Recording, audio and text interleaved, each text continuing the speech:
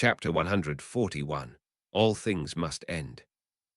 Chapter text Chapter Civ. All things must end. Mazrim Tame had been stewing in his room for the last day. His time was coming to an end. Demandred would not tolerate delays. That much had been made clear to him. He was quite sure there were other dark friends in the hall too, who would report back on his actions. Vacillation and procrastination would not be possible.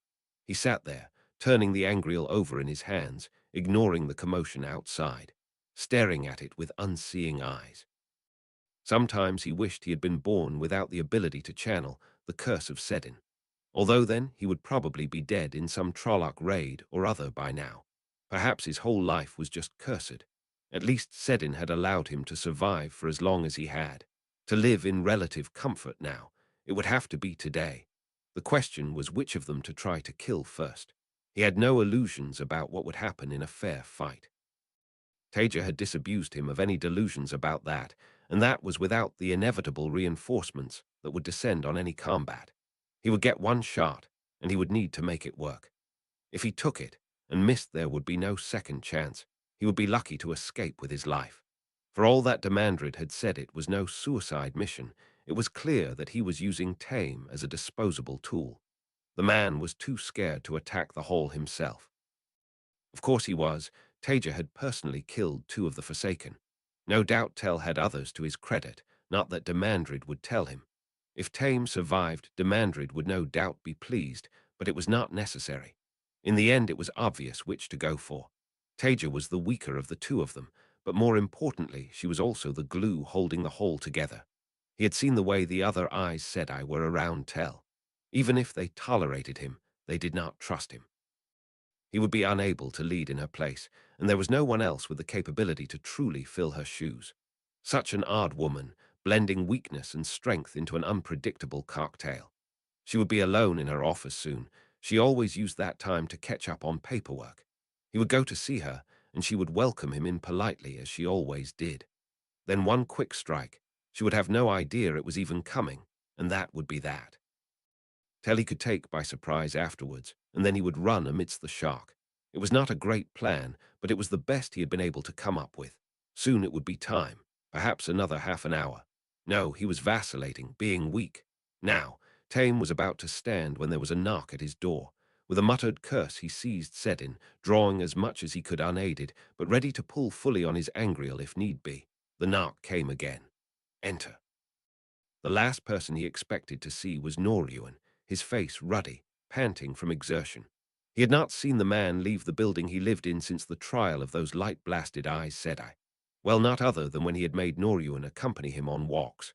The man's eyes were glistening, nothing new, but the smile on his face certainly was. Wah! Before he could finish his sentence, Noryuan flung himself at him, enveloping him in a tight hug. Tame had to restrain himself from burning the man out of existence. She did it. Light, she actually did it. Tame stood uncomfortably, awkwardly, in Noryuan's arms, acutely aware of his body pressed against him.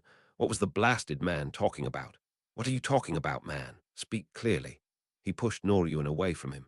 Instead of saying anything, Noryuan just seized Sedin and grinned at him, the meager amount he could channel filling him. Well, what is it? Tame's mind caught up with what he was seeing. No, that was impossible. Yes, Nynaeve did it. She worked out how to heal Severing. Her and Damer, they did it. She healed me. It's like it never happened. It still took Tame a few more seconds to really process that. It was just so incredible, fantastic, beautiful. Not a word he used often, but said in flowing through Noryuan again, another moment of amazement, and he broke years of habit. A short step forward, and his arms were round Noryuan, pulling him close. For a moment Tame allowed himself to be happy, to relax. But in the end, this changed nothing. It was good that Noryuan would be all right. More than good, miraculous, but he was still in the same situation as he had been before. His world was still about to change. It would hurt Noryuan too, but he would get over it. He could channel again. He would be fine. He ignored the nagging voice reminding him that if the shadow won, then nobody on the side of the light would be all right. Tame pulled away from Noryuan, surprised at his own reluctance. He needed to do this. I am very happy for you, Noryuan, delighted. He tried to sound it. I need to go, though. There is business I must attend to. You should go and celebrate, and I will join you later. We can raise a toast to Nynaeve together. He hoped never to see the woman again, because now he owed her something, and if they did meet, they would be trying to kill each other. Noryuan hesitated and then smiled. The man was far too trusting. Of course, Mazrim, I'll see you later. Don't take too long. Of course. He waited for Noryuan to leave and then slid the golden bracelet over his wrist. Naturally, it fitted perfectly. He suspected it would fit perfectly on any man's wrist. After a moment, he tugged his sleeve down over it and headed out himself. Alosa walked rapidly through the strange world that the gateway had led to, ignoring the feeling of unseen eyes watching her. She had practiced here before. Hard-fought lessons at the cost of many Suldam and Damin had taught the ever-victorious army some of what there was to know. A calm, determined, and most importantly, focused mind was key.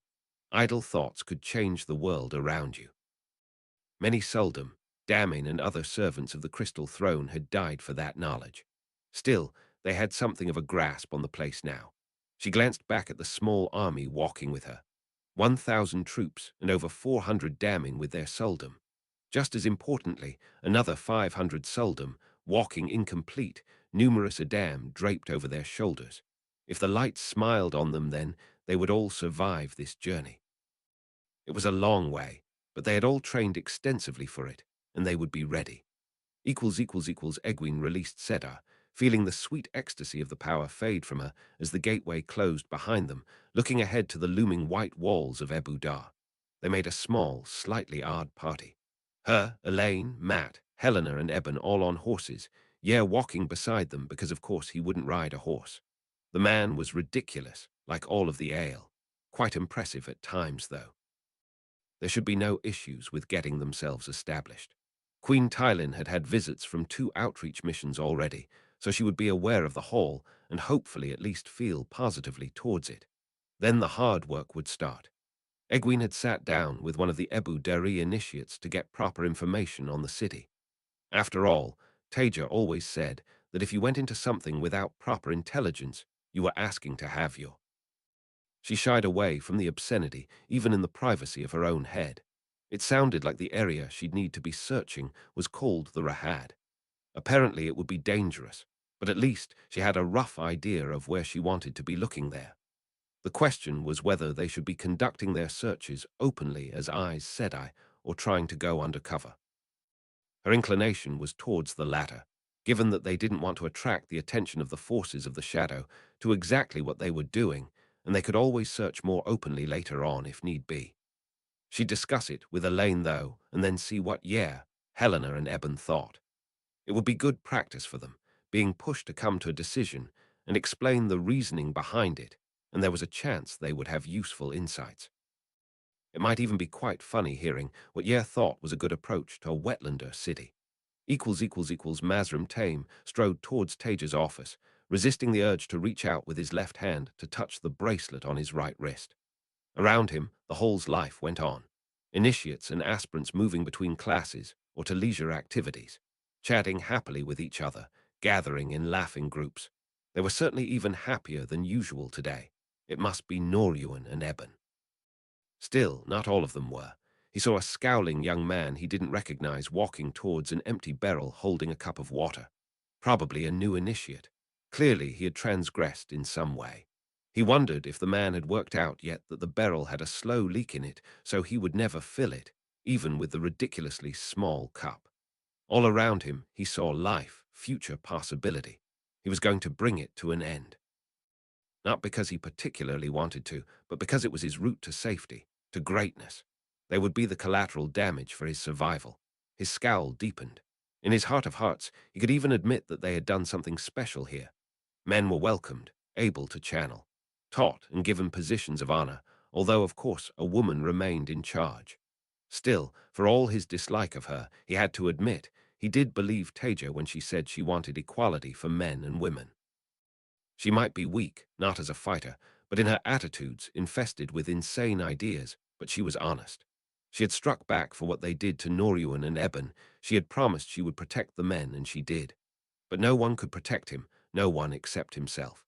He did not want to bring this idyllic little world to an end, not really. There was no true place for him here, but that did not mean that he could not recognize it for what it was. However, that was the problem. He had no choice. Really, he would just like to take Noryuan and run, somewhere far away where Demandred would never find him. He doubted Taija or Tel would look too hard. They always said anyone was free to leave as long as they were not a danger to others. His mind went back to Noryuan. Healed. Impossible, but they had done it. Tame was strong. He could stand high in the Dark One's followers, become one of the Forsaken. He would rule part of the world, be strong enough to be safe. Still, what was the point of ruling over a wasteland?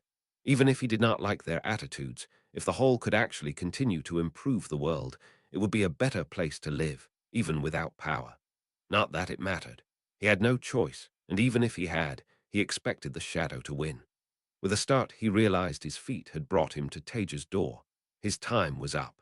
A quick glance around to make sure there was no one to see, and Tame knocked on her door. When he heard her accented voice, he opened it. She was alone. Good. He seized Sedin and drew as much as he could through the angriel.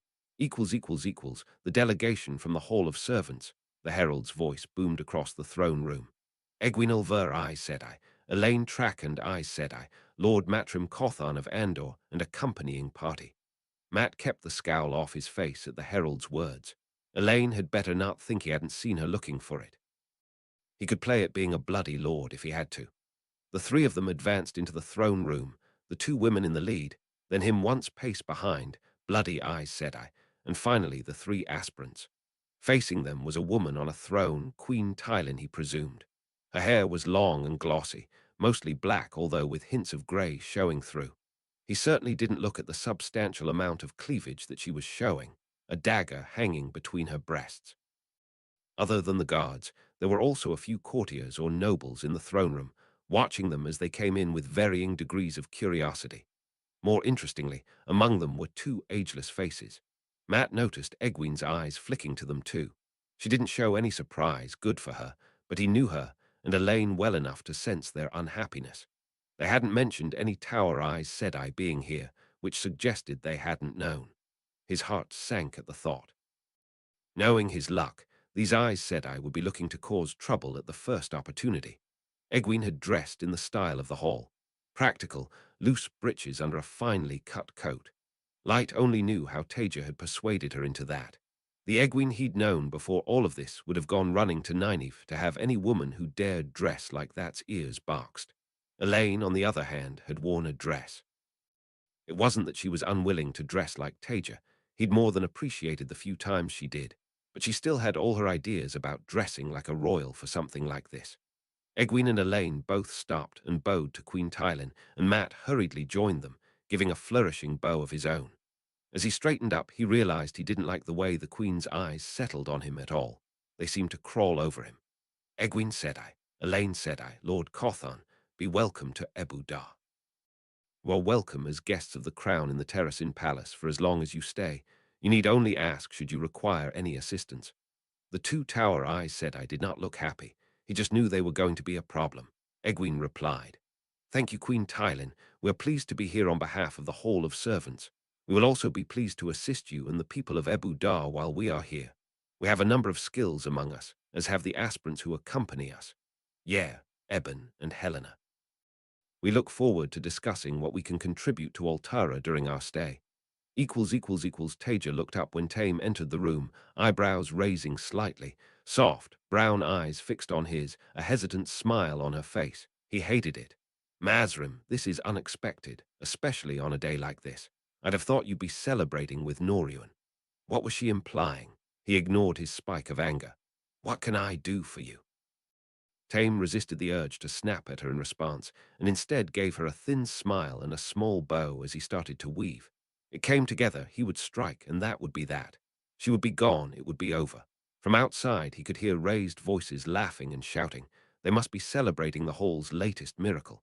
Well, they would not be laughing for much longer. Not when they realized their leader was dead. Mazrim. He realized he had just been standing there for too long.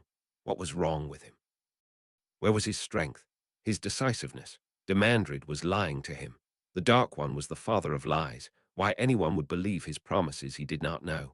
A valuable enough servant might be rewarded if he was not a threat. Believing that was not idiotic. However, the idea that he would be anything other than a tool to be cast aside and disposed of if it was convenient, whatever the rewards in the meantime, that was delusional. Taija, for all her softness, kept her promises. She said the Hall would make the world a better place, and it was doing that. The greatest fear of any male channeler was gentling. The Hall had proven that they would protect their people from that, and now they had even removed its threat entirely. He was no soft weakling. He had no interest in becoming Aes Sedai. But still, this was pointless. He let the weave fade to nothing, still holding Sedin. Without being asked, Thames sank into a chair in front of Taija's desk and took a deep breath. I thought you should know that Demandred has ordered me to kill you and tell. Chapter 142. The Ever-Victorious Army. Chapter text, chapter CV. The ever-victorious army Alosa watched carefully as the Durseldom commanded the Damin to open a gateway back to the real world. It would be a relief on many levels to be out of the world of dreams. Not only was it dangerous just to be there, but also soon the tension she felt before every mission would be gone. The greatest threat to the return would end today. As a bonus, the ever-victorious army would return to the Empress, may she live forever, with a bounty of new Damin. The greatest concentration of channelers in the world, well except for the ever-victorious armies, and soon it would be hers. A vertical slash appeared in the air, and then fizzled into a bright shower of sparks. What in the light? Fear struck through her heart. This had never happened before. She couldn't be trapped here. She'd heard of the things that happened. Alosa took a moment to get herself under control. Everyone here had been hand-picked because they were level-headed and could keep their emotions under control, even the Damin. Anything else was dangerous in this place. The gateway would not open. Fine. She would establish why. Perhaps another Damin could do it. Perhaps they could open it a little way away from their target, or in the worst case they would return to Sindar. It would be a disappointment, but not a true defeat. The Empress understood the difficulties of this place. Her orders were clear. If it was not possible to launch the attack, then Alosa's priority was the preservation of her forces. Taija sat back in her chair, the breath leaving her in a decisive whoosh. She'd thought Nynaeve's discovery would be the biggest surprise that day. Thames' confession had just trumped it. She had to admit that it wasn't even that surprising that he was a dark friend. The man's demeanor almost screamed it. The surprise was his coming to her and confessing. She'd thought he hated her. Taija took a moment to gather her thoughts. Thank you for coming to me with this, Mazrim. I understand how, she thought carefully. He was a prickly man. She didn't want to suggest he was scared.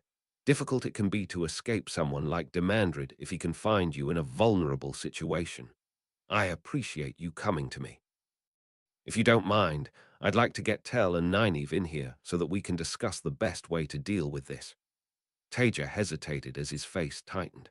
Don't worry, I'm not looking to punish you. From what you've told me, there's little to punish. All you need to do is work for the light, but you're giving us an opportunity here too, and I want to make the best use of it. She'd be double-checking what he'd been up to, of course, but she'd already made sure an eye had been kept on him while he'd been at the hall, and he hadn't done anything. At least, she was unlikely to get any more surprises today. Despite the extra work Tame was causing her, it had actually turned into a very good day.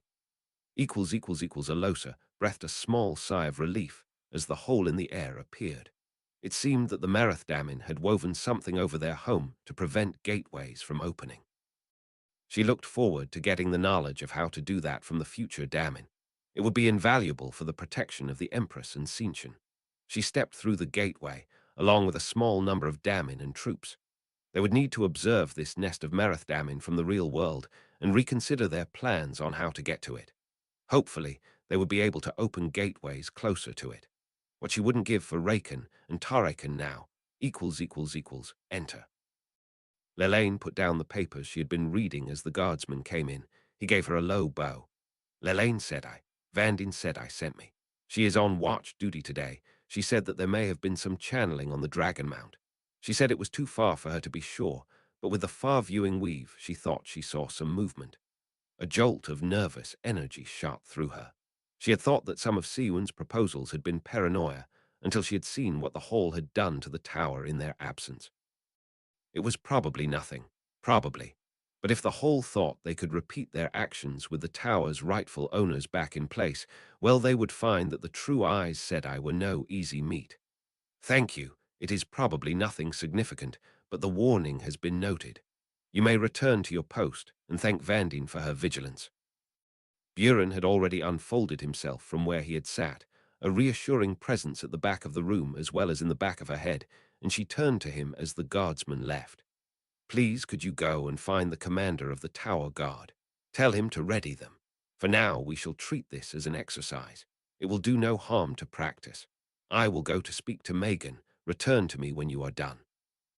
Siwan had sitters acting in rotation to hold responsibility for monitoring the tower's defenses. She would not pretend that she liked having to do it, but if there was something wrong then, at least, it had come today when she could be sure that someone competent would be in charge.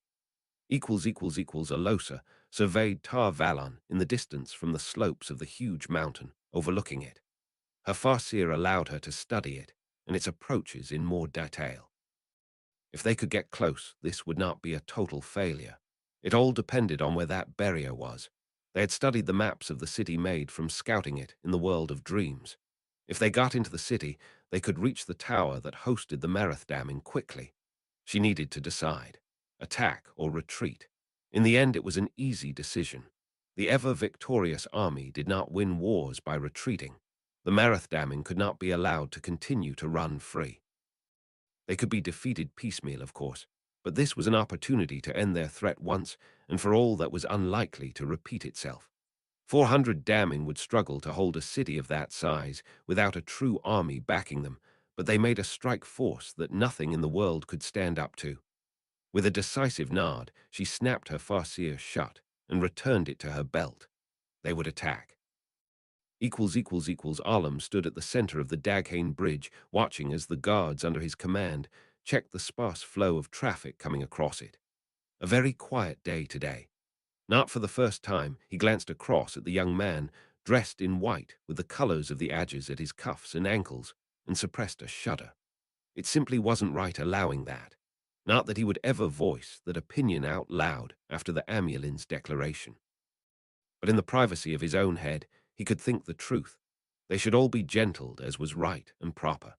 Now that Siwan Sanch had resumed residence in the White Tower, the Aes Sedai had certainly increased security. Perhaps that wasn't surprising after the battle that took place in the tower some weeks ago. Of course they pretended it hadn't happened, and no one was foolish enough to discuss it, but the whole city had seen the effects. People still whispered about the bar of light that had blasted straight through the tower. Now every bridge in each harbor had an accepted or Aes Sedai to check those entering the city. He was not sure exactly how they checked them or what they checked them for, but that was Aes Sedai business. His attention was drawn away from the unimposing and yet still frightening young man by a commotion on the far bank. Something going on in Daghane. He pushed up onto the tips of his toes to see further. Was that screaming? He was about to send one of the guards back into Tar Valon to ask for reinforcements when he saw people coming running towards the bridge. Sprinting, in fact. Behind them was that troops. It was hard to see at that distance, but it looked like troops. Fire suddenly erupted among the running citizens. The one power. He stood stunned, his mouth hanging open for a couple of seconds until he felt a hand on his shoulder. It was the accepted Arun. Lieutenant Alam, you need to send for help. Now. They're channeling. Yes, Scylla and Valim, run back as fast as you can. Sound the alarm and call for reinforcements. Tar Valon may be under attack. Go, run. He turned back to the advancing troops. Should he try to hold the bridge? He had 10 men and an accepted. It looked like far more than that in channelers, too. Light. He heard a roar from the far bank, some kind of battle cry. The soldiers were running forward, hundreds of them more, so many. At least 1,000. But why aren't they attacking us with the one power? He murmured the words, but Arun must have heard. Maybe they're worried about damaging the bridge, but it's indestructible. It stood for thousands of years. They might not know that, though. Arun's voice was a bit distant. He was studying the onrushing troops. Still, his words made up Olam's mind for him. Men, we will hold the bridge until we are reinforced. We are the best of Tar Valon. A white lie. No one will get past us. We protect the city. We protect the tower. He winced as a glowing fireball suddenly appeared in the air in front of Arun and shot towards the enemy, because what else could they be? It was unnatural, a man channeling like that, but he was suddenly glad Arun was there. As his men steadied their spears and formed a line, he drew his own sword. There were enough of them to hold the bridge. It was narrow. With a slow, fighting retreat, they might even survive. It took Irulin a valuable moment to get over her surprise at the fireball flying towards them. She had felt nothing. Was it one of these Marathdamine tricks that they had been warned about? She saw one of the men at the top of the bridge's arch was dressed in white, another fireball forming in front of him. Surely that wasn't Sedin, allowing a man to channel for them. Madness. The Marathdamine showed yet again why they needed to be leashed. With a thought, she directed her Alivia, and the fireball guttered out. She had one of the strongest dammen in the Empire, and she would use her well. A shield for the male channeler, and then air for all of the men on the bridge. Her Olivia had no problem splitting her threads that many ways. The soldiers could kill them as they passed. They would not even slow down the Cinchen forces, and there would be no risk to the bridge. As long as they could get into the city, then the Marathdamine would fall. Another little flash of something, maybe Sedar, in the distance. Vandine sighed and wondered whether she should send another runner to Lelaine. She did not want to be berated by the woman for jumping at shadows. Even if it was Sedar, it might just be the hall watching the White Tower, or something completely different. Even an Aes Sedai doing something up there. It was not a crime to channel on the Dragon Mount after all. After a moment, she decided to leave it. If things continued, maybe she would make another report. Only another hour to go before she could get out of the heat, standing there on top of the White Tower, and hand the task over to one of her sisters. She glanced over at the boy in white standing beside her. He was gazing determinedly outwards. At least this one was not trying to slack off. A few minutes later, she felt a flash of Sedar from Daghane. It was unlikely anything troublesome was going on there. Sisters were always coming and going from the tower, and it was at the edge of the anti-traveling wards. Nevertheless, she glanced down at the village. Nothing. It had been a lot of Sedar, though, more than any sister could channel unaided. Her eyes went back to the village. Her vigilance was rewarded when she saw movement down there. It was hard to see what was going on at that distance, but there seemed to be people running. More Sedar. Was that a fireball? Was it the hall, the Forsaken? Stifling a curse, she spun to one of the guardsmen. Tar Valon is under attack. Channelers, the Daghane Bridge, inform Lelaine immediately. The man did not even bow, just took off at a sprint. Vandine wove her own weave, a small thread of spirit that she touched to the sophisticated wards Siwan had put up around the tower. After a moment, the sound of clanging bells started to ring out. After seeing what the hall had done to the White Tower, no sane Aes Sedai called Siwan paranoid anymore. Megan sighed as Lelaine explained what was going on. While she could not criticize the woman for her diligence, she still thought she was excessively paranoid. The Hall were not their enemies. Well, not to the point of attacking the tower, certainly.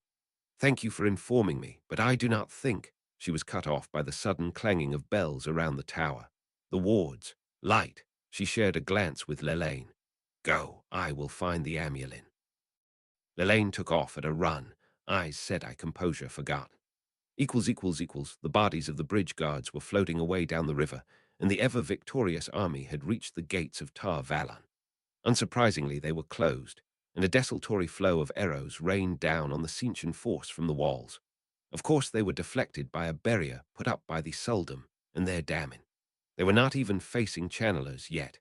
Arrows were no danger to the cream of the army, and they would not be stopped. Take us through.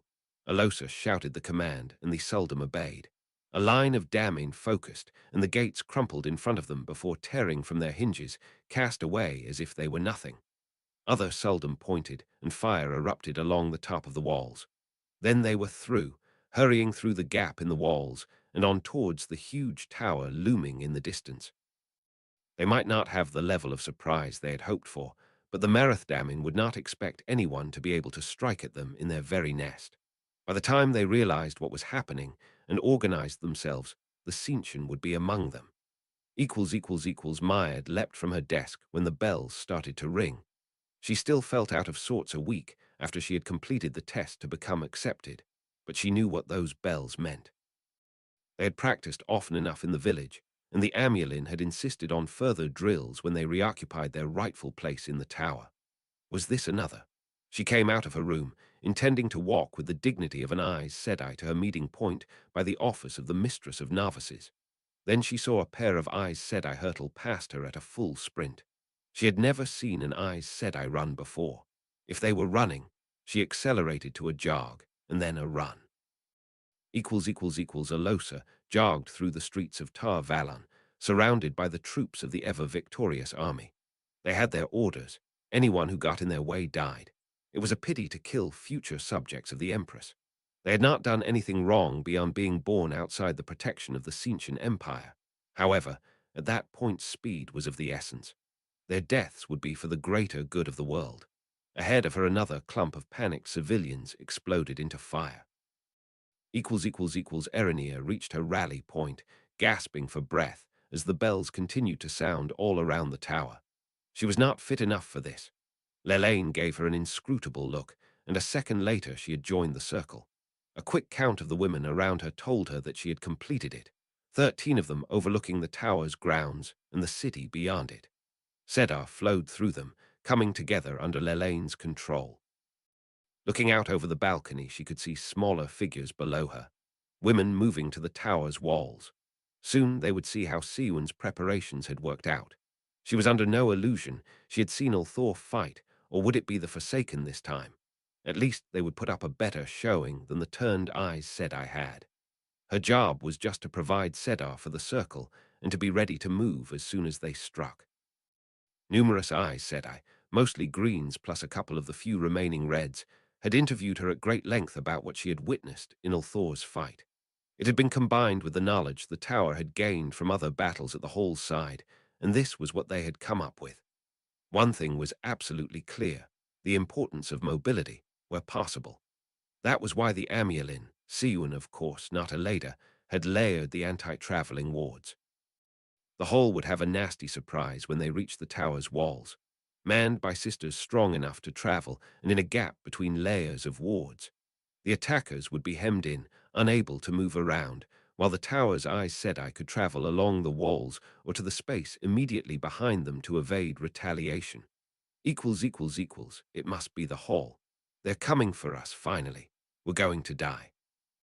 Elada resisted the urge to snap at the Aes Sedai beside her on the walls to stop her inane mutterings. She needed to remember her place in the tower was not what it once was. As for this attack, she did not believe it was the hall. She had stared Taija in the eye. She thought she had some of the measure of the woman. She was far tougher than some of the more foolish Aes Sedai thought, but she was not a woman who would launch an unprovoked attack on the White Tower. That left the question of who it was. If it was the Black Adger coming to reclaim the tower, they would be in for a truly nasty surprise.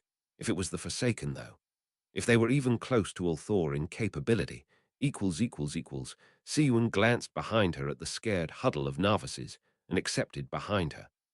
Boys and girls together, far more than when she had left the tower. If the tower was under attack, there was nowhere safe for them, but at least here they would be out of the direct line of fire.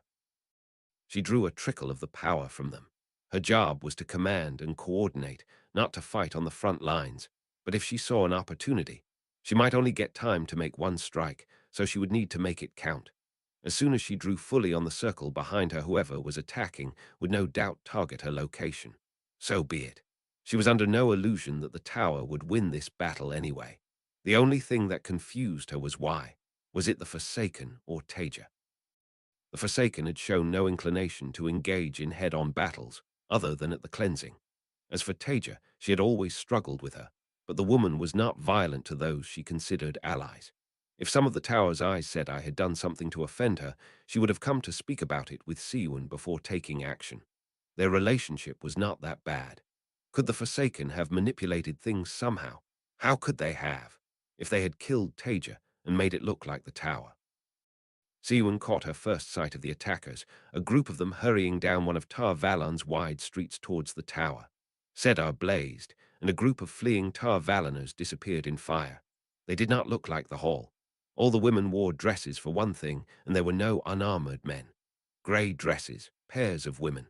Siwyn's heart soared as she realized. It was just the Cincian. Light, though, if it was the Cincian, then they could only be here for one thing. not just to kill the Aes Sedai, but to enslave them. Light only knew how they had even reached Tar Valon had they also rediscovered traveling. Another leak in the boat that she would need to patch, but for now it did not matter.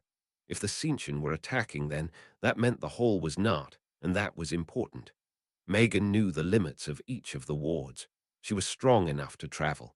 See you in world to face her. Megan, I need you to go to the hall and tell them the Tseentchen are attacking us. Ask them for help. Beg if you have to. It took her a moment to realize. Not the hall or the Forsaken. Oh, thank the light. She dropped a brief curtsy. I will bring help. Do not let them catch you. It would be better to die. Megan gave her a quick nod and opened a gateway to the middle of the tower. There was only so far that they had been able to segment the tower and Tar Valon, but it did mean those who knew the layout of the wards could maneuver more freely. Paddle nodded at the bolt of cloth the tailor was showing him, ignoring the sideways looks the man gave him when he thought he wasn't looking. Despite the distrust, it was nice to be home in Tar Valon. Not that this was the kind of establishment that he would have been able to afford before he had joined the White Tower. He had done well for himself before, but not on this level. However, since Siwan had politely, at least by her standards, suggested that he should upgrade his wardrobe, here he was. Will there be anything else, Paddle, said I. The man managed to not wince at the title, better than most. He might continue to patronize the place. The royal blue is good, but I would quite like to see the sky blue as well. He did find himself dressing in blue rather more these days. His attention was drawn away from the tailor by the sound of screams outside, followed by a series of explosions. What in the light was going on out there? He hesitated for a second, but no, if Tar Valon was under attack, then he had his duty. My apologies. I think I may be needed at the White Tower. I will take 5 shirts in white and 5 in the royal blue. I will think further on the sky blue on my return. Please send your bill to me at the White Tower. He gave the tailor a thin smile and headed for the door. Chapter 143, The Battle of Tar Valon. Chapter text, chapter CVI, The Battle of Tar Valon. Siwan watched as the Tseentchen troops started to split apart, filtering down back streets and moving close to the buildings lining them as they approached the tower's grounds. Send the order down. Reinforce the eastern wall. This isn't the hall. They're not going to suddenly appear on the other side. Don't send everyone, but we can afford to be weaker in the west. Suddenly, Sedar flared in the streets below, huge amounts. How many of them were there? Fire leapt out towards the walls surrounding the tower grounds. If the Aes Sedai on those walls had any sense and remembered their practice, they would be keeping low and out of sight, not presenting targets for the Tseentchen. Of course, some Aes Sedai were so lacking in sense that they would take a boat out to sea without oars or a sail, but hopefully most would remember. In seconds, Sedar weaves were flying back and forth between the walls and the buildings surrounding the tower grounds. Siwan would wait. When a suitable concentration of Tseentchen presented themselves, she would reveal herself. Unlike in a fight with the Hall or Forsaken, she might actually survive doing so. Elada wove fire, air and water, drawing lightning down from the sky in a storm of strikes where she had seen some Tseentchen troops move. Before the lightning had faded, she was already weaving a gateway, jumping through it to further along the wall to escape retaliation. She had not had much time to train in these new methods of combat. They felt awkward and power-intensive, but she could not deny their effectiveness compared to what she had learnt. Standing in the open and relying on your superior strength and skill to win seemed foolish at best after that. Alosa winced as fire exploded out of a nearby building, showering her and the gaggle of damning around her with debris. This was not what she had expected. There had clearly been a significant intelligence failure on the capabilities of the White Tower. She had been told there were perhaps 600 Marathdamin in it, of which few would have any real knowledge of how to fight. That was what the Marathdamin captured from the tower before the disaster at Falmi had reported, and by all accounts, they were utterly incapable of lying. Had they somehow fooled the Suldam? Were they simply mistaken? The numbers on the wall were sparse, no more than 50 or so if she had her guess, but they were all strong. She could judge that for herself, and it seemed they had an accursed habit of moving every time they attacked. The Damin were well trained. As soon as a Marathdamin struck, they would weave a far more powerful retaliation, obliterating the place the woman had occupied. It was not survivable, yet the rate of fire from the walls had barely diminished. They needed to take control of the situation. If they simply sat here and dueled with the White Tower's forces, they would take unacceptable casualties. They needed to seize the initiative, force the enemy to react to them. Action, not reaction, was the way of the ever-victorious army. She turned to the Durseldom and began to issue orders. The wall needed to come down. Irulin heard the shouted orders and focused her will through Olivia, joining tens of other Suldom and their damning. Working with earth was always harder for damning, well, for most of them anyway. Her Olivia was strong in every element. If she was not so deadly in combat, she would no doubt have been assigned to civilian use. As it was, she felt Olivia draw hard on Sedai, directed her in unison with the others. With a grinding shriek, the walls ahead of them seemed to simply come apart.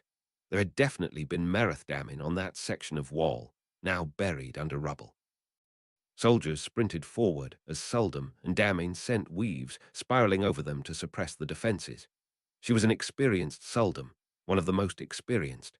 She had an instinct for weaves. She certainly noticed these. Suddenly, there was a huge amount of the power being channeled from several spots in the tower itself. A storm of lightning, fire, and other weaves coming down upon the charging soldiers, sending bodies spiraling into the air. Barriers of air were woven above them, skilled damning, among the best, interlocking their weaves to make them stronger. Her assigned role for these circumstances was attack. There, good girl. Olivia channeled and weaves arced out from her spiraling towards the tower, ripping through an attempt at deflecting them and tearing apart a stone balcony. Lelaine nearly fell as she and the other women threw themselves through a gateway to another section of the tower. As it closed behind her, she saw the balcony she had been stood on disappearing in fire. She gave Siwan a grudging mental nod and tried to suppress the trembles going through her. She would find another spot and attack again. Paddle rode the raging storm of Sedin that flowed through him. It still felt like a mad luxury, being able to enjoy clean, untainted Sedin. Yet it remained a fight for his life, dominating and controlling the one power to stop it from burning him away. The streets of Tar Valon were unnaturally empty as he jogged through them towards the tower. No dignified gliding along for him. From the growing noise, one thing was clear: the White Tower was under attack. He was needed back there. He nearly ran into the first of the attackers.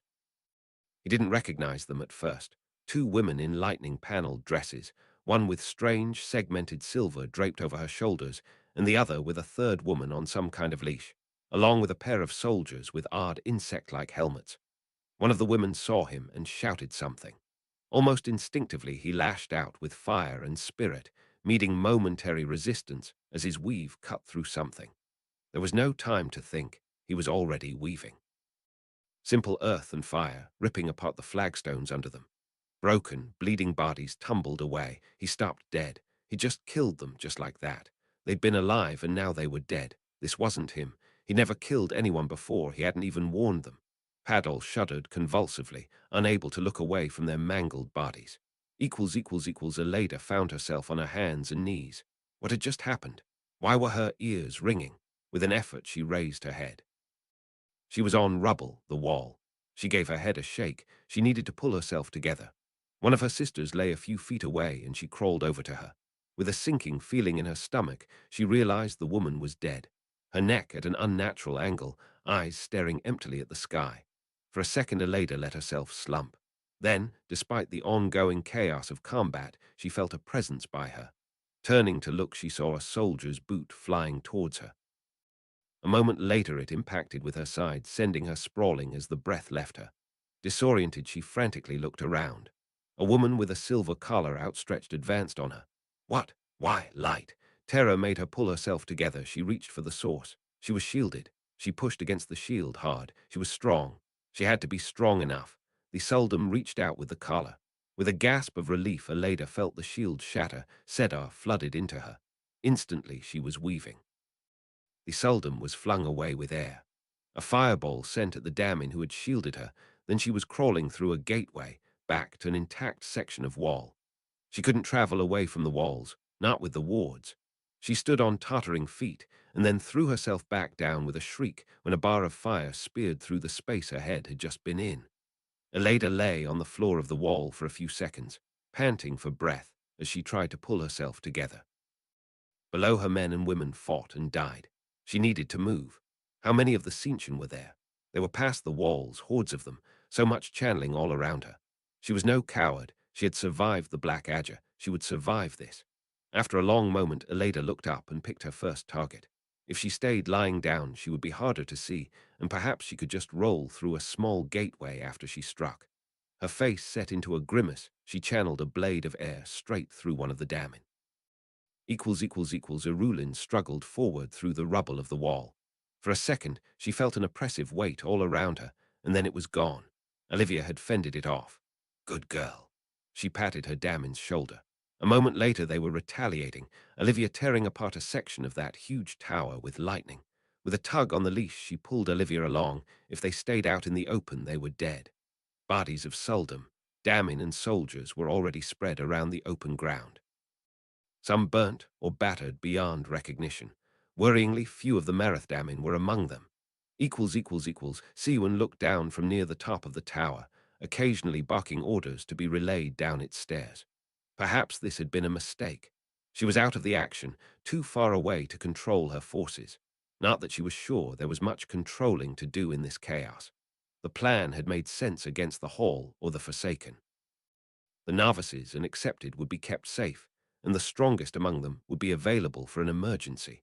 Her Kalendor killer. However, that was not what was needed now. She had restrained herself from striking in the knowledge that she would make herself a target. One thing the Green Adger were sure of was that in Taija's style of combat, whoever revealed themselves first was the more likely to die. However, the Sintian did not appear to have any sangreal, although some of their damning were monstrously strong. If she shepherded her resources for too long, was too cautious, she might find it was too late to intervene. No, she needed to act now. Siwan drew fully on the 71 novices and accepted in the circle with her. It was not Vora's sangreal, but it was still a gigantic amount of the one power. Sedin mixed with Sedar, raging torrent and smooth river. She could not attack directly into the courtyard. There were too many Aes Sedai mixed in among the Sintian. However, there were concentrations of Sintian outside, bombarding the tower from the comfort of the buildings surrounding the tower's walls, the homes of some of the richest Tar Valinors. They would no doubt be sending carefully worded petitions for compensation by tomorrow if they survived. Alosa winced as a building 100 or so spans from her simply vanished, exploding into fire. What in the light had that been? These Marathdammin were insane. Should have been utterly outmatched, yet they seemed to be able to apply horrific amounts of strength. Was it one of their sangreal? Another building further away from her exploded. One thing was clear, these houses no longer gave any protection. They needed to be inside the White Tower, where whatever that was couldn't strike if they were to survive. Lightning blasted at the top of the tower before being deflected away. Fireballs rose up towards it, but she doubted that they would be enough to overcome whoever was there. Signal general advance. Keep 30 damning back to attack whatever that is, and keep it distracted. She gave the order to the nearest Suldam, and it was shortly followed by a loud boom and a green explosion in the sky. A moment later, soldiers, Suldam and Daming, came streaming forward. Alosa took a deep breath and joined them. Lyrel sprinted forward across the tower grounds. A pair of soldiers rose in front of her, and she flung fire at them. A Daming. She swerved to the right, diving for cover. Where was everyone? There was so much Sedar being channeled, so many explosions going on around her, it was deeply disorienting. Weaves of air shot towards her, and she sliced them before striking back.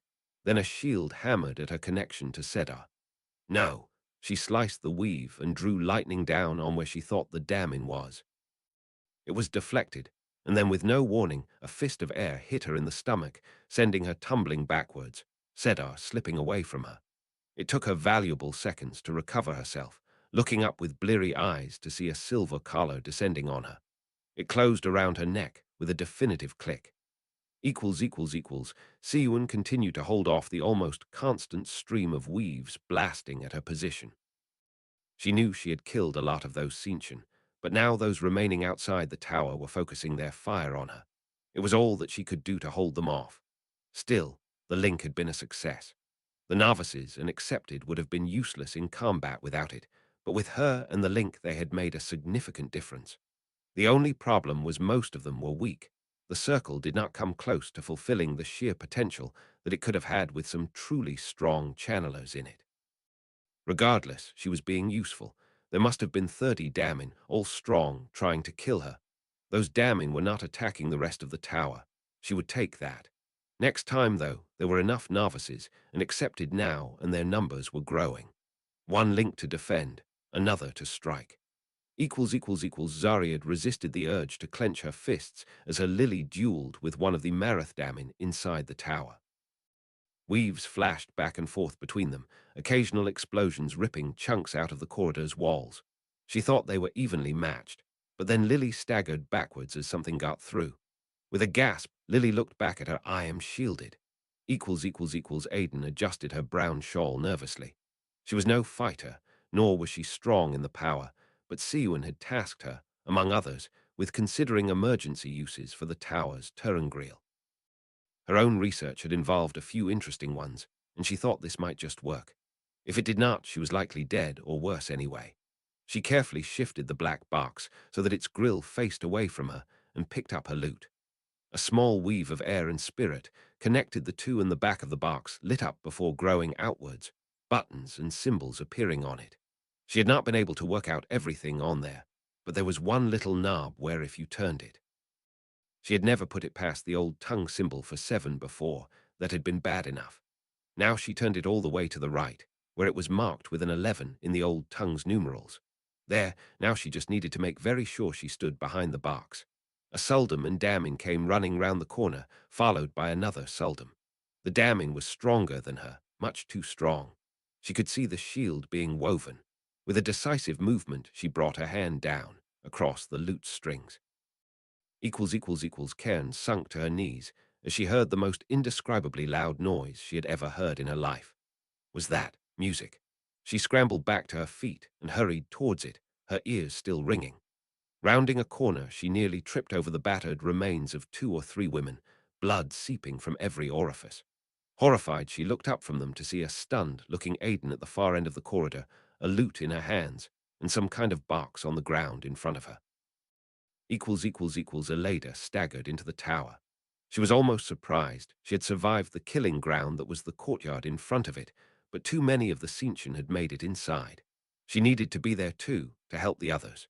It wasn't long before she came across the first Sintian, a Damane and her Suldam guarding a second Suldam who was stood over a weeping Aes Sedai, curled into a ball with a collar around her neck.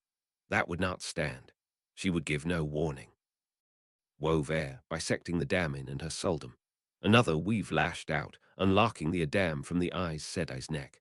The other Suldam was no longer a danger to her. She could not just kill her with the power, however much she wished to.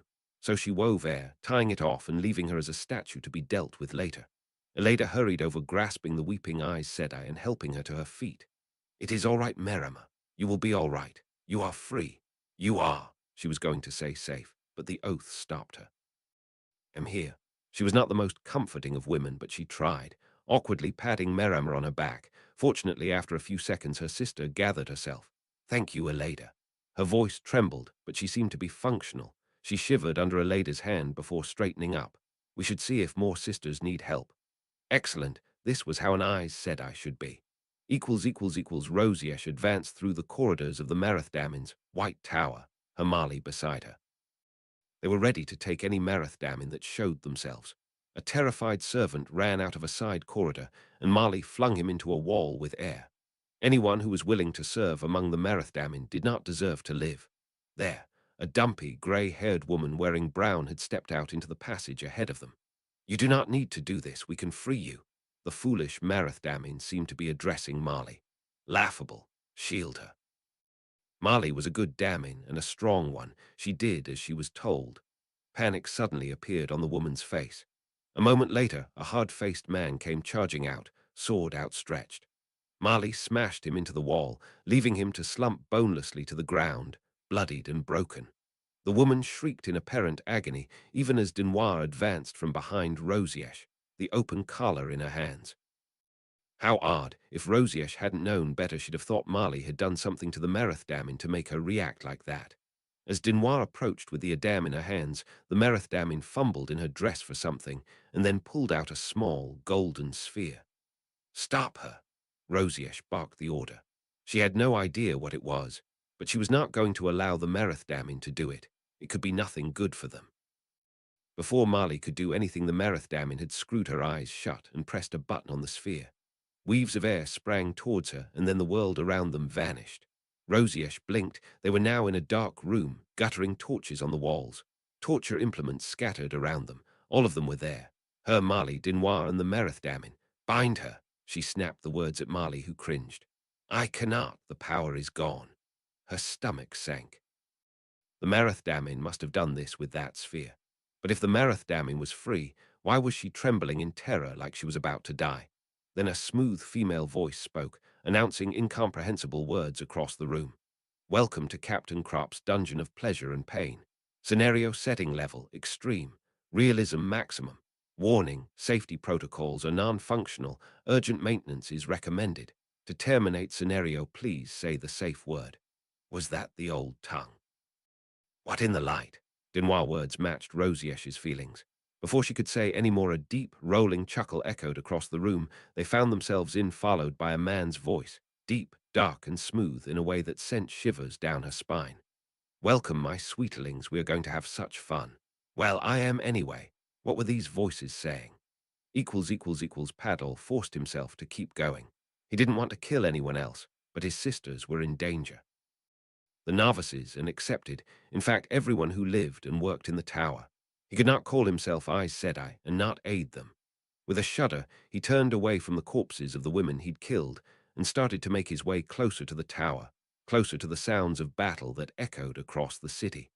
Corpses of Tar Valon citizens littered the streets. They hadn't deserved that. They weren't even involved with the White Tower. Anger sparked in him. Who did these scum think they were coming here, to the greatest city in the world, hurting its people? They were no better than Dark Friends, assuming they weren't in fact Dark Friends. There. He saw a woman in a grey dress crouched behind some rubble, staring up at the tower, fire streaming from her. He worked out who these people were by then. What was it they'd said about the Cinchen? The ones in grey dresses were the enslaved channelers. Damning. It didn't matter. She was attacking the tower. Steeling himself, he drew on Sedin, weaving fire, water, and air into the sky and guiding it back down. Lightning struck. The woman had no warning. Suddenly it was exploding around her, sending her spinning broken and bloody into the air along with another woman he hadn't seen. Now to find the next one. As he turned away, his instincts screamed. A huge fireball FQ towards him. Frantically he channeled fire, drawing the heat from it. There was another. He reached for it only for a wall of air to blast him off his feet. Two of the Damin. He didn't know how to fight them. Not well enough. Paddle rolled to his feet, channeling a wave of fire at them even as he ran. He needed to get away from them, and then he could try to attack from a different angle. Alosa breathed a sigh of relief when she reached the inside of the White Tower. The bodies of her forces littered the courtyard outside. They were mixed in with the Mareth Damins and their guards, but far more Cinchen, far, far more. This was turning into a disaster. The gateways wouldn't form here. The Suldam had speculated that it was a new kind of wards before they attacked. Maybe, she grabbed Irulin's shoulder. "You said you thought it might be wards. Can your Olivia find them?" She knew the Damin was the strongest in her force, one of the strongest in the Empire. Yulin glanced at Olivia. "They are invisible. Hidden like the Mareth Damin in the Imperial Palace." "Yes, but can she find them? Feel them? I don't know. Something. We need them brought down or we will die here." Her eyes were lowered by her desperation, but she didn't want to die in this nest of Mareth Damin. She was almost grabbing the front of Irulin's dress, staring down at her. Irulin stepped back nervously. "She will try, General. Olivia is a good Damin. If it can be done, she will do it." Alosa got her temper back under control. "Of course."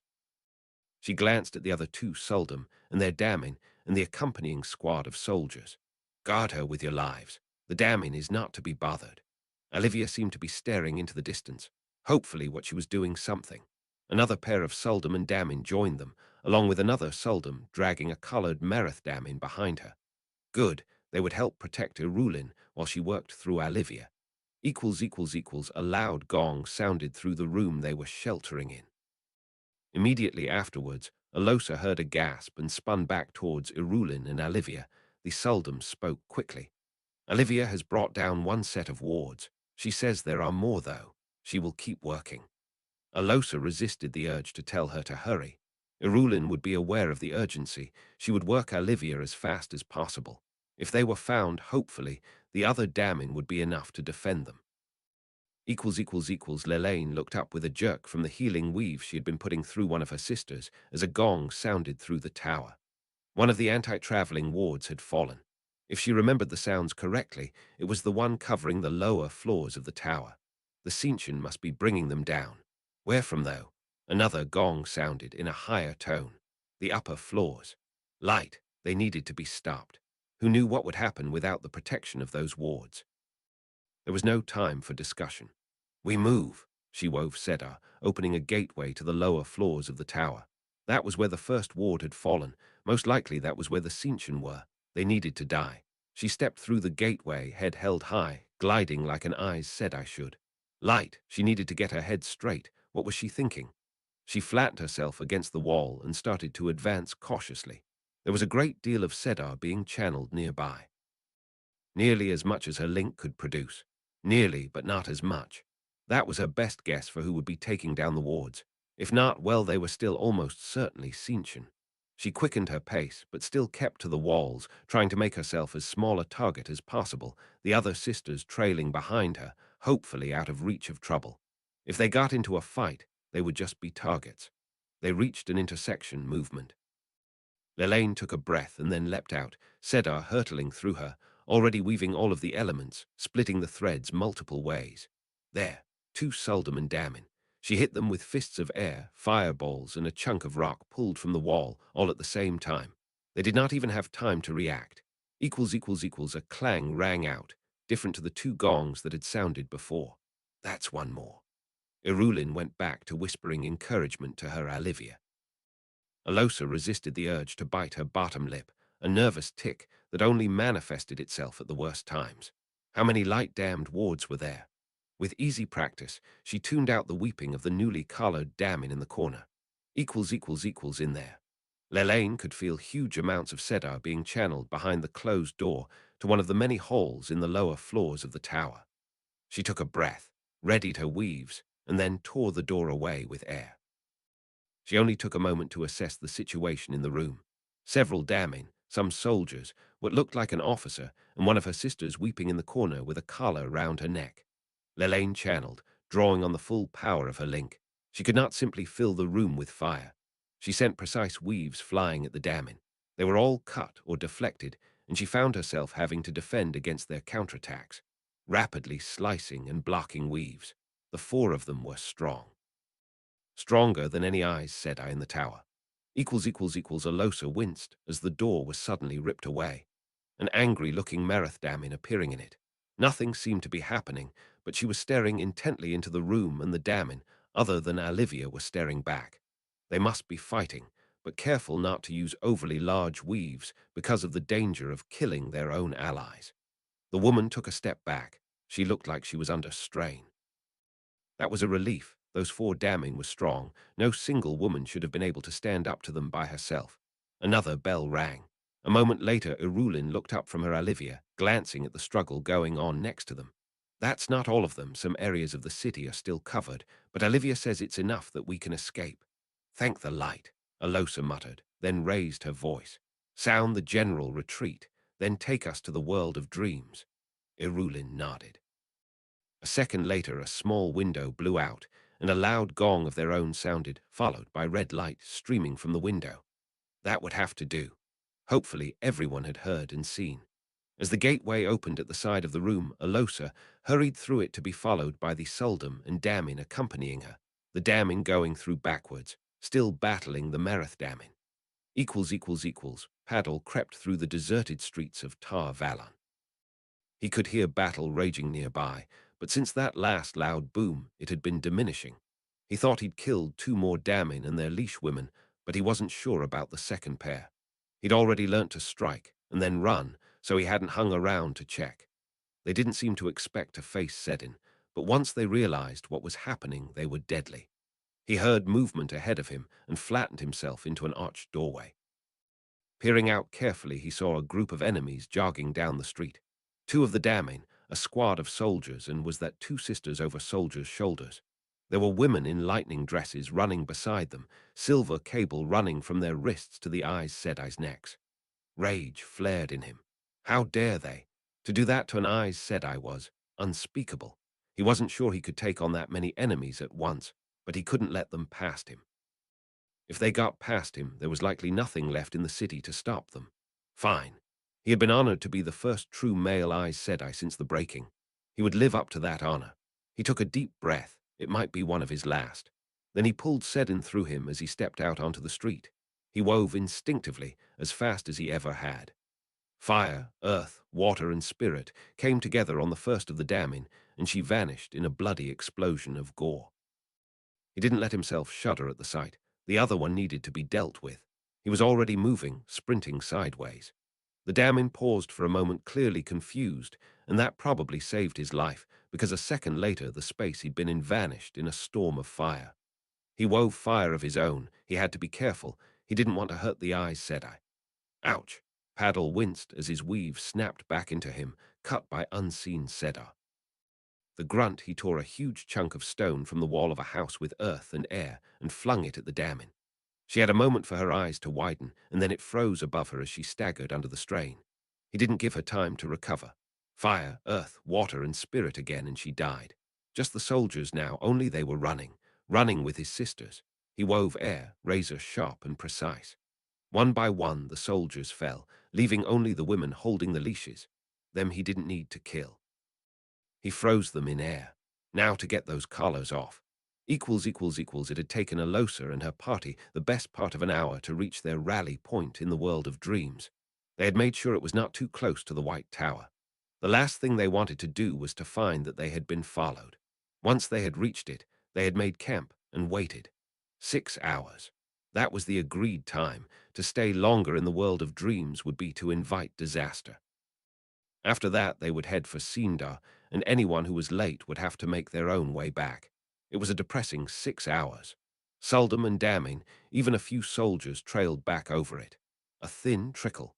Many of them were injured. It was rapidly becoming clear that a devastating defeat had been inflicted on them. When the time was up, there were fewer than 50 Suldam returned with their damning. Perhaps a few more would make it back later, but Alosa doubted it. The Marath damning would be looking for revenge, and with the instant traveling, they had demonstrated they would have little trouble in hunting down any Sintian who had not escaped into the world of dreams. Fewer than 50 out of 400. A tiny bonus was the Marath damning that had been captured. Another 10 to bring back. It was a worse than meager haul given the sheer magnitude of the losses they had suffered. She would need to think very carefully about how she was going to explain this to the Empress if she was going to survive the next few days. As the weary remnants of the Sintian picked themselves up and readied themselves for the journey home, Olivia kept her eyes on her feet like a good damning should. She had never seen more than 1 or 2 Marath damning in one place before. It had been fascinating and terrifying at the same time. A pity that she had had to fight them, but that was the way of the world. Marath damning would be collared. There was no other way. At least Irulin was a good mistress. She was kind, hardly ever punished Olivia. Occasionally she'd even give her treats. Although Olivia, of course, did her best to be a good damning and avoid the need for punishment. Still, it would be nice to be free, just for a while, to see what life was like without the collar. She drifted off into a fantasy of being able to have tea and laugh with friends like she'd sometimes seen younger women doing in Sindar, even just to be able to have friends. Her fantasy was broken by gasps around her and a feeling of absence. She looked around in confusion, careful to keep her eyes lowered. What had happened? Why was everyone staring at her? Irulin stepped forward. Just hold still, Olivia. Why? She reached up to her neck. The collar. It was gone. Don't worry, everything will be fine. Irulin's voice was level, reassuring, but there was an undertone of tension to it. Another Suldam was coming over, empty a dam held open. Olivia's eyes widened. Of course, that was correct, she should be collared. But for the first time in centuries, she had no collar on her. Did she want this? It was right for Damin to be colored, but she didn't think. She embraced Sedar and someone screamed, but she was already weaving, a gateway back to the real world. She stepped through it and allowed it to close behind her straight afterwards. Then she wove again. One of those gateways she had seen the Damin on the walls weaving. She didn't know where to, but in a way it didn't matter. She stepped through it and was gone.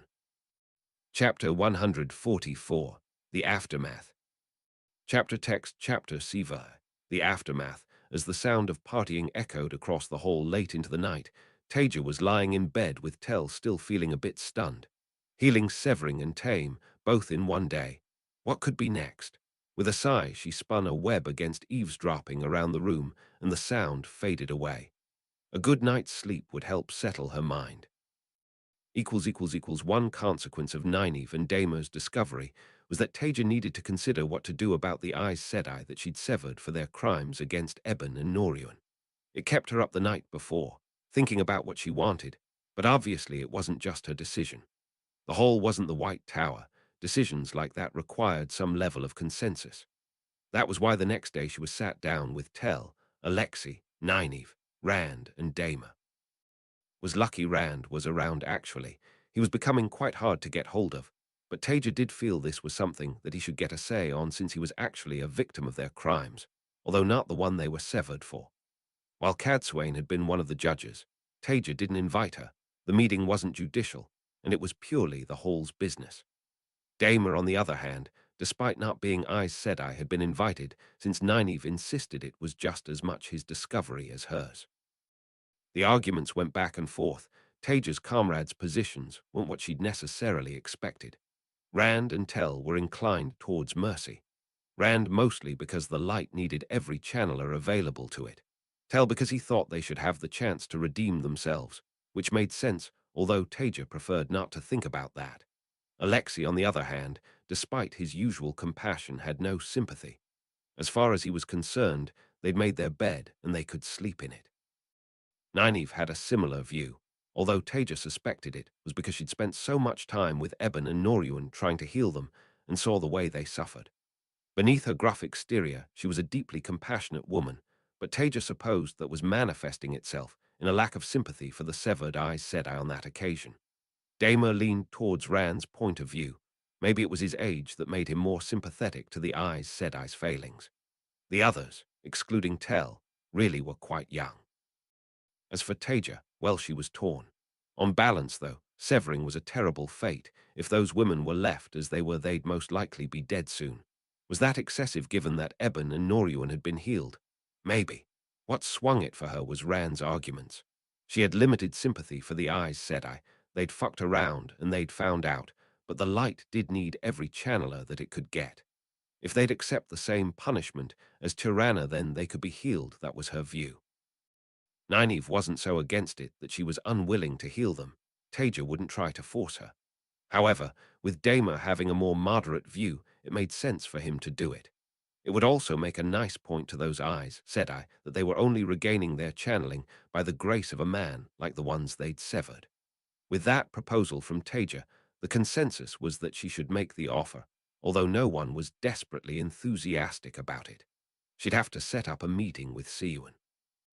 At least that would be one where the White Tower would probably actually like her more afterwards.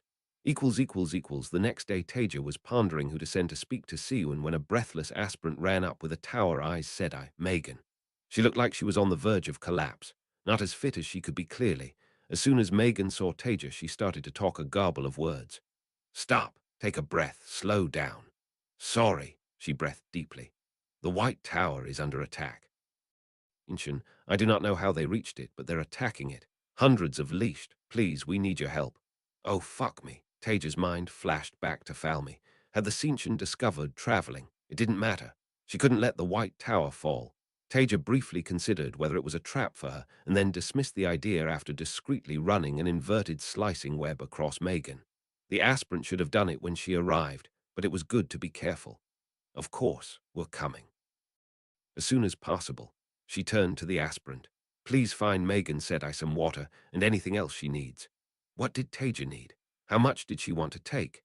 After a moment's thought, she spun a web so that her voice boomed out across the hall. All Aes Sedai and aspirants, please come to the assembly hall immediately. It was nice having a proper hall to gather in now, although her little band of channelers was already starting to outgrow it.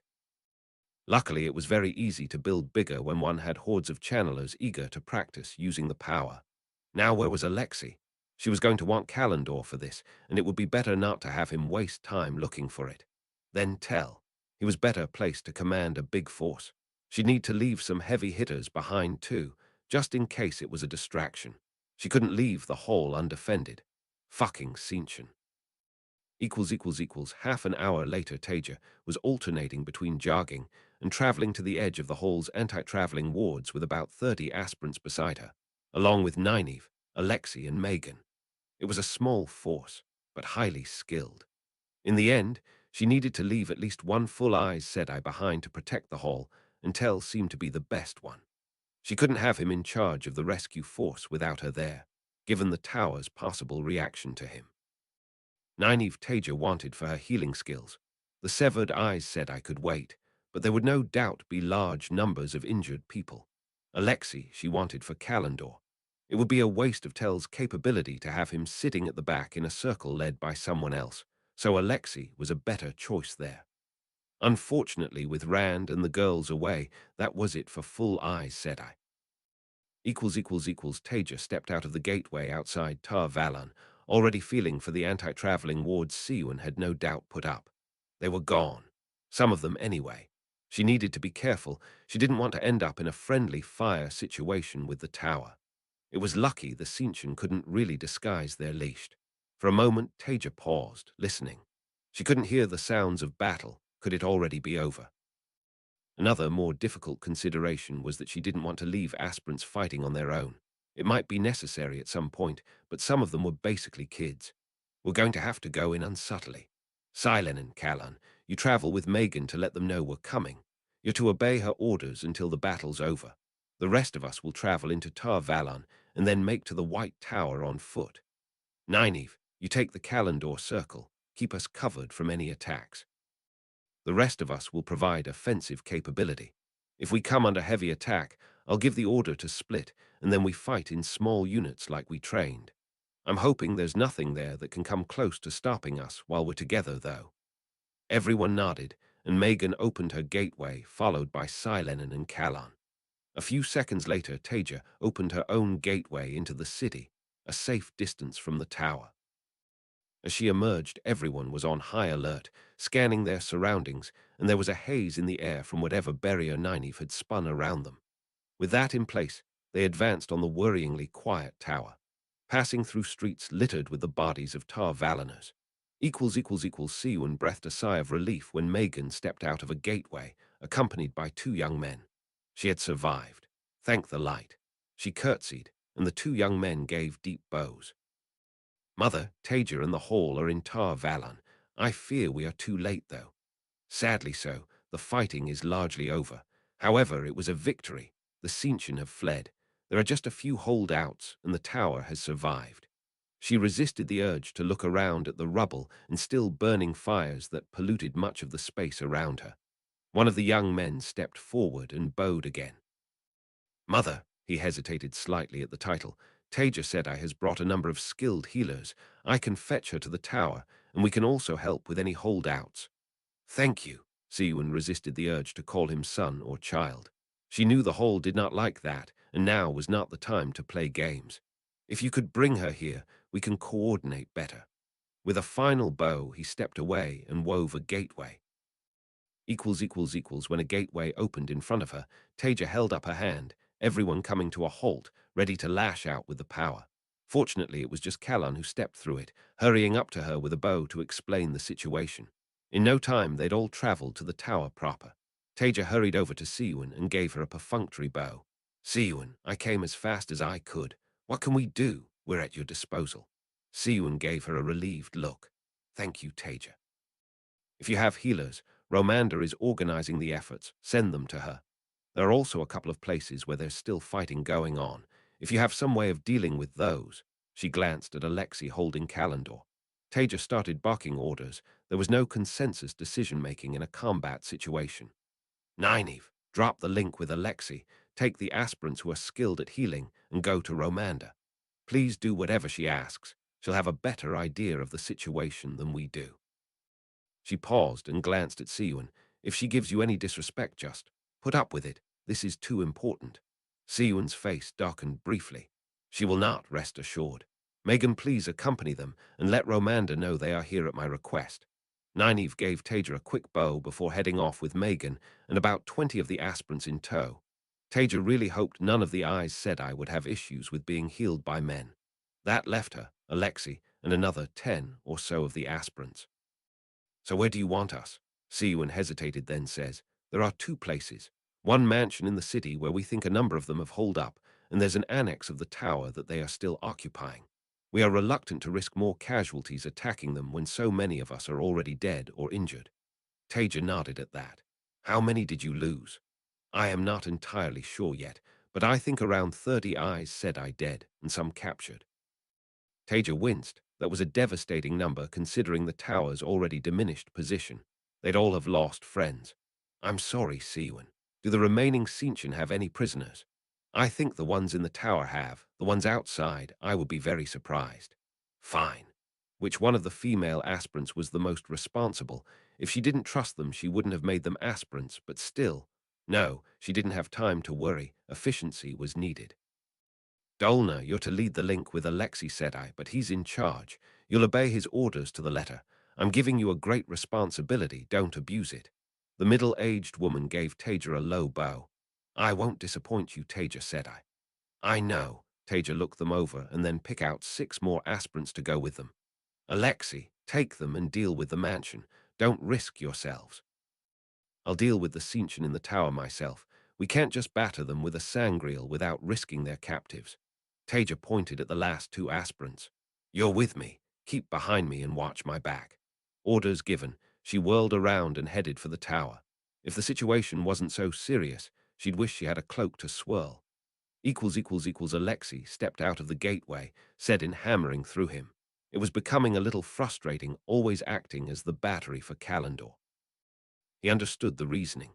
He was one of the few people trusted to hold the sangreal, and it was dangerous to use outside a circle. However, rationality didn't erase all of the frustration. Oh well. He knew his duty, and there would no doubt be more Aes Sedai who could take his place soon enough. Several Aes Sedai huddled behind cover, occasionally poking their heads out to throw a fireball at a scarred, ornately decorated house. Dolna already had a barrier of invisible air up, using Sedin. Excellent, she'd been a good choice. Keep the barrier up, let's make this dramatic. He strode over to the Aes Sedai, not bothering to take cover, Kalendor blazing on his hip. Several fireballs shot out from the mansion and spattered against the barrier to no effect. He gave the 3 Aes Sedai a short bow. "I'm here from the Hall of Servants. My name is Alec." "I know who you are," the Aes Sedai interrupted him rudely. "We are glad you are here. Any help you can provide will be gratefully received." Given those words, he decided not to be offended at the interruption.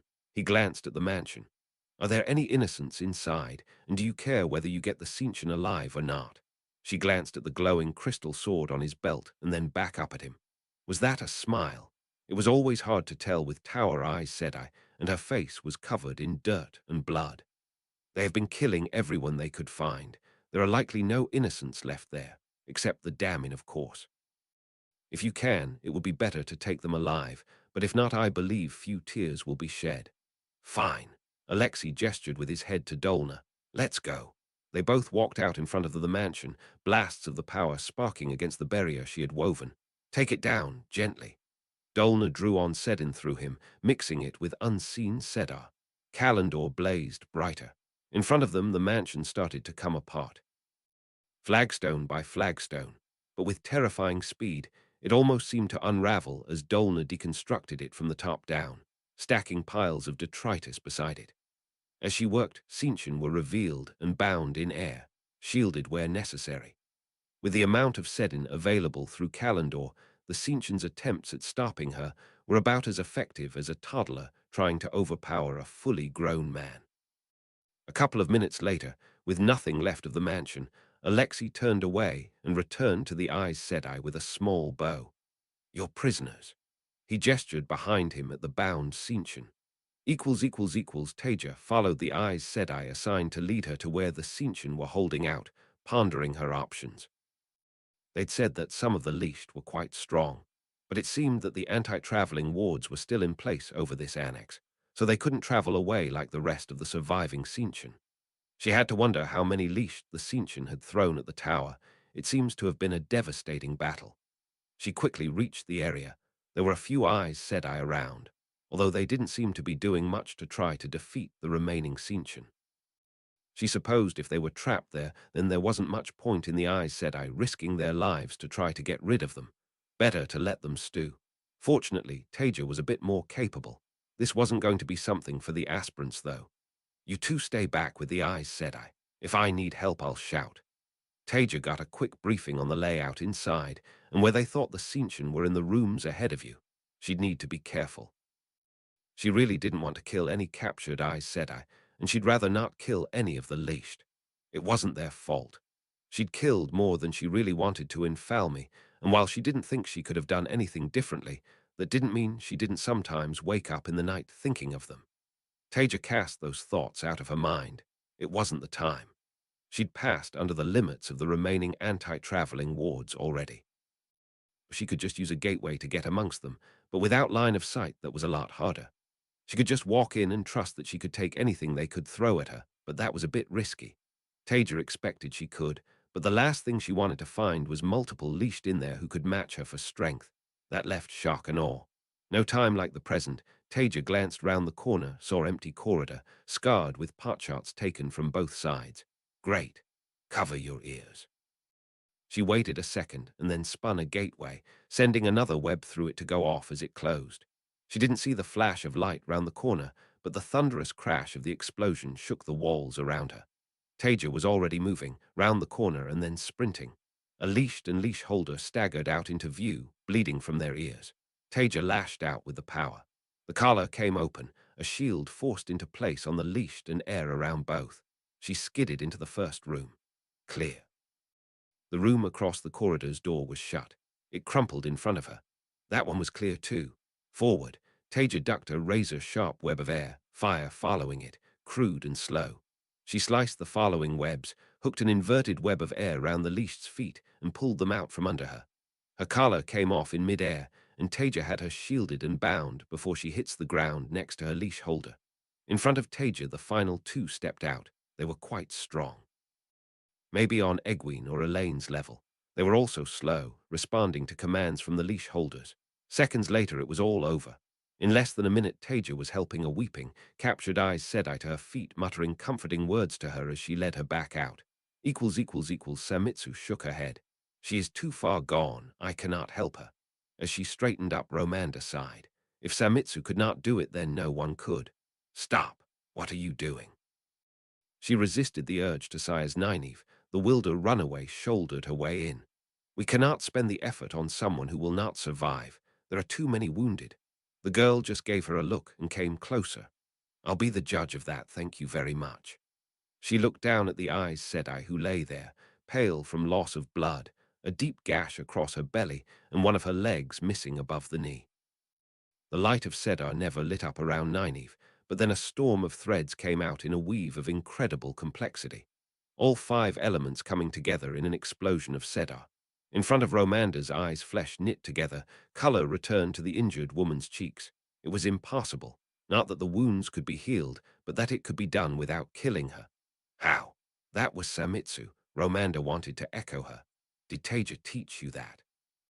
Nynaeve gave her an annoyed look. No, she's a terrible healer. This is all mine. She ignored Samitsu's gasp and hurried over to another injured person, this time a tower servant. Samitsu started to follow and then headed for another one of the wounded, but she could not resist calling over her shoulder, You must teach me. Nynaeve ignored her, and Romanda realized that she too was neglecting her duties and moved on. All of the channeling she had been doing today was very much wearing on her, but if she rested, people would die. The next one she came across was another Aes Sedai, one of the tower's few surviving Reds. She was about to shake her head and move on when she reminded herself that Nynaeve was here. Nynaeve Sedai. She made herself add the title. She had heard the hall could be prickly about it. Would you be able to? She hated to admit weakness. But these people's lives were more important than petty pride. Just Nynaeve is fine for you. Damer, could you help her, please? Of course, Nynaeve, said I. The grizzled, aging man hurried over. Nynaeve was busy healing someone else, but she must have felt Romanda's skepticism because she spoke without looking back at her. Damer is as good as I am. He might be better. I'd trust him with my life. Maybe better. Surely that was not possible. The man gave her a small bow. Romanda, said I. His attention was already on the injured woman lying in front of them. A moment later her wounds began to knit together, with none of the signs of the stress caused by the White Tower's healing. Had Nynaeve, an Aes Sedai by the Hall's measure, no, an Aes Sedai in truth, just suggested a man who was not even Aes Sedai might be better than her. That was madness. You did not say such things to Accepted, or aspirants, or whatever he was. How are you doing that? You will tell me. Samitsu was suddenly in front of Damer, staring up at him. I will do whatever you ask. Bear your children, but you will explain exactly what you did. Samitsu. Romanda could sympathize with the sentiment, but there were people to heal. Taija ended up staying the night in the White Tower, sending one of the aspirants back to the hall to let Tell know what was going on. There was just so much to do. Those that could heal were exhausting themselves with all of the work. Those who couldn't heal were working on rebuilding. All around her, Aes Sedai, who were probably half dead from exhaustion, were doing their best to clear things up, help the injured, and rebuild what they could. How could she do anything but stay and help? There were Tseentchian prisoners, terrified leashed who were demanding to have their collars returned, angry leash holders shouting abuse, and even a few soldiers. Taija left them to Siuan. They weren't her problem. She did send another message to Tell asking him to send the older, more experienced initiates the next morning. She wouldn't want them working unsupervised, but they could do construction work and provide strength through circles for the healers. The number of injured Tar Valinors was huge, on top of all of the injuries to people directly involved in the battle. It was late in the night when Taija decided it was time for her and the Hall's party to rest. Siuan looked dead on her feet, but as Taija headed inside, she called her over. Someone had taken the time to find a gigantic banner with the flame of Tar Valon on it and hung it from the tower. Taija would have called it a waste of time when there was so much work to do, but there was a certain poignancy to it hanging there. The tower still stood, after the Forsaken, the Black Adger, and now the Tseentchian. It was just a pity that she didn't overly like what the tower had stood for. But then its current leadership was so much more tolerable than the average tower, Aes Sedai, and maybe their general attitude would improve over time.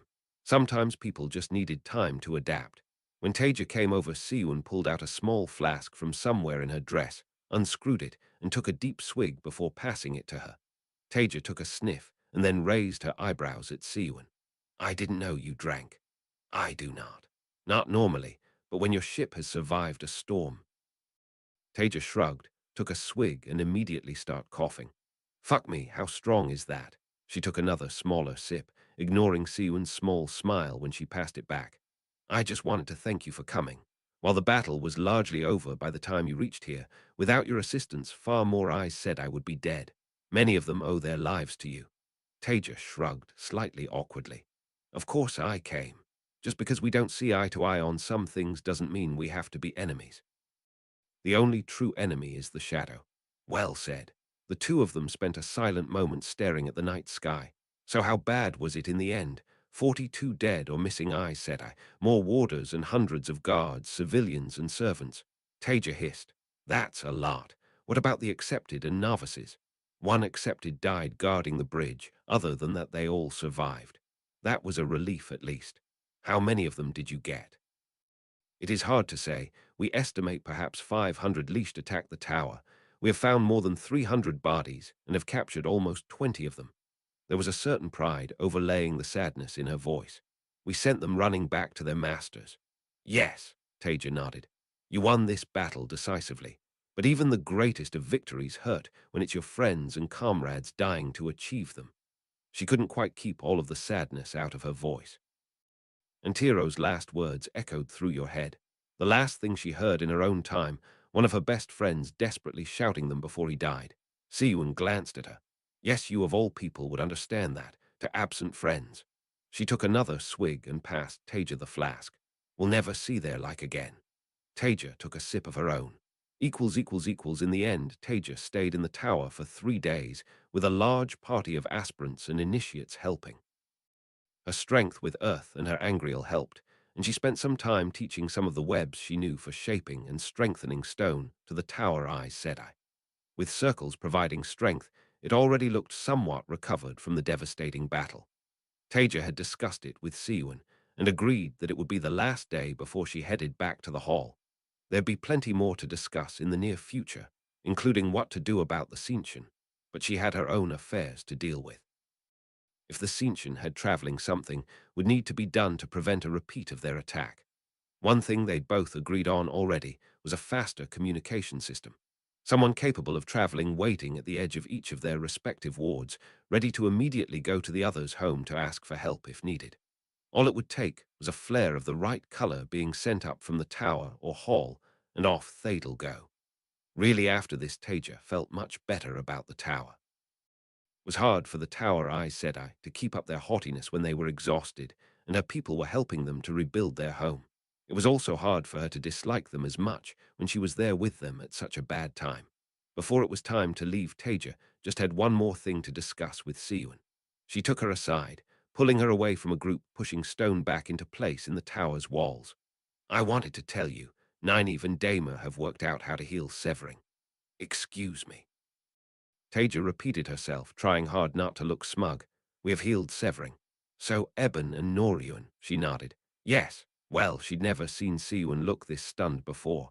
We've also discussed the Aes Sedai that we severed as punishment. We're willing to heal them as a gesture of goodwill. Siwan's eyes widened, and Taija quickly added, subject to a few conditions. Siwan sighed. Of course, what are they? Nothing unreasonable. They agree to accept the same punishment as Tirana. They're tested for being dark friends with the Oath Rod, and they'll be healed by Damer. By Damer, not Nynaeve. Of course, Siwan jumped on that one. Taija wasn't going to say Nynaeve didn't want to. They were severed because they couldn't accept that the taint has been cleansed and hurt innocent men. If they can't accept healing from a man, then they won't be healed. Siwan have her a long look. Very well. Those are reasonable conditions. They will be presented to them. She paused. Actually, there was one Aes Sedai who was still during the battle. We had thought it was impossible, but if you can.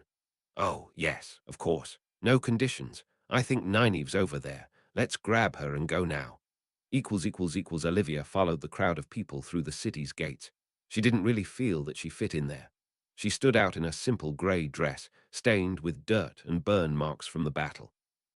Everyone else was dressed neatly, either in simple brown wool or in more colorful wool or silk.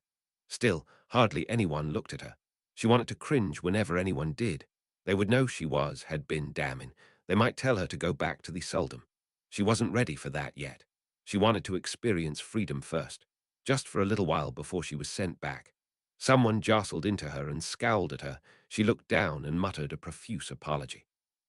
To her surprise, they were gone a moment later. The city had so many sights and sounds for her to see. It was nothing like Sindar.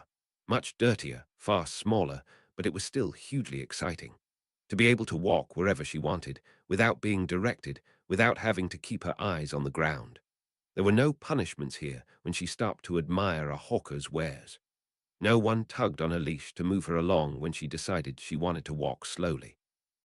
She wasn't sure how long she walked for, gawking at her surroundings before she realized she was actually very hungry. She'd been fed by a Rulin in the world of dreams, but it had been some time since then. She would need to find something to eat. This presented something of a dilemma.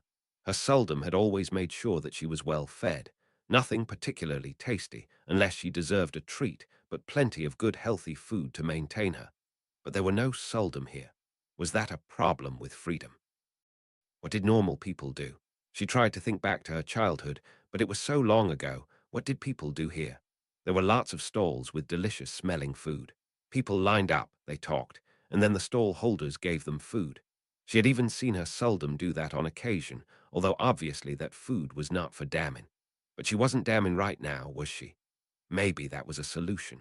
She turned her eyes towards a stall selling some delicious-smelling roast meat. That one had a long queue. Did that mean it was good? It smelt good.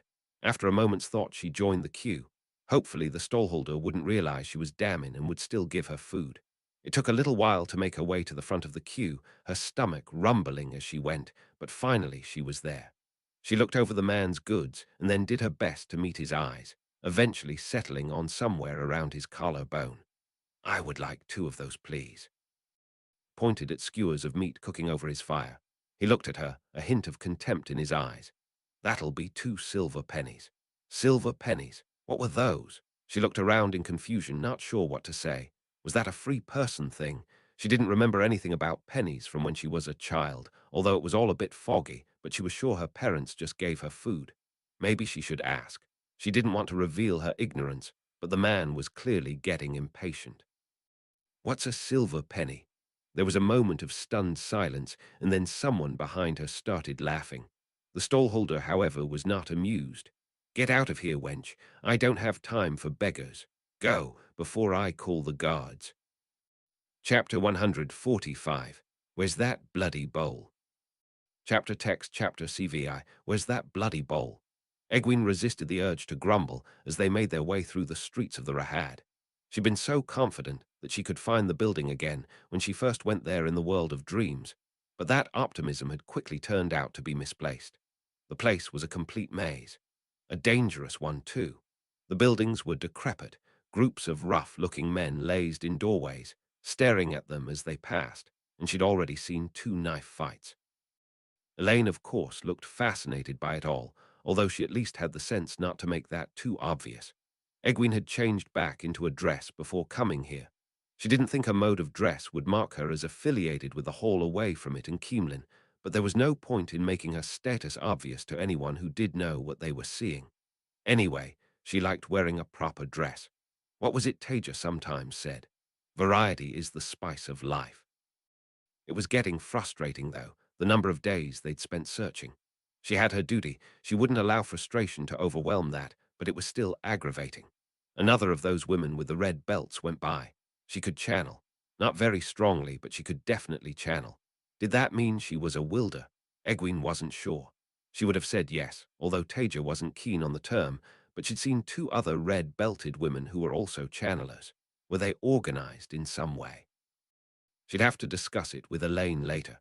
She stepped carefully over a puddle of foul-looking water and studiously didn't make eye contact with a rough-looking group of men. One thing that Egwene was finding very frustrating was having to share the Terracin Palace with Teslin and Jarlene. They seemed to embody a lot of the worst traits of the Tower Aes Sedai. Obviously, they knew about the Hall and even Siwyn's treaty with it. However, they'd stood with Aleida and didn't seem particularly inclined to return to the White Tower now that Siwyn was back in charge. Their main goal in interacting with her and Elaine seemed to be try to provoke them. They never strayed into open rudeness, but everything they said had a patronizing undertone. They spoke the same way that Egwene might to a precocious child who thought far too much of themselves. Of course, she knew what they were doing. If she lost her temper and was rude to them, then she would look like the child they made her out to be. If they were allowed to continue to behave as they were, then it made it look like they were right. Frustrating. She took a calming breath. "Thank you for your thoughts, Teslin. As I'm sure you're aware by now, the Hall takes a different view on appropriate training methods for aspirants." Matt shifted uncomfortably in his seat. Queen Tylin had invited the party from the Hall to dine with her, and of course they had to accept, even him. Elaine had made that very clear. He apparently had an obligation to uphold his status as a member of the Andoran nobility. House Flaming Cawthon. Wouldn't his de laugh at that? "Your young man really is a delight. You should put more lace on him, though. He would look even better if he dressed properly." Tylin's eyes crawled over Matt, and he resisted the urge to squirm in discomfort. He needed to get out of this palace, really. Elaine giggled. Of course she would find this funny. It was the lace, probably. She did keep trying to get him to dress more like a noble. Perhaps if he agreed to some lace, just a little, she'd agree to let him avoid Queen Tylin. Over the next few days, Egwene kept on searching, working her way through the Rahad with growing irritation. Mostly at her own failure to relocate the building the Turangriel had been in. She'd been so sure she'd pinned it down before she left the world of dreams. At least Elaine hadn't been a pain about it. She was quite philosophical, really, and Egwene suspected, somewhat enjoying exploring the Rahad. They'd tried asking people a few times and been rebuffed with varying degrees of politeness. So the only solution seemed to be to keep looking, although she was starting to wonder, with the red-belted women that she kept seeing, might they know the answer. She was growing increasingly sure that they must have some kind of organization behind them. It made little sense otherwise. It was fascinating, though, that the White Tower seemed to have no knowledge of them, as far as she knew anyway. Perhaps she should ask Teslin or Jarlene. It would be painful, but she might find out something useful. Anyway, it would be quite the coincidence for there to be a valuable Turangriel hidden away here without the local channeling organization knowing about it. Eben was rather enjoying his time in Ebu Dar. To be fair, since Nynaeve Sedai had healed him, he rather enjoyed almost everything. It was like being reborn. Taija Sedai couldn't really have been that angry with him and Helena, or she wouldn't have sent them there together. He smiled at the thought of his. He didn't quite have a label. Maybe he should call her his warder. He felt a flash of exasperated amusement at that from her. Still, they were both finding out the true consequences of their double bond. It seemed to be something unique in the world so far. The biggest surprise, other than the way they could practically read each other's thoughts, which had been rather awkward at times, was that they couldn't channel without pulling the other into a circle. That was a bit inconvenient when they wanted to practice their channeling. That being said, Egwene Sedai had looked contemplative at that revelation and said she suspected they'd discover some interesting benefits in the longer run. So hopefully that would be true. It did mean that while Helena was working her way down the row of people who'd come to ask for healing from the hall, he had to just follow along, lending her his strength. It wasn't the most interesting thing ever given his lack of talent with it, but still important, she reminded him. Which was true, it was still important. Anyway, she'd get the same experience when they went to help with some construction work later. She really didn't have much strength in Earth. He happily ignored the grumbling coming through their bond. Life was good. The Hall has a most interesting set of morals. Do you take inspiration for them from your leader? Egwene stifled the urge to snap back at Teslin. I'm not sure what you mean, but no doubt you'll tell me soon enough. Oh well, far be it from me to lecture you on proper behavior, but you do seem to tolerate some fascinating behavior among your accepted now, or you call them aspirants, do you not? Nevertheless, I am surprised you let your two youths, Helena and Eben, I believe, carry on the way they do. Why, I am sure it would surprise anybody to see it. Some might even call it improper. They are not married, are they? Egwene tried not to grind her teeth. It was all the harder to resist given that she somewhat agreed with Teslin. They're of age, and they aren't hurting anyone. She directly quoted Taija's words, having little better to offer.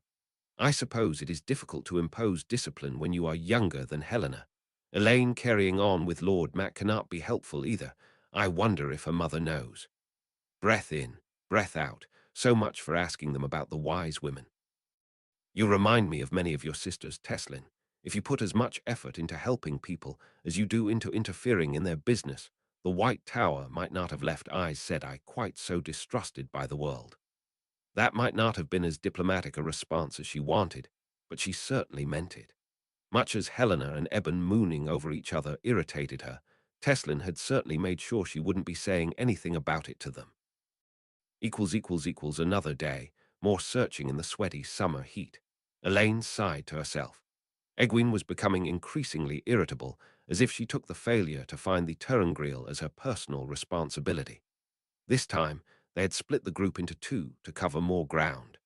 Egwene had described the building she had seen to them so many times that they felt they could see the bloody thing whenever they closed their eyes. Today she had Yer and Matt, while Eben and Helena went with Egwene. One thing had quickly become clear to her, though. The smaller group meant they were getting more attention from the groups of men that loitered around the Rahad. While it was interesting exploring these places, she was becoming increasingly uncomfortable. She could see Matt was as well. He never showed these things all that much, but he was standing closer to her and had started whistling one of his tunes. The one about dancing with death, if she remembered correctly. Yer, of course, was as inscrutable as ever. It was maybe half an hour later that the inevitable happened. 5 men armed with vicious-looking knives and clubs stepped out in front of them. A glance behind her told her there were more there. The apparent leader stepped forward. We're here to collect the tax for visiting the Rahad. He paused. My lady. His grin showed a number of missing teeth, and his bare arms were covered in knife scars. Hand over your money, and no one needs to get hurt. Elaine embraced Sedar. She should have let Matt bring his ashandari, even if it did stand out horribly.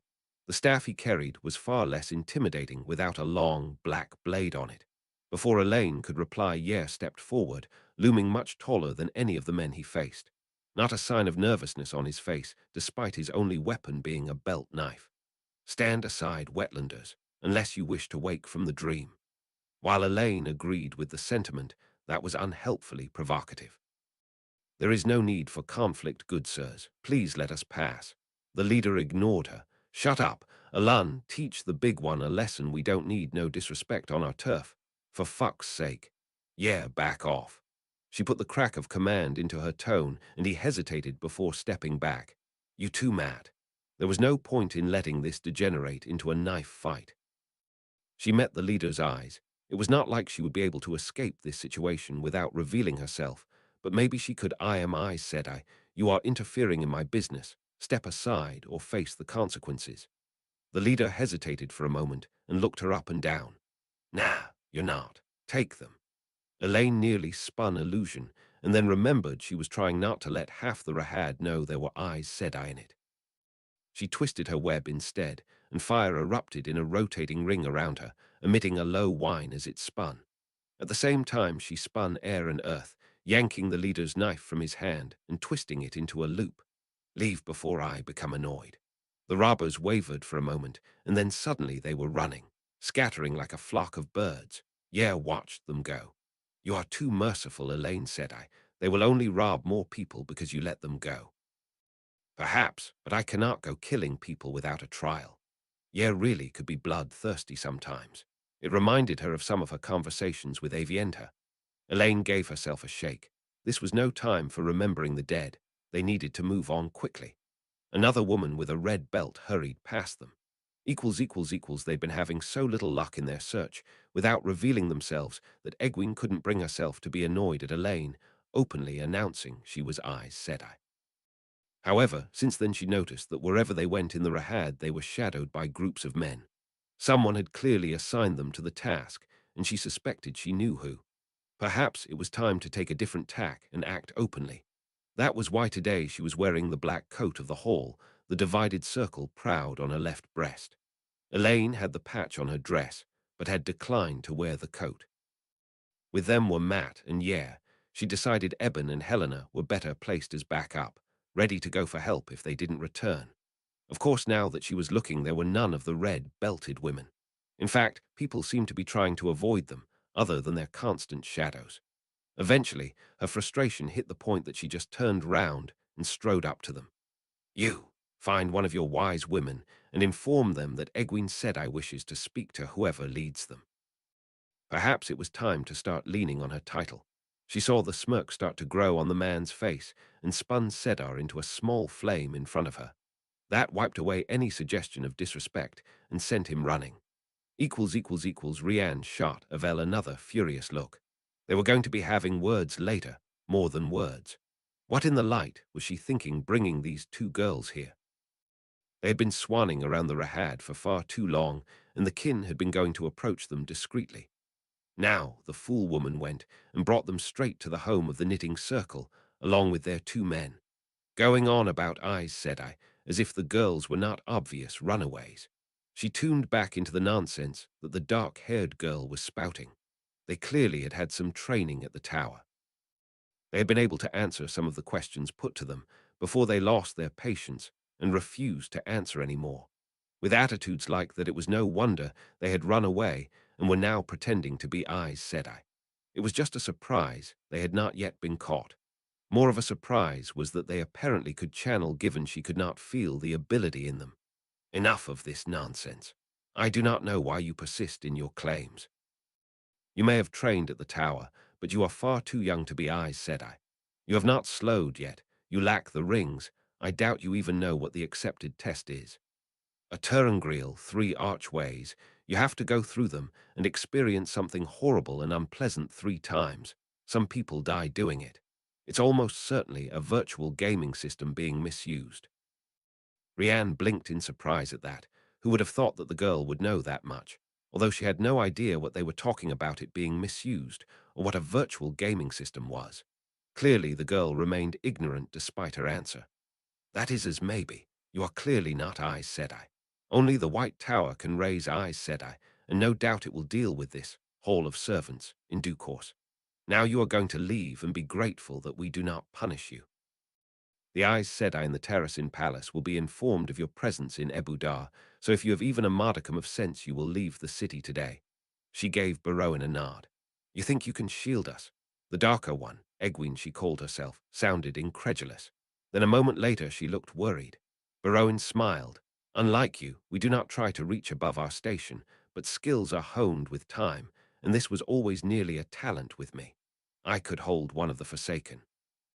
The golden-haired girl glanced at the taller of the two men. Yeah, we are shielded. Huh.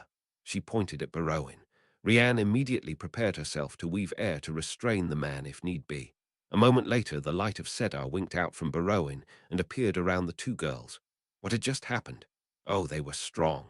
Far stronger than anyone she had met before. Rianne drew deeply on Sedar, as did every other member of the kin in the room. Fortuona listened stony-faced to the general prostrated in front of her. This was a disaster of the highest order for the Empire. The loss of 350 damin, particularly ones of such quality, was a devastating blow and would set the nobility plotting even more than before. Worse was the knowledge that the Mareth damin had developed new methods. From Alosa's report, it appeared that they now had the ability to travel at will and had integrated it fully into their tactics. The implications were worrying, more than worrying. It was a small crumb of comfort that some of the damin had been able to pick up the weave themselves during the fighting, but they did not have the knowledge of how to weave the wards that prevented it. As soon as she had finished with Alosa, the first order of affairs would be to relocate herself on a regular basis. She was not going to die to a vengeful Mareth damin strike. The captured Aes Sedai would hopefully reveal how to make these special wards once they had been broken, and then things would be safer. The Cincian would not be caught out again. She would also need to consider her own tenuous political position. She did not want to have her reign cut short by rebellion, and without some victories, that was what would happen. Two things had already become clear from interrogation of prisoners and the scouting of the ever-victorious army. The Mareth damin of the White Tower had severely diminished numbers. Bound by their ridiculous oaths as they were, they did not have the ability to project power in large numbers away from their White Tower. The other thing that was clear was that their continent had huge untapped potential in untrained Mareth damin. The fools did not even know what they were leaving lying around for the taking. She came to a decision. A quick victory on the eastern continent would quell the noble descent. They had planned to sail on Ebu Dar before they had discovered traveling. With these new developments, once it had prepared itself properly, the ever-victorious army could be transported there in hours and supplied with ease. The White Tower could send its Mareth damin piecemeal against the Cincian, and they would find that their clever little tactics were no longer so clever. She would also send parties of Suldam out to the other continent, to smaller villages. Just because they were not yet part of the Empire did not mean that they could not help to replenish the ranks of its damin. As for Alosa, she glanced down at the prostrated general. She had lost 350 damin and brought home 10 Mareth damin. An honorable execution was too merciful for her, given the magnitude of her failure. She would make an adequate Daku veil. Olivia was hungry. After being turned away from the food stall, she'd wandered around a bit more trying to work out what she'd done wrong. Some surreptitious observation had brought her the answer eventually. Money, of course. She had forgotten about that. It hadn't really seemed very relevant. But when she thought about it, really thought about it, she could remember the Suldam complaining about it sometimes, her parents handing it over to people before they gave her things. They must have paid for them with money. Was quite pleased with the deduction, but it left her with another problem. How did she get money? She had no idea how her parents found it. The Suldam just seemed to be given it. It certainly wasn't a damin thing. If no one knew she was damin, then they might give her money too, though. Did it work like that? By that point, she was becoming exhausted. The streets were clearing out, Darkness had fallen, and she'd already had a very long, stressful, and exciting series of events. Stifling a yawn, she looked around. This was another problem with being free. How did she know when and where to go to sleep? She had a bed in the kennels. It wasn't the most comfortable thing in the world, but it was a spot to sleep in. When they off on campaign, the Sultan would make sure that she had a blanket to sleep on and tell her when to sleep. Now she had to choose. She supposed she could always go back to Sinchen and find her kennel again, but she wasn't quite ready for that. There was still a lot to see, and people here hadn't realized she was damning yet. Perhaps then the solution was to find somewhere for herself. Being free was hard, but kind of exhilarating. She'd never had to make so many decisions before. Then another thought came to her. What if she needed money to sleep? She couldn't sleep out on the streets. Someone would see her and send her back to the kennels, and it wouldn't be comfortable anyway. But she didn't have any money. It was with a sinking heart that Olivia realized that she would need to do something bad. She would no doubt be punished when she went back to Sinchen anyway, but this would make it worse. Still, if she slept out on the streets and got ill, she'd be punished for that too. Decision made, Olivia headed for the lights of a building that she'd seen. It had a sign on the front, crowds inside. She squinted at the sign, barely remembered skills coming to the fore of her mind. The Lord's Hunt. She sounded the words out slowly as she struggled to read them. Damning were not allowed to have things like books after all. Why would a damning need to read? She wondered what the Lord was hunting. Not that it mattered. Olivia carefully made her way round to the back of the inn. The gates to the stables were open, and she could see inside from the street. There was a stable hand outside. He wasn't looking at her, but if she went in he'd no doubt see her and have her punished. She hesitated. She was about to do a very bad thing. But if no one saw then, without the Adam, they wouldn't know. She didn't think so anyway. Olivia tentatively embraced Sedar and wove spirit the same way she'd seen those Marathdammin do, making where she was and the hayloft the same place. A slash appeared in the air in front of her and rotated open.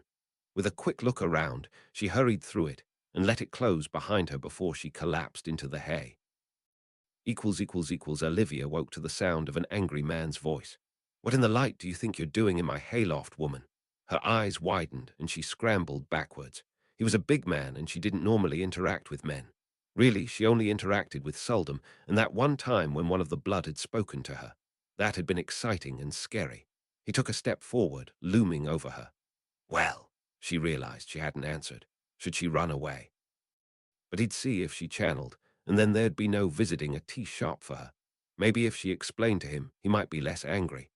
I was tired, and I needed somewhere to sleep. I didn't touch anything, I just wanted to sleep. Her stomach chose that moment to rumble, and she cringed in embarrassment. Her stomach had rumbled in front of one of the high blood once, and her Suldam hadn't let her eat for 3 days as punishment.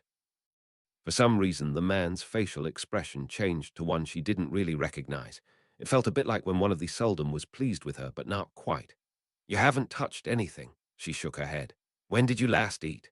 He looked her over, and she cringed at the thought of how dirty she and her dress were. That wouldn't be acceptable at all to the Suldam, but he'd asked a question so she should answer. I think maybe 2 days ago. Light woman, where are you from? You have the strangest accent. Olivia thought fast. Lying would get her punished, but she didn't want to say she was from Sinchen. She wasn't sure where she was, and the people here might not like the Sinchen, or they might have Suldam, although she hadn't seen any. I'm from Dalana. She'd been born there, so it was technically true. Never heard of it. The man studied her for another second. Look, you can't go sleeping in people's haylofts. He hesitated. I could do with a cleaner for the inn, though. I'll give you a bed to sleep in, 3 square meals a day, and a silver penny. It's not much, but it's an honest living. It took Olivia a moment to work out what he was saying.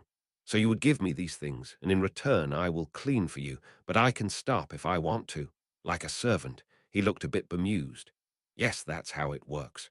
A servant was a much better thing to be than a damin, even better than most Dakuvail. Chapter 146, Twisting the Blade. Chapter text, Chapter Civix. Twisting the blade. With Tame's defection, Taija had an opportunity. One that she simply couldn't overlook. The Sinchen were a concern, but they'd be licking their wounds, and she couldn't just go charging over to another continent without a plan. That was how people ended up with a military disaster. So strikes on Sinchen were put on the back burner while some discreet scouting was undertaken. In the meantime, Taija had suggested to Tame that he try fleeing the hall as if he'd failed in his mission, and then act as bait for her, Nynaeve and Tell. He'd rejected that out of hand, saying he had no intention whatsoever of risking himself like that. Reading between the lines, Taija was fairly sure he was terrified of Demandred. She couldn't really judge him for that, and she certainly didn't call him out on it at the time. Being bait for one of the most dangerous of the Forsaken was definitely a volunteer's only mission. Still, that left her with a dilemma on how to take the opportunity. How about if we faked Mazrim's death? Tell spoke slowly, as his thoughts came together. So we go with the plan where it looks like he tried and failed to kill us. Then we chase him down to wherever it was he was meant to meet Demandred and make a big show of obliterating him. So then Demandred will want to come and investigate at some point. He'll want to see if he can get the Angreal back for one thing. Nynaeve nodded. I think that might work. Mazrim, you'd need to disappear, though. At least for a while, and we'd need to have someone watching there. Tame shrugged. As long as I do not have to risk myself in your scheme, I am happy for you to try. We're going to have to keep someone watching, though. Taija couldn't say she was keen on that. In shifts, maybe, depending on how long it takes Demandred to arrive. We can't keep a large team there. The risks of discovery grow, and we don't have resources to tie up more than one of the Hall's Aes Sedai at a time. So, maybe a rotating shift with an Aes Sedai holding a Sangreal. Then if he turns up, we take one shot and run. The risks are too high otherwise. Demandred is a dangerous man, and he'll certainly have a stronger Angreal than Mazrim, or there's no way he'd have given that one to him. Tell muttered something that sounded worryingly like, I could take him, but subsided when Taija shot him a warning look. She was absolutely not having him go off on some testosterone-fueled duel with Demandred, especially as she really wasn't sure which of them would win, if it was Agena or something fine. Sometimes it was hard being the only sensible person in the relationship. Once everyone had agreed on the general plan, Taija turned her attention back to Tame. So Mazrim, how do you feel about going on holiday for a while? You would provide me with some funds. Of course. Very well, I shall take Noryun and return after 2 weeks. I can see to his continued training. Is that acceptable? Why would he want to take Noryun? It took her a moment to realize, and then Taija had to clamp down hard not to smirk at him. Of course, that sounds perfect. Thank the light Nynaeve didn't seem to have picked up on it. Fana watched with an open mouth as the area outside the village erupted into blinding light. The cold, hook-nosed man had returned to his inn that morning. He had been a couple of days later than he had been told to expect, and had had a very nervous air to him that did not fit at all with his normal mannerisms. All of this had, of course, been dutifully reported. What he had not expected was whatever this was. The man had curtly said he was going for a walk to clear his head. That was perhaps 20 minutes ago. Now there was something going on over there. Great Lord preserve him. Something that must involve the one power. It was the only explanation. Thunderous crashes, flashes of fire, lightning striking from a clear sky. It wasn't long after that that a small, unimposing-looking woman came to his inn. Unimposing until he met her hard eyes. He briefly considered denying her request to search the hook-nosed man's rooms, but he wasn't going to get in the way of an obvious Aes Sedai. She left empty-handed and looking thunderous. That too, he reported. If he continued to do his duty, then perhaps there would be opportunities for advancement. The great Lord would provide. Demandred came to village of Demarin in disguise, because he was no fool. The innkeeper's reports had made it clear that Tame had failed, but been foolish enough not to die in the attempt. Based on what the man had said, Tame had fled to the inn and then been followed by the hall where at the very least Taija Kosola, if not more of them, had put an end to him. So she searched the inn, but found nothing after the battle. The innkeeper nodded frantically. That's right, my lord. Just as I said in my message. She searched, found nothing, and left frustrated and angry. The man seemed smarter than the average dark friend. If nothing else, he had quickly realized Demandred's superior status, despite his disguise as an itinerant laborer. Very well. Demandred thought for a second. And has anyone been to the site of the battle since then? No one, my lord. None of us would dare. So, the Angreal might still be there. It might even still be functional, assuming Tame had had it on him, of course. He would need to check. A male angriel was not something he would lightly give up on. Taija watched the site of her mock battle with Tame from a couple of kilometers away, lying under the cover of a hedge and several inverted webs of illusion. It was a tedious task, and she'd been doing 4-hour shifts with the other Aes Sedai from the hall. Lying on the ground beside her was a gilded, ornately carved staff with a round crystal ball on the end, the strongest sangreal in the hall that she'd stolen from the tower. It probably had some pretentious name from her time, but in the privacy of her own head she called it the wizard's staff. There, movement. A gateway rotated open in the middle of the burnt and torn-up area, and a handsome, dark-haired man stepped out, surveying his surroundings with arrogant eyes. Demandred, it couldn't have been anyone else. The face was different, but he'd never been stupid.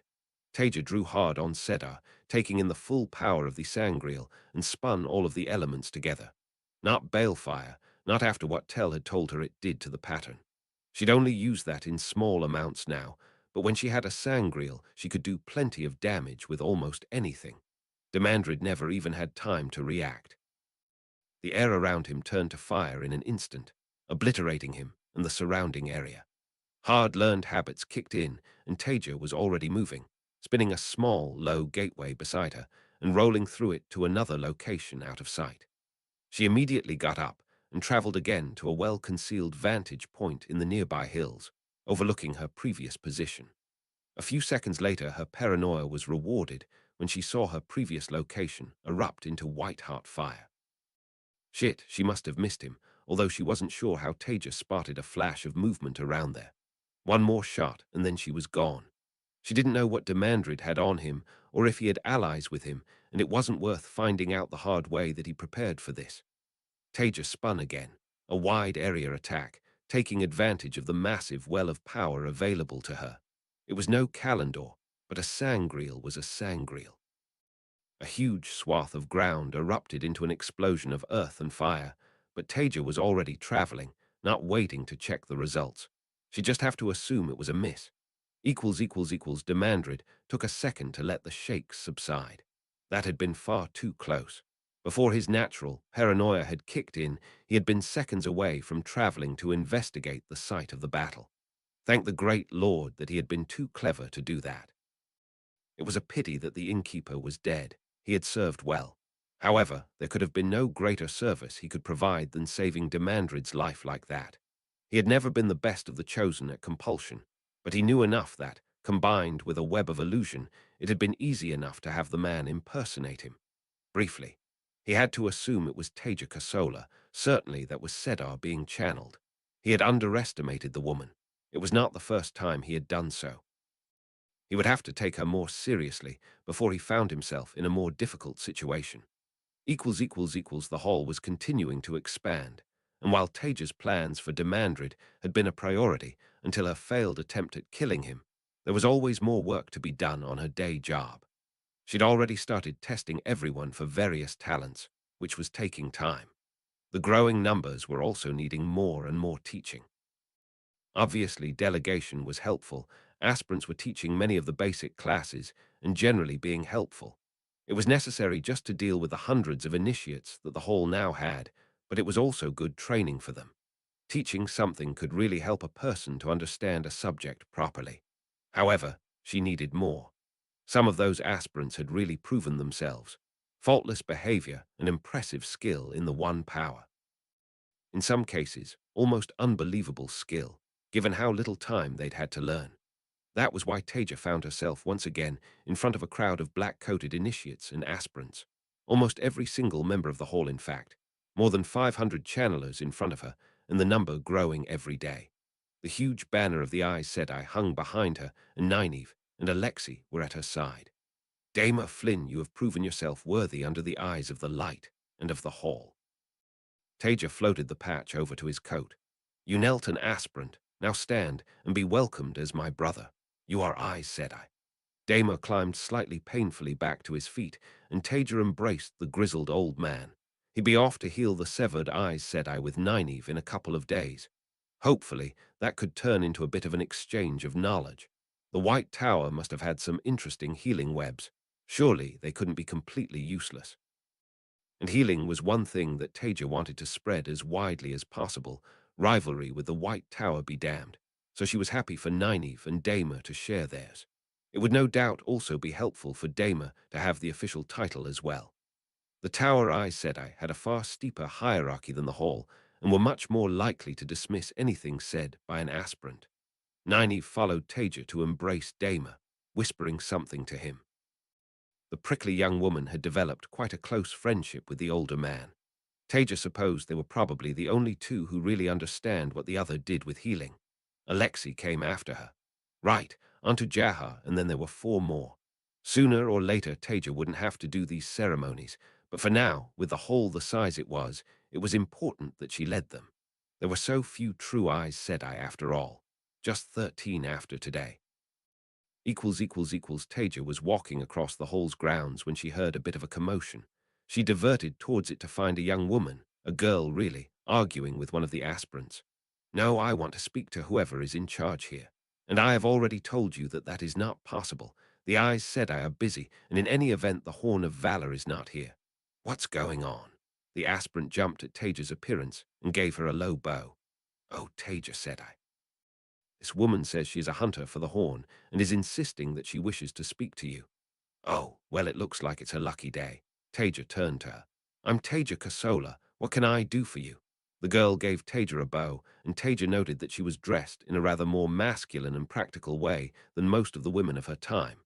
My name is Blade. As your comrade said, I am a hunter for the Horn. I thought that it would be best to speak to you about it. Taija had to suppress a snigger. The arrogant tone the girl was taking immediately irritated her. Your name is Blade. Do you know what that means? It sounded ludicrous on a girl that Taija wasn't sure was even 18 yet. Of course I do.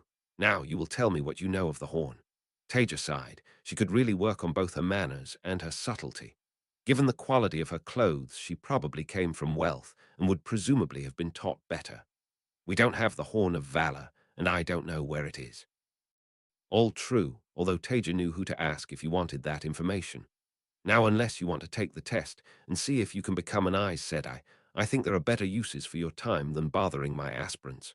Good luck with your hunt. With that dismissal, Taija headed off, ignoring Blade's angry shout after her. Hopefully she'd just leave, but Taija couldn't be bothered to worry about it. There were too many other things going on. Olivia finished scrubbing the floor of the inn's empty common room with a measure of relief. It wasn't that she didn't like being a servant here. No one punished her. In fact, Talon, the owner of the place, was very nice to her, nicer than even the kindest of the Suldam. However, it was very boring, being on her hands and knees scrubbing. There were other downsides. Her bed wasn't very comfortable. It was itchy and too hard in some places, too soft in others. The bed in her kennel was much nicer, and she could vaguely remember an even nicer one from her childhood. The food wasn't very good either. That being said, it at least made sense here. There was no being chased away over money. Talan had told the cook to give her food, and so she did. It was like being damning again, except she could say no, so only the good bits. The problem with the food was that it was all a bit bland, like she'd eat while on campaign. She missed some of the flavors of home where at least there'd be some spices. She got back to her feet. Now it was time to do the rooms. It wasn't very exciting, but no one bothered her while she did it, and that was nice too. She was always a bit nervous whenever anyone spoke to her. It wasn't that she didn't like speaking to people. It was thrilling, actually. She'd even managed to briefly glance at Mistress Giller's face yesterday. But if she kept talking to people, they might realize she was meant to be in the kennels, and then she'd have to go back. As Olivia started on the first room, she resisted the urge to grumble. Whoever had stayed there had left it in a real mess, not that it was her place to question them. After a minute, another thought came to her. She was doing the best job she could, of course she was, but it was slow and tedious. But could she make it easier? Just having the thought made her feel like a bad damning, one who was about to be severely punished. But no one had caught her when she had channeled a gateway to the hayloft. Maybe if she was discreet. Without the Adam, how would anyone know she had channeled? With a nervous look around her, Olivia embraced Sedar, just a small amount, nothing like her full strength. For a moment she panicked just holding it. Shouldn't there be a Suldam to tell her what to weave? Then she remembered where she was, that she had to make up her own mind. She bit her bottom lip, and after a moment's thought carefully wove a trickle of cedar earth, air, and water into the floor, another weave of air to pick things up, and water for cleaning the wash basin. When a shadow fell over her. Olivia looked up from the floor she was scrubbing to see Talon.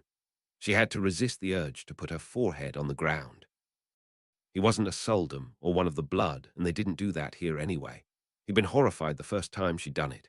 Instead, she scrambled to her feet, still clutching the wet cloth in one hand. He hesitated and then smiled. "You've done a great job, Olivia, thank you. The place has never been this clean before. It's quiet today, me and the others can handle everything. Take the rest of the day off, enjoy yourself. Here." He pressed 2 pieces of metal into her hand. Olivia looked down at them. They looked like silver, just small circles of it. Money, it must be. It was odd, though. She hadn't seen much of it before, but she was sure that money was square with a hole in the middle. Still, she wasn't going to argue.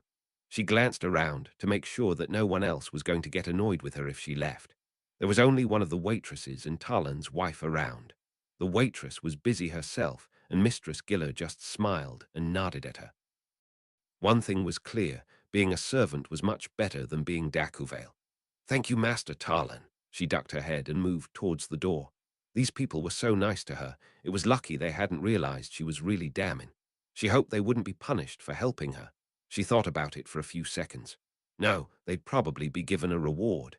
Damning were valuable after all, and they'd looked after her and made sure she'd be healthy when she returned. That was all right then. The slight spring in her step, Olivia headed out into the city. Today was going to be fantastic. It was sunny, people were out and about, and best of all, she wasn't wearing a grey dress. Instead, she was wearing rough brown wool that Mistress Giller had given her. It itched, but it was the first time she'd worn anything other than grey in 400 years. The thought of what the Suldam would say when they saw her made her shiver, but the thrill of being in something other than grey was delicious. Speaking of delicious, her first thought was to find some food. She wanted to try some of the food stalls she'd seen. The stew that the inn served was all right, but just a bit tasteless. So Olivia wandered the streets of the city, searching for just the right food to spend her strange money on. She wanted to try something new, something different and exciting. Different and exciting things didn't happen for Damin. She dismissed numerous food stalls, spotted the one who had turned her away, and quickly hurried on past it. Then she smelt something delicious, something coming from inside a shop. The sign over it said, "Ba, Ki, Rye," but that didn't smell like the bread she was familiar with. It was different, warmer, more enticing. Olivia found her feet taking her inside almost before she could think about it. There was no queue, and the baker, a slightly dumpy middle-aged woman with brown hair, smiled at her when she came in. It was nice. No one smiled at Damin, other than Suldam sometimes, but this wasn't a Suldam. "What can I get for you, my dear?" Olivia hesitated. Should she let the baker choose? No, she needed to make decisions for herself while she was free. "One of." Suddenly she pointed decisively at a small, crusty-looking loaf of bread. "One of those, please." "Oh, good choice. It's still warm from the oven." Olivia held out one of her silver pennies. The baker gave her another smile and gave her some copper coins and then handed the loaf over. It was warm in her arms, like she didn't have a good comparison, but she wanted to eat it right now. "Gosh, you look like you're about to eat the whole thing in front of me. My bread's pretty good, but it's better with something." Olivia's face fell. She just wanted the bread, but if the baker said that, what should I eat with it? It was okay, though. She needed to remember the woman wasn't giving her orders. She didn't have to obey her. "Oh, well, I'm partial to a bit of cheese." Olivia mulled over the unfamiliar word. What's cheese?" She immediately winced. She might have just given herself away. "What's cheese?" The woman burst out laughing and then stopped suddenly. "You're not from around here, are you?" Fortunately, she didn't wait for Olivia to answer, just nattering on. "I don't know what the world's coming to." She doesn't know what cheese is. "Well, I suppose you're in for a treat. I've got some that you can have. I'll give it to you for your copper pennies, bargain. It's good stuff from my brother's farm." Olivia looked at the copper pieces in her hand. The baker must mean those. Did she want cheese? She didn't want to upset the woman, and she'd been thinking about some spiced meat. But then she still had her other silver penny, and she did want to try some new things before they collared her again. After a long moment, she smiled shyly and held out the coins. With a grin, the woman took them. "Don't worry, You won't regret it." She bustled off into the back of the bakery and came back a minute later with something wrapped in cloth. She laid it on the counter and unwrapped it to reveal an oddly pale block of something. It had a faint, not unpleasant smell to it and small veins of blue running over it. It was intriguing. The baker took out a knife and cut it in half. "Here you go." "Thank you." Olivia nodded her head. It was important to be polite to your betters. She turned to leave, but the woman called out, "No, wait, go on, I want to see what you think, try it." For a moment, Olivia considered running away, but then centuries of ingrained obedience came into play. Also, the woman had been very nice to her. She tore a piece off the loaf of bread and popped it into her mouth. It was everything she'd anticipated. Warm, crunchy, and flavorsome. Then she took a bite from the hunk of cheese. The texture was strange, but then the taste. Oh, it was tart, spongy, slightly sweet all at the same time. She wanted more. Olivia took another bite, her eyes closed. She'd never eaten anything like this, and it was amazing. She knew what her other silver penny was going to be spent on now. Eventually, she was broken out of her focus on chewing and tasting the delicious food by the baker's chuckle. "Well, you certainly like that. My name's Gillian Tather. What's yours?" "I'm Olivia." She realized the woman wanted a family name too and panicked. Damin didn't have family names. She used to have one. She knew she did.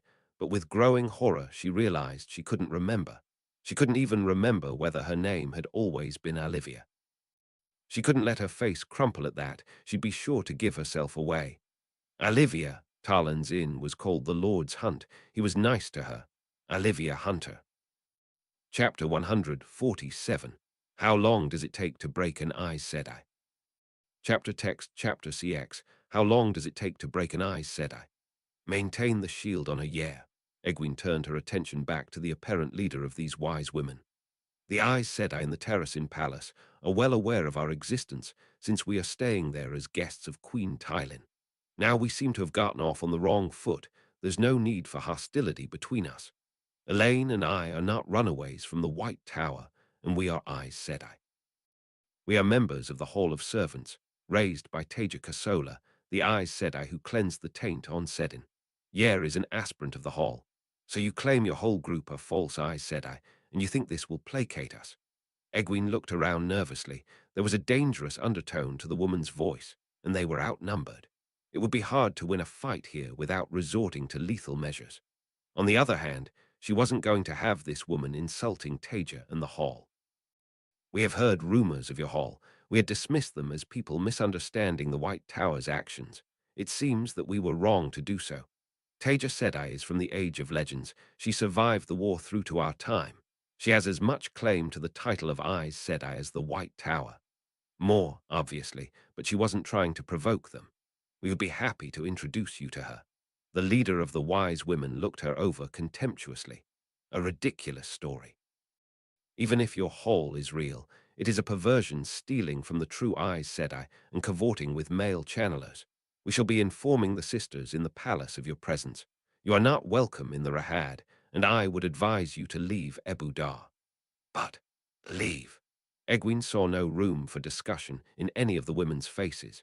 Perhaps a retreat would be wise rather than risking conflict. Fortuona looked down at the kneeling Durseldom, who was delivering the latest report on the Damin that had been captured from the White Tower. "So they claim that they have learnt the secrets of traveling and the wards against it from a separate organization of Damin, calling themselves the Hall of Servants. That was an ironic name for people so arrogant as to channel Unleashed. Selucia spoke on her behalf, of course. Have you corroborated this across all of the Damin?" "No, unfortunately some of the Damin remain unwilling to bend, even after 2 weeks. We have, of course, used the most vigorous methods as ordered by the Empress. May she live forever." Fortuona's face remained impassive, but she grimaced internally.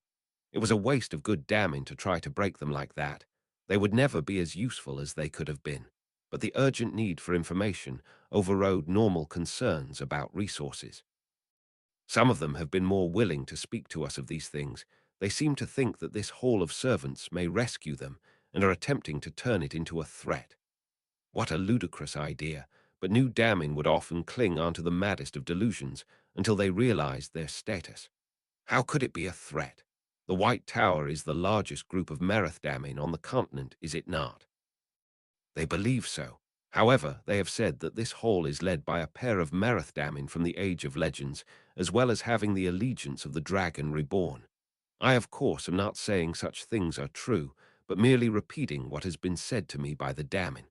I can, however, say that they believe it to be true. Of course she could. The Sultan could tell if a Dammin lied, while they held the leash, and painful experimentation with other former Aes Sedai had proven to Fortuona's extremely stringent satisfaction that they were not in fact capable of lying. Does this relate to their ridiculous tale of the taint on Sedin having been cleansed, that they had been willing to talk about almost immediately? Indeed, they claim that it was done by the leader of the Hall using knowledge from the Age of Legends, in conjunction with the Dragon Reborn. It kept coming back to the Dragon Reborn. The portents and omens were clear. The man was in fact Luz Thurin Telemann Reborn, and the last battle was coming. That made the need to unite the world under the banner of the Tzeentch all the more urgent. This Randall Thor would need to kneel before the Crystal Throne if the prophecies were to be fulfilled, and then the light would triumph under her leadership with him by her side. Of course, in the unlikely event that he survived the last battle, he would need to be dealt with. A male channeler could not be allowed to live, but for now she would need to take care not to accidentally kill him. And have you been able to obtain further information on the leaders of this hall? The Dursuldum nodded. Its head calls herself the first among servants, and her name is Taija Kosola. She is assisted by a man named Teljanin, although one of the damning claims he was formerly the Forsaken known as Samil. The others deny claim not to be aware of it. Fortuona resisted the urge to hiss, not at the man claiming to formerly have been one of the Forsaken. That was even more ridiculous than the idea that either of them was from the Age of Legends or that the taint had been cleansed. No, she hissed at the idea that anyone would be irresponsible enough to willingly work with a male channeler, other than the Dragon Reborn, where necessity overrode sanity. It was yet another example of why the Merethdammin needed to be safely collared. She gestured with her fingers and Selusha responded. This hall has clearly managed to fool the Merethdammin in the White Tower with their ridiculous tales. However, the Empress is not so gullible. Taija Kosola is clearly a Merethdammin of particular strength and cunning, but we have many Dammin of great strength, and we will take the new tactics of the White Tower and improve on them. Aaron bowed low to the Aes Sedai. He did not want to speak to one of these Tar Valon women, but when a wise woman asked a man a favor in Ebu Dar, it was as good as an order from the queen herself. Jalin Sedai, thank you for making time to see me. My name is Aaron. I am a merchant of some prominence in Ebu Dar, with many interests in the Rahad and the rest of the city. Rumors have reached me of two girls claiming to be Aes Sedai and Egwene, and an Elaine who are spending a great deal of time in the Raha. As I am sure you are aware, this sort of thing can really rile up the people, and I was hoping you would be able to confirm things one way or the other. He was no fool. He knew that the wise women used these inquiries to pass information to the Aes Sedai in a deniable way. However, he had no interest in knowing any more than that. The Aes Sedai studied him for a moment, hard eyes in an ageless face. Thank you for coming to me, Master Aaron. I know of no one who has been raised by the White Tower with those names. It was with growing frustration that Egwene continued her search. Now it felt like everywhere they went in the Rahad there were hostile looks, rough men getting in their way. Nothing that could be directly answered by her and Elaine, but constant hassling, slowing them down and disrupting their activities. It was the wise women. It had to be. Yet now there were never any around, wherever they went. Those women had decided that she and Elaine were impostors, and that was that. She resisted the urge to growl with frustration as the group of men in front of her stopped to examine an apparently fascinating drain pipe, completely blocking the narrow street. Olivia finished up the last room in the inn with growing excitement. With that, her work for the day would be done, and she could go and visit her favorite bakery again. It was so strange, having someone who actually wanted to spend time with her. Master Talon and Mistress Giller were very kind, but they weren't all that interested in talking to her. Which made sense. Why would anyone want to talk to a Dammin anyway? Gillian, though, she'd told Olivia to come back for more bread after the first time, and now she'd suggested that they spend the evening together exploring the city. Olivia couldn't work out why the woman actually wanted to spend time with her. It wasn't like she had much that was interesting to say, but there it was. She wasn't going to miss out on such luck. In no time at all, she was practically bouncing her way out of the inn, like a damsel of only 100 who had just found out she would be allowed to put ribbons in her hair. An hour later, they were both ambling along together, chatting away. Well, Gillian was chatting away. Olivia was mostly listening and doing her best to contribute when she had to. It was just like she'd seen real people doing when she was walking through a town behind her sulldom. On those trips, if she dared to look up a little, there'd be happy people with their friends just chatting and walking like they hadn't a care in the world, just like this. Then she saw it, a tea shop. She could even read the sign. As they walked past it, her eyes lingered. There were people there, drinking and talking with their friends, just living life. It was just like she'd seen in Cinder. Some of them were even laughing. She realized she must have been staring even after they were past the tea shop when Gillian came to stop beside her. "Are you all right, Olivia? I'm sorry, I know I tend to go on a bit. I hope I'm not boring you." How could she call someone boring? She'd be punished for weeks if she did. Of course you're not boring. It was the truth anyway. No one ever wanted to tell her about their lives before. Did everyone have dreams about a better life like Gillian did? Gillian followed her eyes. "Oh, you're thirsty. Why don't we stop for some tea? We can do that." The words came out before she could stop them, and Gillian gave her an odd look. "Of course we can now, come on." It wasn't long before they were both sat down and the owner was bringing them cups. "What'll it be, ladies?" Gillian looked at her. "You choose." Olivia panicked. She was never allowed to choose. She'd never even drunk tea. She looked around frantically before she gave herself away, and then a clever thought came to her. "I'm new here. What's your favorite?" "Let's have that." To her relief, Gillian nodded at that and quickly rattled off an order. In no time at all, she had a cup of steaming hot tea in front of her. She took a small sip and her eyes widened. "Oh," Gillian laughed. "Have you never had tea before?" Olivia blushed, embarrassed, and looked away. The truth was she hadn't. Dammin weren't given things like tea, but she couldn't say that to Gillian. "They don't really have it where I'm from, but I've always wanted to try it." Luckily, that seemed to placate her, and soon they were happily chatting again. Was this what it was like having a friend? Fortuona looked down at the elderly man from her seat on the crystal throne. Selusha voiced for her. "Speak, but remember the Empress' time is valuable." The man kept his forehead planted on the floor as was proper. "Thank you for your indulgence, Empress. I have been assisting with the efforts at the interrogation of the captured Damin." When they spoke of this Hall of Servants, and its leader, I remembered an ancient text that I had seen, a comprehensive record of the breaking by Olivin Analder. It is one of the greatest treasures of the Imperial Palace Library, and I had to return to it to check my memories.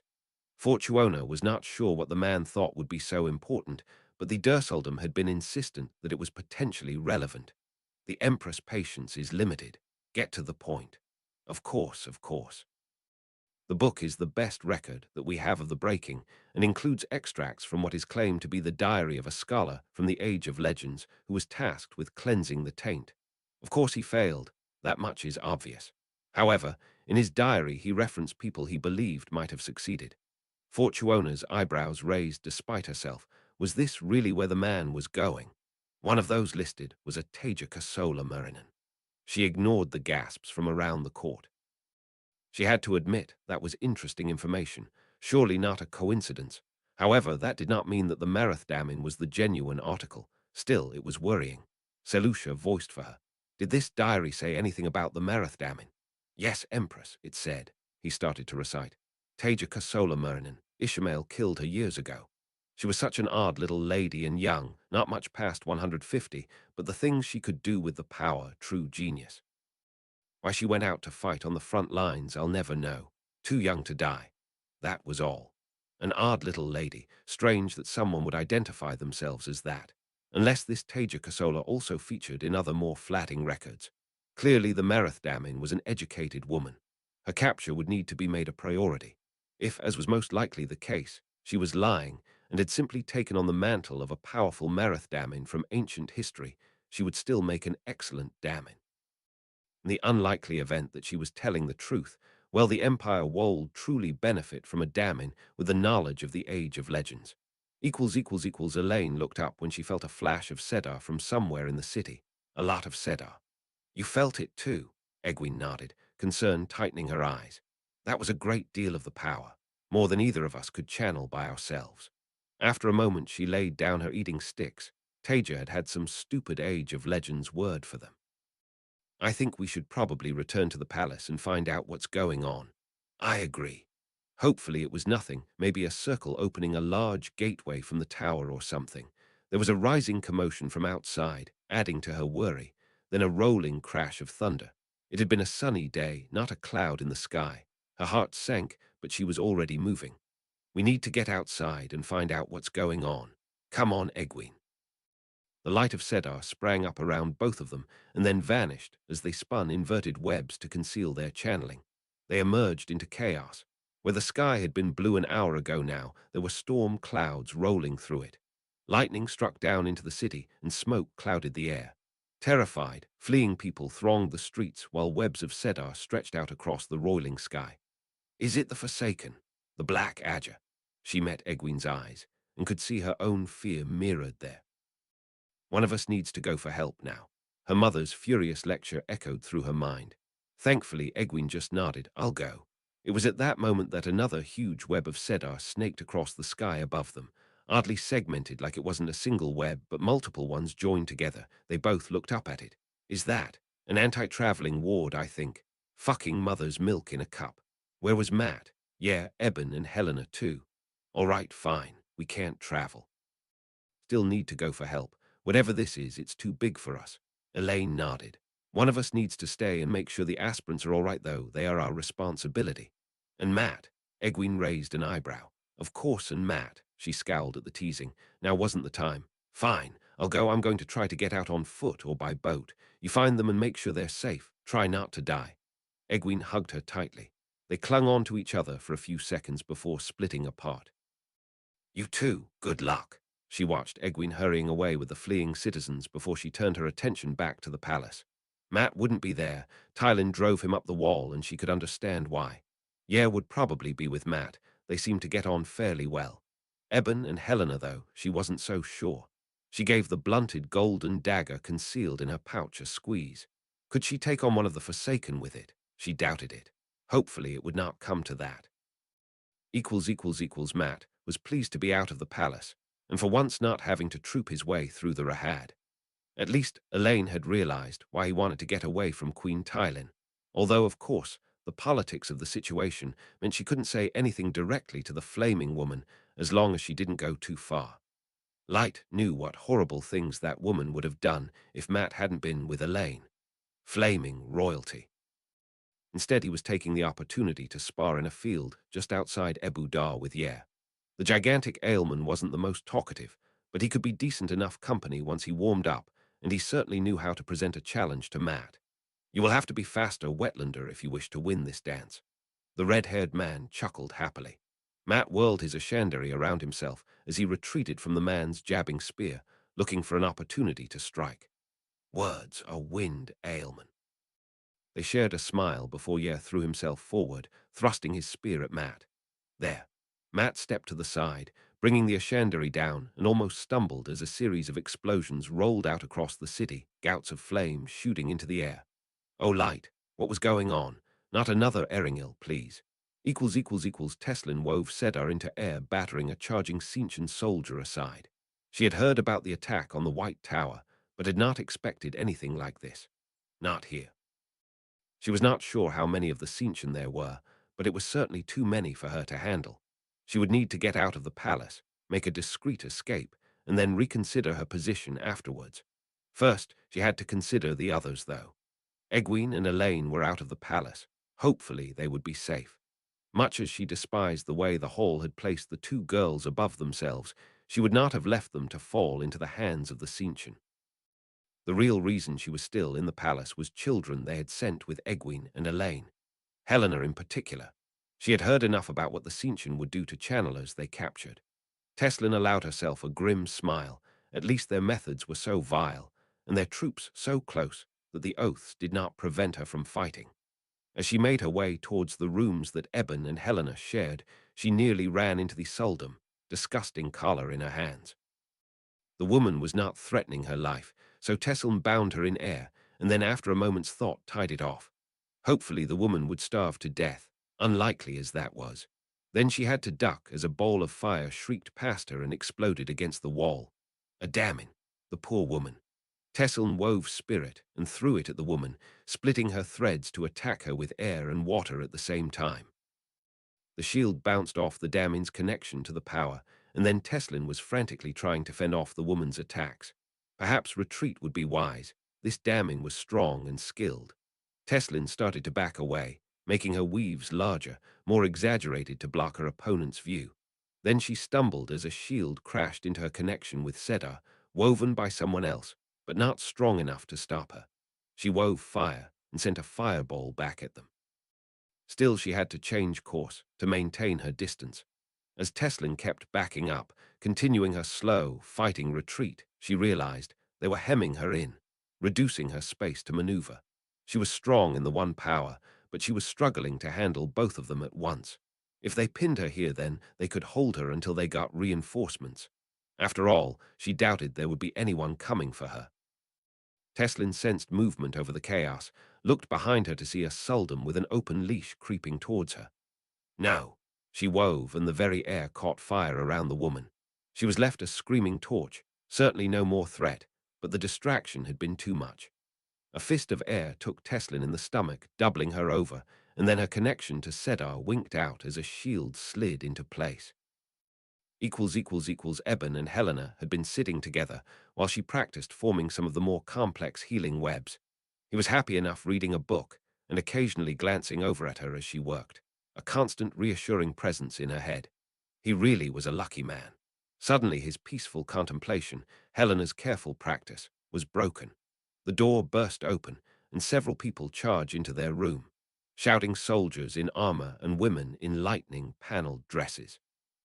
Instinctively, he scrambled back from spears pointed at him as they tried to work out what was happening.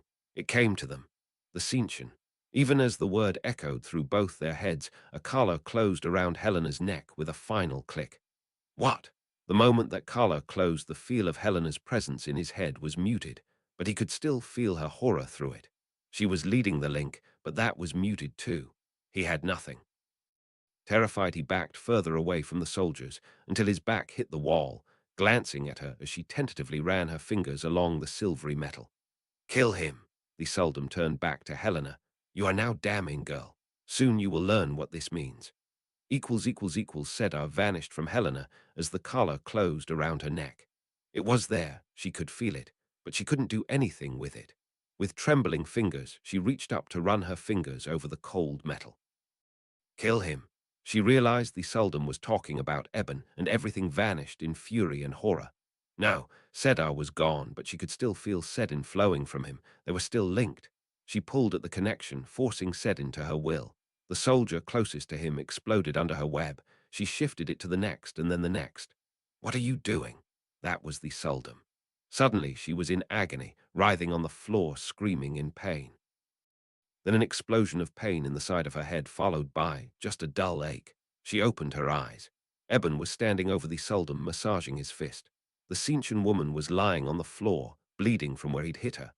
Helena reached for the collar to undo it, and her fingers cramped. He needed to do it. There'd be a catch somewhere. Each time he touched it, it gave them a jolt of pain, but eventually he found the catch and undid it. Thank the light. Thank you, Eben. They exchanged a brief hug, and then looked down at the Suldan, who was still on the ground, tentatively feeling around her head. How about putting the collar on her? It was a good idea. It wouldn't do anything, but it might make the Cinchen think she was damning and cause her some trouble. They exchanged grim smiles, and then she was lifting the woman on flows of air and placing the collar round her neck before tying off the web. Now they needed to find the others and work out what was going on. If the whole palace or city was under attack, then they'd need to get back to the hall and summon help. She'd give Eben control of the link. He was the better fighter. In moments they'd conferred and decided, all without a single word being spoken. Hold the line, men. Lieutenant Goran paced back and forth behind the rows of guardsmen, their spears extended in front of them. Whoever was attacking the palace had come from nowhere. It must be Aes Sedai work of some kind.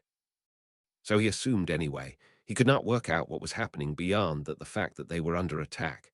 Nevertheless, he would do his duty. He would not allow the line to break. The queen would be protected, and the palace would stand. A large group of men armored strangely, with insectal helmets, came running out and assembled themselves in front of his company. A man in more ornate armor raised his sword to the air and shouted, "For the Empress." His men echoed the words back in a roar and drew their own swords. "Hold, hold!" Gorin gave a young man's soldier a squeeze and continued to pace. Why weren't they charging? Then a pair of women emerged from behind the enemy troops. One in a lightning-paneled dress, the other in a much simpler grey dress on a leash. What in the light? A command was barked. He couldn't hear what, and then, with no warning, lightning struck out of the sky, landing among his men. Once, twice, thrice. The explosions ripped holes in the ranks of his men, left him standing there with his ears ringing and blood trickling down his cheek where a shard of stone had cut him. With another roar, the enemy soldiers charged. His men wavered, glancing at the gaps between them. "Hold, damn you! For the Queen!" He drew his own sword. Jalia watched with satisfaction as her Toli wove. A moment later, the Ebuderi officer's head exploded like an overripe watermelon. His men didn't even wait for the Cinchen to reach them. At that they broke, turning to run only to be cut down by the pursuing Cinchen troops. It was the best day of the week. Olivia was allowed one day where she didn't work, and it was today. More evidence that it was so much better being a servant than being Damin. A Damin who asked for a free day would be punished for having the temerity to even think of it. After spending all her money on the tea shop, she couldn't go back there. Not until next week anyway, and regardless, Gillian was busy today. She didn't always get the same free days as Olivia. However, something Gillian had said had given Olivia an idea. Apparently going walking in the hills outside the city was something that was good to do. Given Gillian had said it, Olivia believed it, and so she was going to do it. It wasn't something she'd thought about before, but it was another thing Damin didn't do, and so she wanted to experience it before she went back. It was a couple of hours later that Olivia found herself tired and sweaty up a hill some distance from the city. She looked back the way she'd come and hesitated. She was feeling the impact of the long walk. Was she getting old? Perhaps it was time for a rest. Damin weren't allowed to sit down and relax, of course. They had to be alert and ready for orders, but she was pretending not to be one, so maybe it would be all right. After a quick look around, she found a suitable-looking tree and went under the shade of its branches before sitting down, leaning against its trunk, looking out over the landscape. It really was beautiful, and it didn't take her long to doze off with a faint smile on her lips. Olivia woke with a start, cringing from the impending punishment. What was she doing here? She couldn't just sit there being useless. Damin were to be useful and ready for orders. Panic gripped her for a moment before she remembered where she was. There were no Suldam here, and no one knew she was Damin. Wildflowers waved in the breeze, insects droned from plant to plant, and the sun was still shining. As her heart slowed back to a more normal pace, Olivia realized something quite fundamental. To be able to sit among the flowers and grass in the sun and take a moment to enjoy them without a Suldam to give her orders was a very fine thing indeed. Chapter 148. So it's war then. Chapter CXI. So it's war then. Alexei paid the man and smiled happily to himself. It wasn't that he was unhappy with the way Taija had forced him into Melin's arms. Quite the opposite, in fact. He'd learnt, rather a lot. But no, he still couldn't put up with the way she'd cackled at his discomfort. Now he just needed to get into her office. Perhaps he could persuade Nynaeve to distract her. Egwene found herself following the fleeing crowd of Ebuderi men and women. Some seemed to have tried to retreat to their homes, but half the city were desperate to get out any way they could. The crowd pressed around her, a desperate wall of people and noise. She wasn't sure whether that was actually a good idea for them or not. She needed to get away from the wards, but they'd just be stuck in the open outside the city walls. It wasn't long before the crowd started to thicken, its movement almost grinding to a stop. She thought the walls were somewhere ahead of them. Were they not letting people out? What was happening? She needed information. Unfortunately, there was none coming, and she was forced to keep moving, hemmed in on all sides by the crowd as it inched its way towards the gates. Helena stood with the other Suldam by the city's northern gate, several a dam draped over her shoulders. Future subjects of the Empress filed out in small groups, each one checked by the one of the group of dammen on the gate. Suddenly, the dammen pointed at a woman wearing a red belt, and without any ceremony she was seized and dragged over. The crowd of civilians muttered darkly at that, reaching for belt knives, but a flash of steel from the troops guarding the dammen quelled them. Her friend Layla got to collar that one. There'd be plenty more Merith dammen to collar. None would escape Ebu Dar. The ever-victorious army was named that not because it won every battle, but because it won every war. It might be defeated, but it learnt from those defeats and came back stronger. The White Tower had taught them the importance of anti-traveling wards. The Merethdammin who had raided the imperial palace had taught them the importance of searching for hidden weaves. No longer did they rely on the natural senses of the dammin to spot Merethdammin. Now the dammin also sliced at potential Merethdammin with the one power to ensure there were no weaves concealing their ability. No one would escape. Hopefully soon they would also have the secret of how to hide their weaves, and the empire would grow even stronger. As she shuffled forward, Egwene decided to try to see if she could break the wards. They didn't look as solid as she'd have expected given their extent. Maybe she could take advantage. She reached out with the power, probing carefully with inverted spirit. It was a slow process.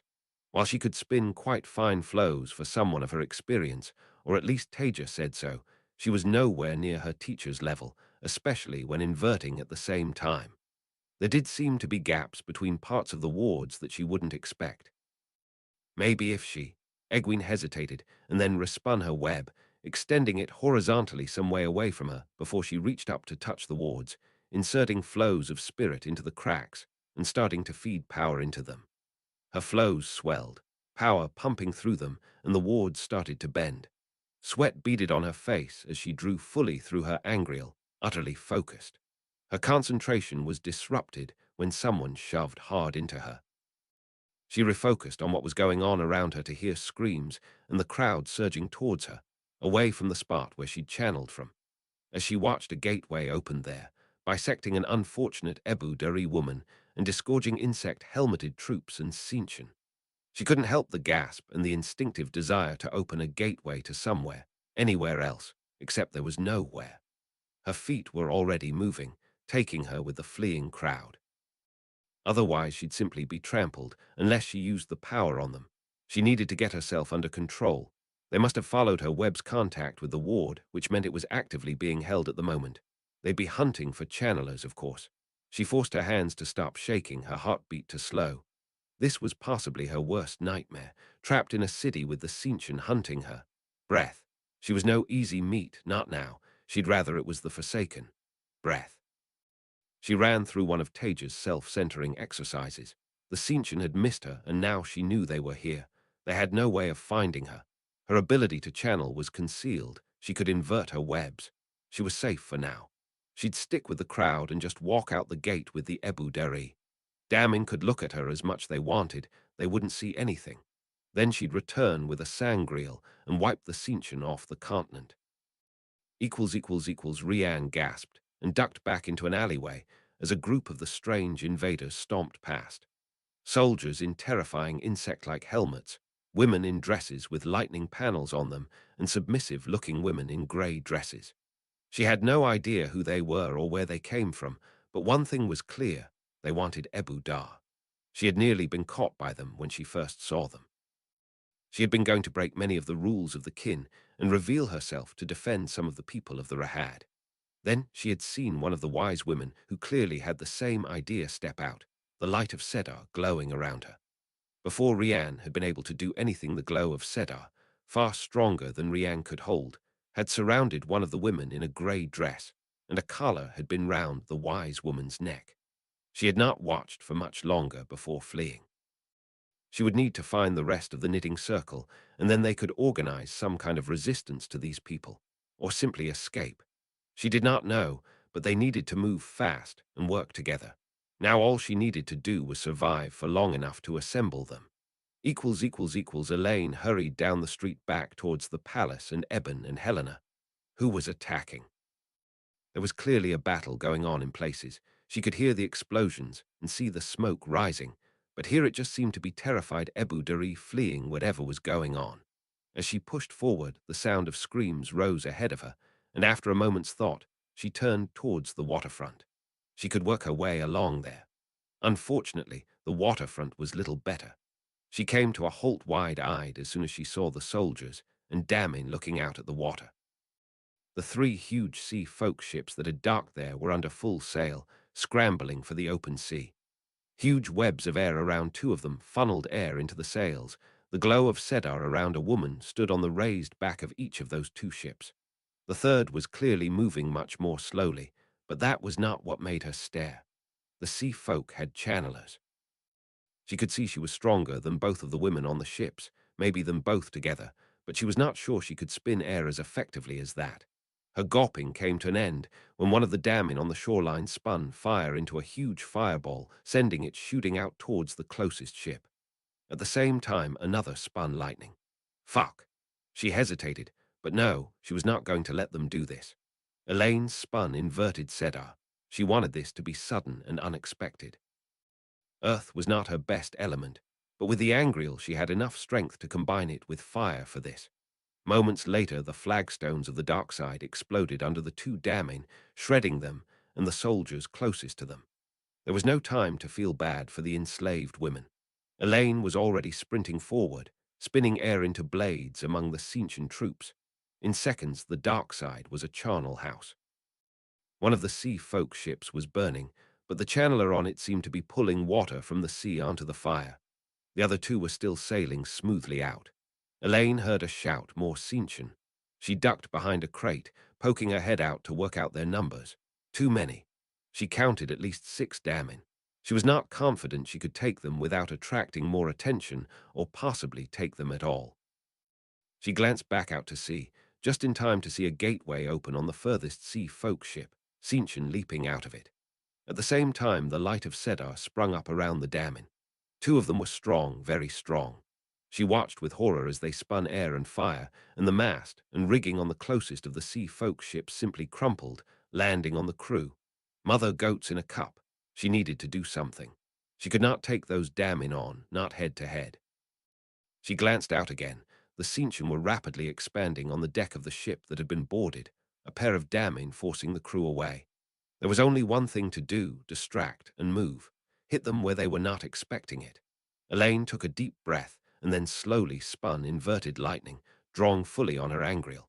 The moment the webs came together, she was already spinning a gateway, uninverted. She stepped out on the roof of a house overlooking the docks. She might not be able to escape the city, but they had not done anything to stop her moving within it. She was not fast enough to fight properly with inverted webs, but now she wanted to be seen. Air, fire, and spirit came together, and a gigantic fireball howled towards the dark side.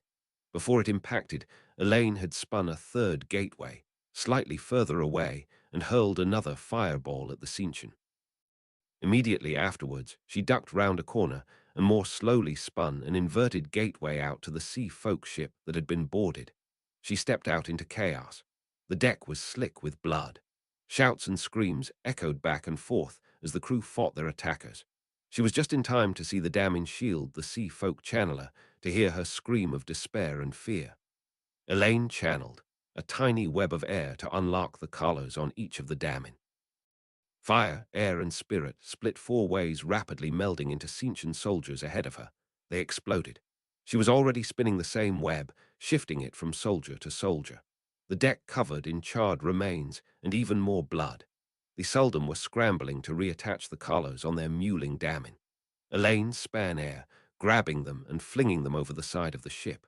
She doubted they would survive and did not particularly care. The surviving sea folk were staring at her in amazed horror, their weapons dangling in their hands. Elaine glanced back at the shore. The Cinchen they would realize what she had done soon enough. She hurried up towards where the channeler stood, and a woman with a huge amount of facial jewelry. If she remembered her lessons correctly, that was a sign of rank. Perhaps the captain. I am Elaine, said I. Come with me if you want to live. An inverted gateway rotated open beside her. Taija was reading some paperwork while Tell waited for her, looking over the maps she had pinned to the wall of her office.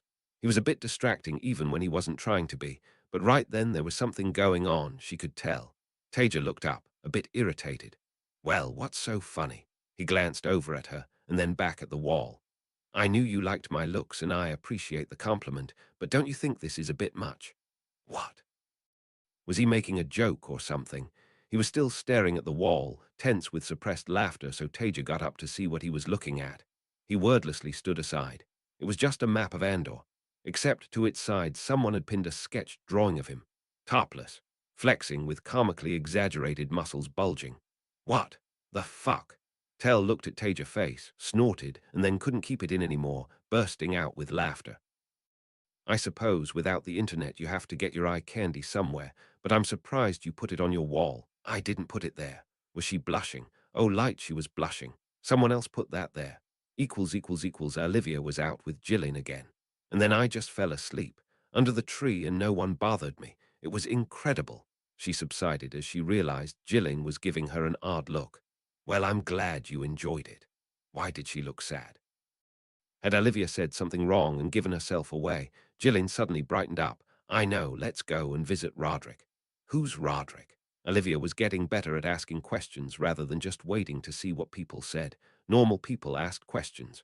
Oh, he's a friend of mine. He runs a shop selling pastries. She noticed Olivia's confused look. Do they not have those where you're from? Olivia shook her head mutely. Well then, we're definitely going to see Roderick. Taija's face was still heated when she left her office after finishing discussing the class allocations with Tell. She found 3 more sketches of Tell, each more flatteringly exaggerated than the last hidden amongst her papers. She was going to find out who did that, and then she'd do something. They'd regret it. Taija continued on her way to her meeting with Megan to discuss what could be done about the Cinchen. She knew the White Tower had been working on interrogation and deprogramming of their leashed and leash holders they captured. Hopefully there'd be actionable intelligence there. As expected, Megan was waiting there for her. Taija hoped she hadn't been waiting long. She might be running a little late after her frantic search of her office for more hidden sketches of Tell. The girls were away. Nynaeve wouldn't find it funny, and none of the aspirants would dare. Cadswain, ridiculous. Alexei, surely not. Maybe Benny. Taija gave her a polite bow. Megan, said I, it's good to see you. Sorry if you've been kept waiting. Taija, said I. She gave a small curtsy. Not at all, I only just reached here. They headed over to one of the hall's reception rooms, making small talk about the rebuilding efforts in the tower. Once they were there, they settled down to business. I'd wanted to discuss what we're going to do about the Cinchen with you. I also have a proposal to discuss. I think that both our organizations could benefit from working together, both to increase our numbers and to improve our ability to coordinate against the Shadow and the Cinchen. I've been thinking about launching raids into Cinchen, and it seems like a good opportunity to work together. Ultimately, I want to leave them in a position where they can't attack us anymore and rescue any captives they've taken from here. Megan paused to think, but then nodded. I can see the benefits. I do not have the authority to agree to this, but I will certainly bring the idea back to the Amulin, and I would be surprised if she or the sitters do not agree. We need to take the initiative back from them after all. Excellent. Now, Taija was cut off by the feeling of a twang in the anti-eavesdropping wards she'd put up. The semi-polite way of indicating to someone behind them that there was something urgent that needed to interrupt their meeting. I'm sorry, Megan. Give me a second. She released the ward and got up to open the door. Yer was standing there, sweat glistening on his face, although he didn't look particularly out of breath. Matt was there behind him. Taija's heart sunk. He gave her a low bow. I see you, Taija, said I. I have returned to tell you. Ebudar is under attack by the Cinchen. They've taken the whole flaming city with leashed. Half the place is bloody well on fire, and burn my soul if half the city isn't trying to flee to the countryside. Where are the others? Trapped inside, Matt answered. After Erringel, Taija was a little surprised he hasn't tried to break his way into the city. Fucksticks, you say they've taken the city? Yer nodded. There was still fighting going on inside, but they controlled the walls. Did anyone get out? I don't think so. Matt that time. We checked one gate and they were letting people out, but they were checking everyone with leashed. The girls might be able to just walk past that, but not if the Cincian had learnt about inverted webs from the tower. This is going to need some kind of response. Yeah, go fetch Tell, Alexei, and Nynaeve. Megan, you'll probably want to tell Siwan. Are there any tower Aes Sedai in Ebudar? We'll probably want to coordinate what we're doing. Taija looked at Matt. What's your plan? Morghese put me in charge of some of the men who have been turned away from the hall. I'm going to collect them and find someone to spin me a gateway back. Oh yes, she'd been vaguely aware that Rand was forming an army in coordination with Morghese. Taija wasn't sure that was how the chain of command worked, but that was between Matt, Morghese, and Rand. Speaking of Rand, he needed to be told too. If the Cincian were invading then, that was definitely a matter for the dragon. Taija was also going to need to have a separate conversation with Tell about strategic strikes. After some of the things he'd told her, she was fairly sure the answer they'd get to would be no, or at least not yet, but it needed to at least be discussed. Hello, Gillian, good to see you. Olivia watched Gillian exchange a hug with the man who'd come out from behind the counter. He was quite tall, a little bit overweight, but not unpleasantly so, and had a cheerful face. And who's this you've brought with you? His eyes landed on Olivia, and he glanced up and down before giving her a big smile. This is my friend Olivia. She's new here. We met when she came to buy some bread. Olivia, this is Roderick. Nice to meet you. She mumbled the words. She wasn't really sure how to speak to men, even Talon. The only people Damien really spoke to were Suldam, and they were all women, obviously. How lovely to meet you, Olivia. Of course you're new here. Otherwise, I'd surely have noticed someone as beautiful as you before. Please come and look at my humble wares. Gillian is too used to them, though I'm going to surprise and delight. Olivia was overwhelmed by his enthusiasm and found herself trailing up the counter behind him. The shelf was covered in things. They looked sort of like bread, but not quite. Some had fruits on them, others nuts, still others something different. What would you like? For you it's on the house. He saw her confused expression. Free. Oh, stop it, you're incorrigible. Gillian gave him an exasperated smile. Did he realize she was damning? Was that why he was offering her things without money? She gave him a tentative smile. At least she could try a pastry before it was all over. Thank you, I would like that one. She pointed at a pastry with a red fruit on it. Of course, one strawberry tart coming right up. Great choice. Olivia was looking nervously around for the Suldam as he handed her the pastry. Still, she took a bite. Then another. Then another. It was delicious. She hadn't tasted anything so sweet before in her life. A woman with a good appetite, I see. Excellent. So tell me, Olivia, where are you from? I'm from Delana. She wasn't really paying attention. She was half looking for the Suldam and half looking at the other pastries. She wondered how much they cost, or if he'd just give her another. Are all the women in Delana as beautiful as you? I don't really remember. Was a collar going to close around her neck any second now? Shivered slightly. She wanted to eat more cheese and pastries first. All right, that's enough, Roderick. Gillian jumped in. It's been a long day and we've got lots we need to do. Come along, Olivia. Olivia was jerked out of her fugue by Gillian grabbing her arm. Oh, thank you, Roderick. She smiled at him as she was gently dragged out of the shop. Did that mean she hadn't been found out? Could she keep pretending to be a real person for a bit longer? Well, that was a bit awkward. Did you not like him? Olivia's attention was drawn back to her friend. Why wouldn't I like him? He seemed nice. Didn't you notice him flirting with you? I don't think he could have been any more obvious if he'd taken off his clothes and danced around you. Wait, he was flirting with her. Was he some kind of pervert? Only perverts tried to do things with Damon. They all knew that. Sometimes a man would come to the kennels if he was important enough, or the Damon wasn't useful enough. She shuddered. And no, I didn't notice. I'm sorry. No, she needed to think this through. Gillian was a good person and she didn't think Roderick was a pervert. Then it came to her. It was obvious. He didn't know she was damning, so he thought he could flirt with her. That was a relief. It made sense. Light Olivia, you really are oblivious sometimes. Gillian laughed. Come on, don't look so disappointed. We can always visit him again sometime if you'd like to. Olivia followed along, thinking quietly. So he wasn't a pervert, that was good. Then she realized. If he wasn't a pervert, just thought she was a real person, then that must mean he thought she was pretty. Why did it feel like her face was heating up? Chapter 149, General Cawthon. Chapter text, Chapter Caesar. General Cawthon Keemlin, Morgase watched young Matrim as he finished speaking. How did her daughter get herself into these messes? Had she been cursed? At least what the boy said suggested that Elaine had not been stupid enough to deliberately stay in Ebu Dar, but rather was prevented from leaving by these Tseentchen. She rose from the lion throne. Andor stands with the dragon reborn, and Altara against these Tseentchen. Lord Matrim, you shall have 5,000 men. I charge you to throw them back into the sea in the name of the lion throne. Rescue my heir, and bring her home safely to me. You may go with my blessing. Of course, more troops would follow. Matrim bowed deeply with a flourish.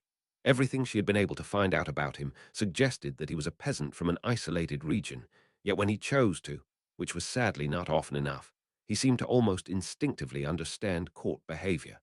If only Gareth was not still sulking at his estate. No, that was not fair. He had been very poorly treated. She could not blame him for not wishing to return. However, she could have done with his leadership of her armies. If she had not had utterly glowing reports on Matrim's management of the soldiers she had assigned to him, there would have been no way that she would have allowed him to be in command of so many of her troops. Well, those reports, and some deep suspicions about him. It was most of what Andor could rapidly deploy, and she would very much rather have had Gareth in command. However, there was no point crying over spilt milk. She wanted Elaine free, and she did not want these Tseentchen to have the slightest foothold on the continent.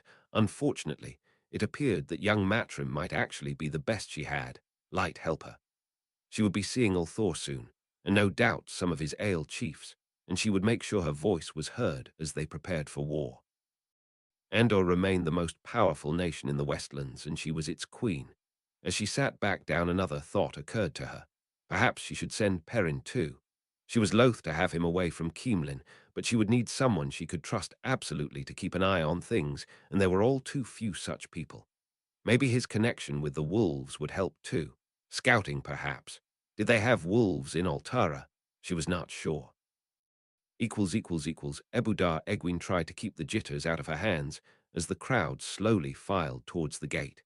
She could see soldiers on the walls, and in front of the gates was a gaggle of Tseentchen checking everyone before they let them out in dribs and drabs. Worse, there were several damning among them, the glow of Sedar highlighting them to her eyes. That would have been all right. She could simply walk past them under her inverted webs, as long as she could keep herself under control anyway. However, as she got closer, she saw that they were spinning something at each of the people coming towards the gate, slicing webs. She couldn't quite see well enough, but what else would it be? They were ready for her. Again, Egwene forced herself to breath. She was Aes Sedai, not a scared novice needing to be rescued by Taija.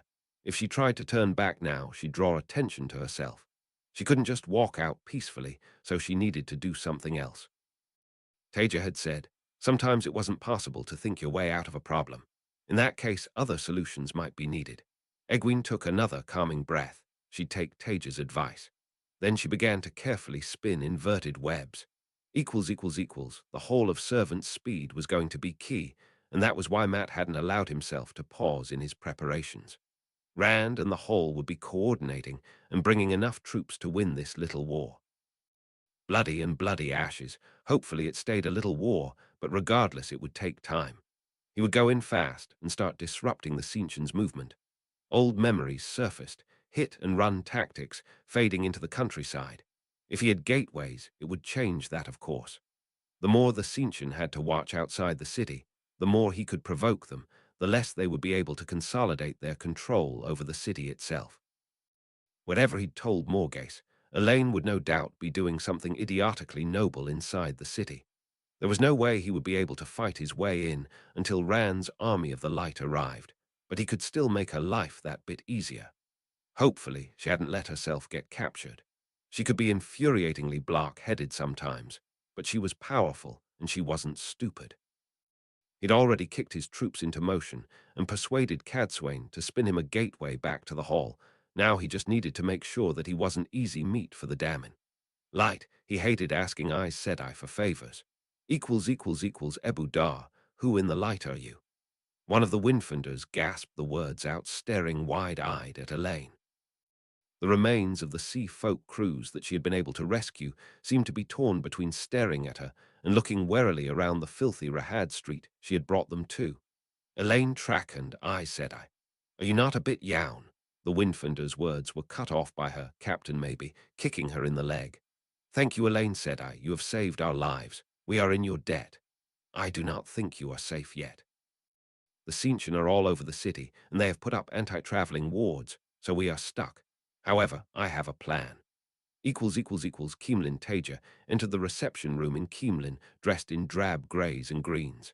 At a first glance, she'd have looked like a farmer if she was walking the streets of the city, but the colors let her blend in against greenery or stone. Tel was with her, dressed similarly. She'd left Nynaeve and Alexei haranguing the hall into some semblance of organization. Some of the full Aes Sedai would need to stay behind to keep on teaching, and to make sure that the Forsaken couldn't take advantage of the distraction to make their own strike on the hall. For now Taija had decided to leave them the three most obvious of the White Tower's sangreal. Calendor could come campaigning, along with the various angreals she'd stolen from the tower and the most discreet of the sangreal, a thick belt of a very light silvery metal that fortunately could be worn under clothing. It wasn't long before Siwan arrived, dressed in a fine but practical dress flanked by a pair of Aes Sedai. Then Morghese and finally Rand with Amy's, Ruark, Bale and Min. At least she and Rand still seemed to be together. Taija was going to let Tel do most of the talking. She'd come as the first among servants, standing for the hall, but he was the proper military strategist. She was just good at blowing things up. Once everyone was there, and servants had provided refreshments, the discussions started. Fortunately, they were all on the same page. The Cinchen needed to be thrown back into the sea and beaten so badly that they didn't dare set foot on the continent again. They were an existential threat to the hall and the tower. The dedicated didn't feel threatened by them, but the wise ones were less than happy at the Cinchen leashing channelers. Morghese was livid because her daughter was in danger. Then there was Rand. He seemed almost more angry with them for taking away from his efforts at uniting the world for the last battle. It was Ard, not the boy she knew, more Luz Thurin-esque. She needed to check in on what Nynaeve had been doing with her attempts at healing the madness. If she could heal Severing, then surely she could do something about that. Ebudar Egwene watched the slicing web go through a man a couple of spans ahead of her. The crowd shuffled forward as he was allowed past. A deep breath, inverted air spun over her ears, no time for fear. The damning spun spirit and fire into a slicing web. Egwene breathed out, shut her eyes and spun spirit, air and fire. She heard the thunderous detonations, felt the wave of heat from the walls, saw the flash of light through her eyelids. Then her eyes were open and she was moving. She wouldn't let them have her. Never again. She shoved the stunned people ahead of her out the way with air hard. It would hurt, but they'd survive. For damning, no point appealing to them. They'd be well and truly broken. However, they were blinking frantically, utterly disoriented. Egwene was running. She spun spirit, shielded the weakest of them, tied it off. Air slammed a Damin and her Suldam aside. The strongest of them was recovering. She was very strong. Egwene drew on her angreal, spun earth and fire under the woman's feet. She could have regressed later. The soldiers on the walls were no longer a threat, but the gates slammed closed ahead of her on webs of air. More damning outside the walls. She ignored the bloody smears that had been the people in the gateway when it had closed. She had to, and spun air and spirit, reaching for the two closest Damin's collars. Her webs were sliced, but the distraction worked.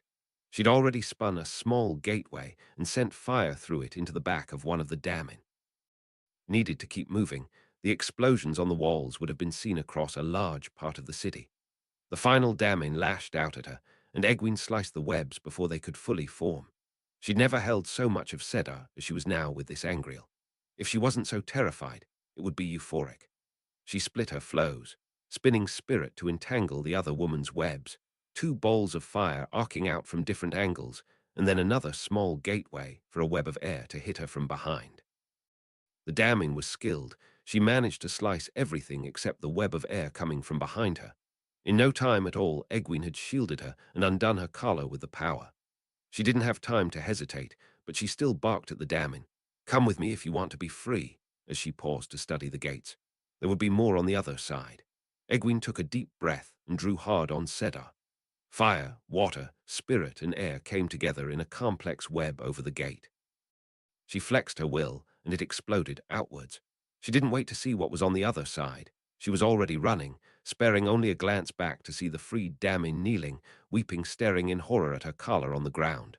That was enough to make her hesitate, especially when she saw the carnage she'd inflicted on the Cincian who'd been waiting on the other side. They wouldn't be slowing her down. She'd already killed several Damin. Innocent women broken and forced to fight. Like she would have been if not for Taija. She couldn't save them all, but Egwene skidded to a stop, spun air and grabbed the Damin with air, pulling her after her and tying off her shield. Two of the Suldam inside the walls were still alive. Her mind went back to her time in Falme again and the way it had ended. She spun air, razor sharp. They wouldn't trouble a Damin ever again.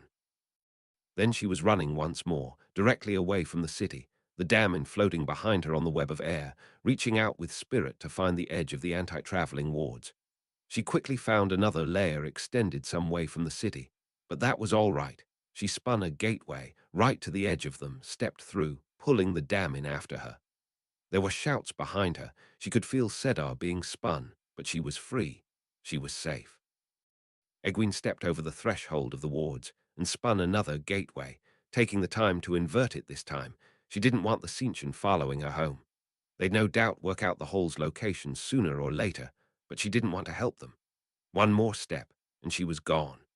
The Hall of Servants Verin was easier to find than Matt had expected. She was sitting outside with Alana watching some of the hall's initiates training under. He didn't recognize the woman. An aspirant, he thought. Verin Sedai, if I might take a moment of your time. He gave her a low bow with a suitable flourish. Ah, Matrim, what can I do for you? He looked around to make sure no one other than Alana was close enough to hear. Burn him if he wanted anyone else to hear this. Burn him for needing to ask favors from bloody Aes Sedai. You've heard about the Cincian invasion, she nodded. Of course you have. I'm leaving for Ebudar tomorrow with 5,000 troops. I know the hall's mobilizing, but Rand's forces will be slower and I want to move fast. I wanted to ask you to come with me. Verin blinked owlishly. Me? Goodness, why me? Because she was one of the few bloody channelers who wouldn't be tied up in orders from either Taija, Rand, or Siwan, and so could come now. I need to move fast, and I would value your knowledge and resources. Yours and Alana's.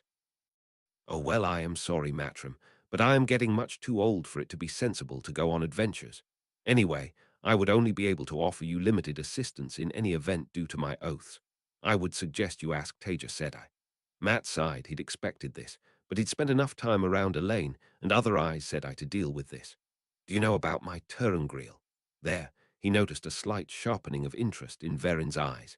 I am not entirely sure what you are talking about. And Aes Sedai answer. Of course she bloody knew, but he could play the game. I have a Turngriel that will almost instantly heal any wounds the wearer suffers.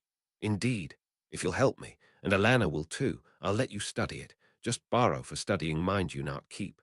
Burn him, why did he need to make offers like this? An intriguing offer. Still, you wouldn't need to fight directly. What I need is movement. Someone to help me move around and to block the worst of the Damin's attacks. Not to attack them themselves. Think of the opportunity to study the newest battle techniques, see history as it's being made, the opportunity to serve the light. He had one more trump card to offer them, but it was one he really didn't want to reveal. Elaine knew some of it anyway. That was one person too many as far as he was concerned. Well, when you put it that way, I suppose we could come to an arrangement. Matt very carefully didn't sag with relief. He wouldn't have to offer to share his past lives with the knowledge-obsessed Brown.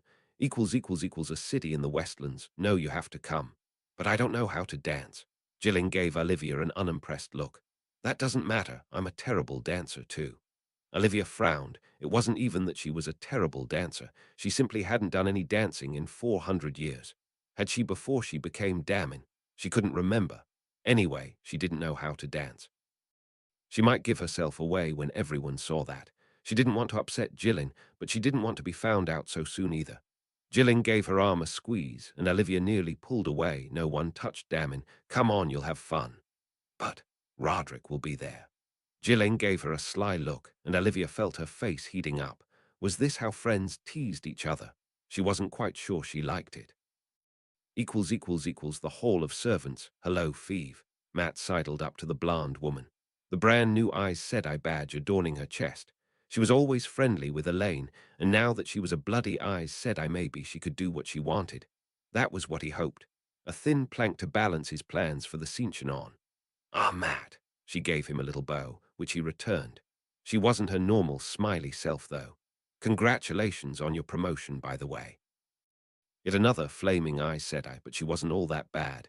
To be fair, most of the Hall's lot were tolerable. Feeve was clearly some kind of nobility, though.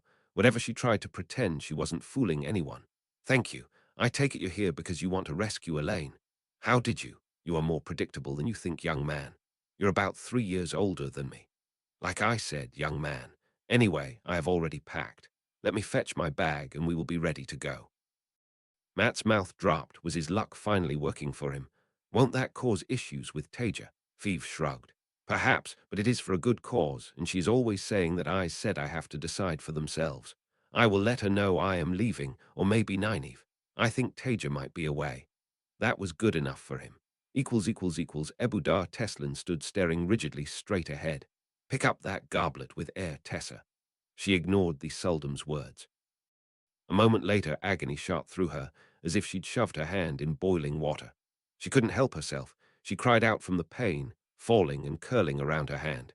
Pick up that goblet, Tessa. If you do that for me, then you can have a sweet. With a stifled sob, she fixed her eyes ahead of her and did not answer. The Hall of Servants. It was easy enough to find, yeah. Inevitably, once the ale man had fetched the people he'd been told to, he'd gone and done something useful. Far too strong a sense of duty, you wouldn't catch Matt looking for extra work. In this case, it seemed to be overseeing the young ale initiates that had been filtering into the hall instead of doing something sensible like having a rest or running for his life. Yer turned to face Matt before he reached him. I see you, Matt Cawthon. Yeah. Matt gave him a nod and cast a critical eye over the young ale men who were doing. He had no idea what. He couldn't see anything. Something unpleasant with Sedin, no doubt. He suppressed a shudder. I'm going back to Ebudar. Morghese has given me 5,000 men and cut him off. I will be accompanying you, of course. Elaine Sedai is in the city and you will wish to save your near wife. She's not he choked off his words. You know what, fine, thank you, yeah. Was near wife even something the ale said, or had just made it up? Burn him, but he didn't understand the ale's sense of humor. Yer's face was certainly no help. It could have been carved from stone. Yer nodded, and then turned his attention back to the ale initiates. You. He started pointing to some of them. You will accompany me to dance with these Cinchen. This was more than Matt could ever have hoped for, but hating himself for it, he decided he had to say something. Yer wasn't even Aes Sedai, and some of those ale men were more like ale boys. Are you sure you should be doing that, Yer? I know Taija is very clear about not having initiates sent out to battle. Yer gave him an unimpressed look. We have been allowed to live by the grace of the Creator and the efforts of the Karakan and Taija Sedai. We are initiates of the Hall, yes, but we are also the spear of the light, not wetlanders to be coddled. Well, that settled that then. Mad men, the lot of them. Ebudar Elaine winced as she saw one of the red-belted women be shielded and grabbed, the collar going round her neck moments later. There were patrols all over the city, hunting for what the Cinchen called Merethdammin. With roughly 300,000 people living in Ebudar, she dreaded to think how many they might find. This time, though, she turned back to the sea folk who were with her. Head back to our hideout, and I will meet you there. She did not give them the chance to protest, immediately walking out of the alley, keeping her head down and doing her best to look unassuming. As she got closer, she spun inverted Sedar. Nothing too dramatic. She did not want to have half the dammin in the city descending on her. Elaine let loose, collars around the two dammin, and the wise woman snapped open. Moments later, the Suldan were guttering, screaming torches. The soldiers were brave. They drew swords and leveled spears, frantically looking around for their attacker. She did not give them time to find her. Elaine spun air, a razor-sharp blade of it slicing them apart as fast as she could move it between them. Then she ended the three Suldans suffering too. Seconds later, she was helping the wise woman to her feet. I will answer your questions later. For now, we need to run. Then she hesitated, looking down at the silvery collar on the ground where the burning Suldam had dropped it. She had not even had the chance to put it on her wrist. After a moment, Elaine picked it up. Near Keemlin, Matt sat on his horse in grassland outside Keemlin, looking over his force. 5,000 soldiers plus camp followers, of course, a mixture of pikes and crossbowmen, with supporting elements of light cavalry and a unit of the new weapons. Morgase had been generous. Of course she had been. It was her daughter in question. Light burned his stupid heart for putting him in this position. There was a rider galloping towards them. Was that someone coming? It didn't matter. He wasn't delaying any further. He turned to "Yeah, if you would." He gave Matt a nod, and then a huge gateway opened in front of the troops. Him, Feeve, Verin, Alana, and the strongest of the Ale initiates linked together. There was a lot of strength there. He watched as his troops started to move. At their front rode the 3 banner men. One with the rampant white lion on red of Andor, one with Rand and the light's old Aes Sedai symbol, and one with his own personal banner. The troops started to file through the gateway, and the rider approached. If they were coming to tell him to stop, he might have to consider drastic measures. Perrin reined up his horse as reached Matt. Light he'd ridden fast, his horse was practically foaming at the mouth. Still, it was nice to be away from the big city, although no doubt he'd be missing Morgase soon. Perrin, what are you doing here? They clasped hands. I couldn't leave you to rescue Elaine by yourself. Matt grinned at him. Morgase sent you to keep an eye on me, didn't she? Perrin shrugged. And it's good to have you here. Ebu Dar Rian sat with the only 3 members of the knitting circle that had been able to make their way to the circle's headquarters. Thankfully, these Tzeentch, for that is what they called themselves, had not yet found it. If the Creator smiled on them, that situation would continue. It had quickly become clear that the Tzeentch were hunting women with red belts and putting those light-forsaken collars on them. Not that any of the remaining 3 members of the kin would be stupid enough to wear the belt anymore, but the Tzeentch had other ways of finding them. Their collared women would simply look and point out channelers, as if they were eager to have them join them in their slavery. Rian had looked at getting out of the city, but there were more of those collared women at the gates. Docks were heavily occupied by still further Tzeentch with huge, oddly shaped ships bringing ever more of them to shore before turning back out to sea. It was clear that they were trapped in the city with no escape, at least for now. Still, the kin were good at hiding. They had stayed hidden from the Aes Sedai for centuries. Beyond that, she did not know what to do. She had to keep a good face up, though. She was the eldest. They were relying on her. We will need to. She was cut off by the sound of banging on the door. She had to resist the urge to grab for Sedar. The Tzeentch, if it was them, would surely feel it if she did. A warning look kept the rest of the knitting circle, what was left of it, from embracing the source too. Answer it, whoever it is. Try to get rid of them, but do not arouse their suspicion. Go, quickly, she hissed at Mara, the housekeeper. She could not channel. Hopefully she would be safe. She heard the front door open and the sound of muffled voices, then a squawk of protest from the housekeeper. Couple of seconds later, one of the girls she had turned away, so recently, swept into the room, nose turned into the air, followed by a pair of dark-skinned sea folk women of all people. She was wearing far rougher clothing than when she had been pretending to be Aes Sedai, but she still looked like she thought she was heir to a throne. You again. Rian got herself under control. However irritating the girl might be, this was not the time to be turning a channeler away. She would not leave anyone to these Tzeentch. She forced herself to moderate her tone. Have you come to us for help, girl? Hard blue eyes met hers without flinching, and Rian absently noted that she could not feel the ability to channel in the girl. I think in these times it is worth putting aside our differences in the face of a greater enemy. I shall not insist on you referring to me as Elaine Sedai, and you will not call me girl. Is that acceptable? Rian met her eyes. She was the eldest of the knitting circle. She had put women 3 times this girl's age over her knee.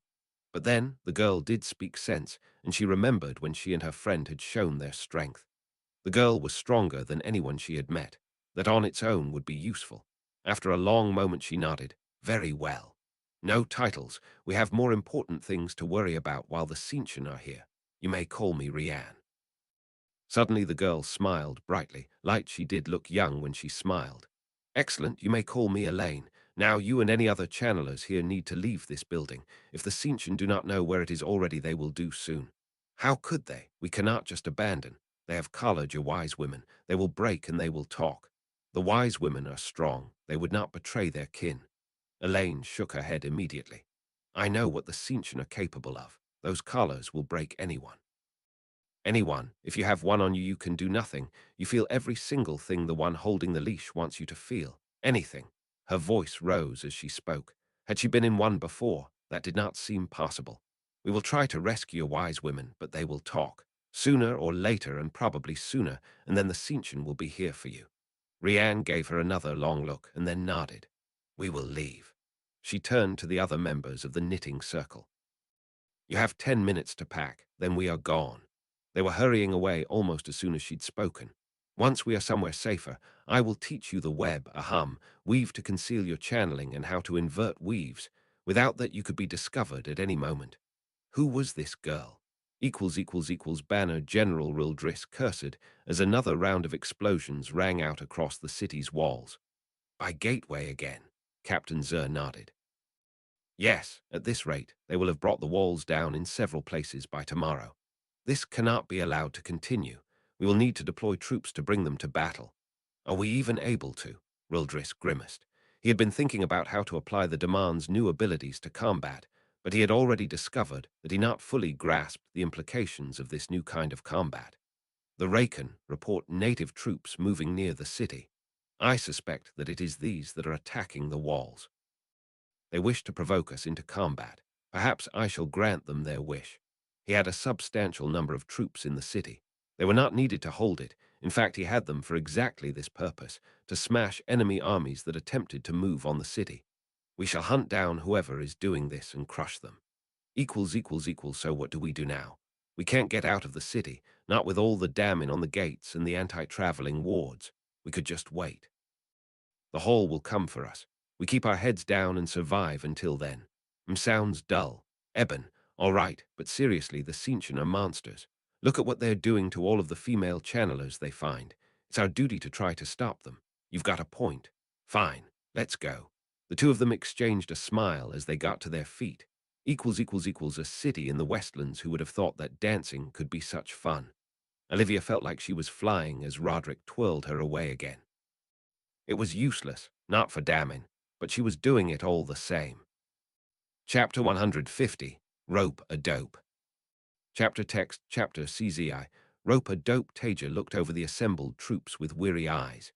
It had been a lot of work, coordinating everyone, getting the hall organized and strategizing with the other commanders. At the same time, she was loath to neglect the teaching and recruitment aspects of the hall. She'd already decided before that she needed to focus on its development, both for a future after the last battle and also for the last battle itself. That didn't change with the Cinchen attack. Tell had said the Cinchen Empire had huge resources. Taija had precisely 13 real Aes Sedai. The hall needed to keep growing. There was no point in beating the Cinchen in every battle if simple attrition meant that eventually she had no one left to fight them with. Her mind went on to other problems. Food seemed to be spoiling at a worryingly high rate. The hall would likely be fine. It had plenty of resources and plenty of channelers, but she needed to think about what it could do to help others. Really, she should have just disappeared into the mountains for a peaceful life when she had the chance.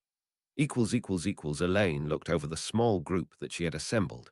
It was a risk for them all to be in one place, but that was where the kin were key.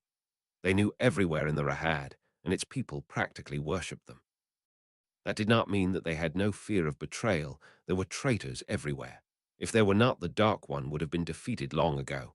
However, for now the Cinchen feared to go into the Rahad unless there were several of them together. Then they were just met with sullen faces. If they came in ones and twos, they did not come out again. Well done, everyone. You have picked up the webs very well. They were a bit slow, if she was honest, but praise was important if you wanted loyalty. She had been thinking, what would Taija do in this situation? She would try to help, of course, that was obvious, but how? Now that we have them, it is time to start to hit back at the invaders.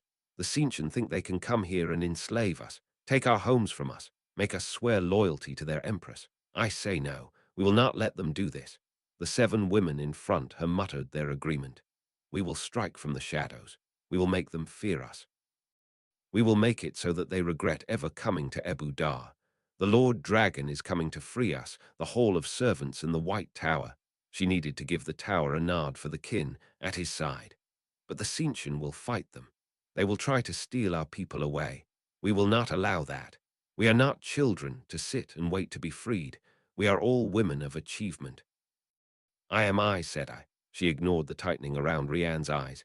You have sailed the seas and achieved positions of honor among your people. She glanced at the two windfinders before turning her eyes to the kin. And you have achieved positions of respect so great that half the men of the Rahad would rather die than see you harmed. An exaggeration, but surprisingly close to the truth. We will make the Tseentchen leave us in peace. And then, when the Tseentchen are scared, we will strike even harder. The Lord Dragon will not find us waiting for rescue, but ready to fight at his side. These women were not the sort to cheer or show much emotion, but Elaine was satisfied with the firm nods and determined looks on their faces. It was becoming too difficult for Matt to launch his gateway attacks on the city. However, they'd done their job and provoked the Tseentchen. That much was clear, but now after a couple of weeks, the wards had been extended further away from its walls, and the countryside around it swarmed with Tseentchen soldiers. Much as he hated the idea of using himself as bait, that was what Matt wanted. Every Tseentchen soldier looking for him was one that wasn't holding the city, and therefore one that wasn't hunting for Egwene. Matt surveyed the rolling hills through his telescope. He'd certainly kicked up a hornet's nest in Ebu Dar. His scouts were reporting several columns of Tseentchen troops in the area, hunting him, he had to assume. The last thing he wanted was a direct confrontation with the Tseentchen, but there wasn't much he could bloody well do about it. Their general was no fool, that had already become clear, but in a way that was good. It would make him more predictable. That ridgeline there, that was where Matt would have placed his scouts, and then he'd bring the main force marching down the hill from that side there. The decisive movement, he closed his telescope. I want 4 squadrons of infantry heading down there.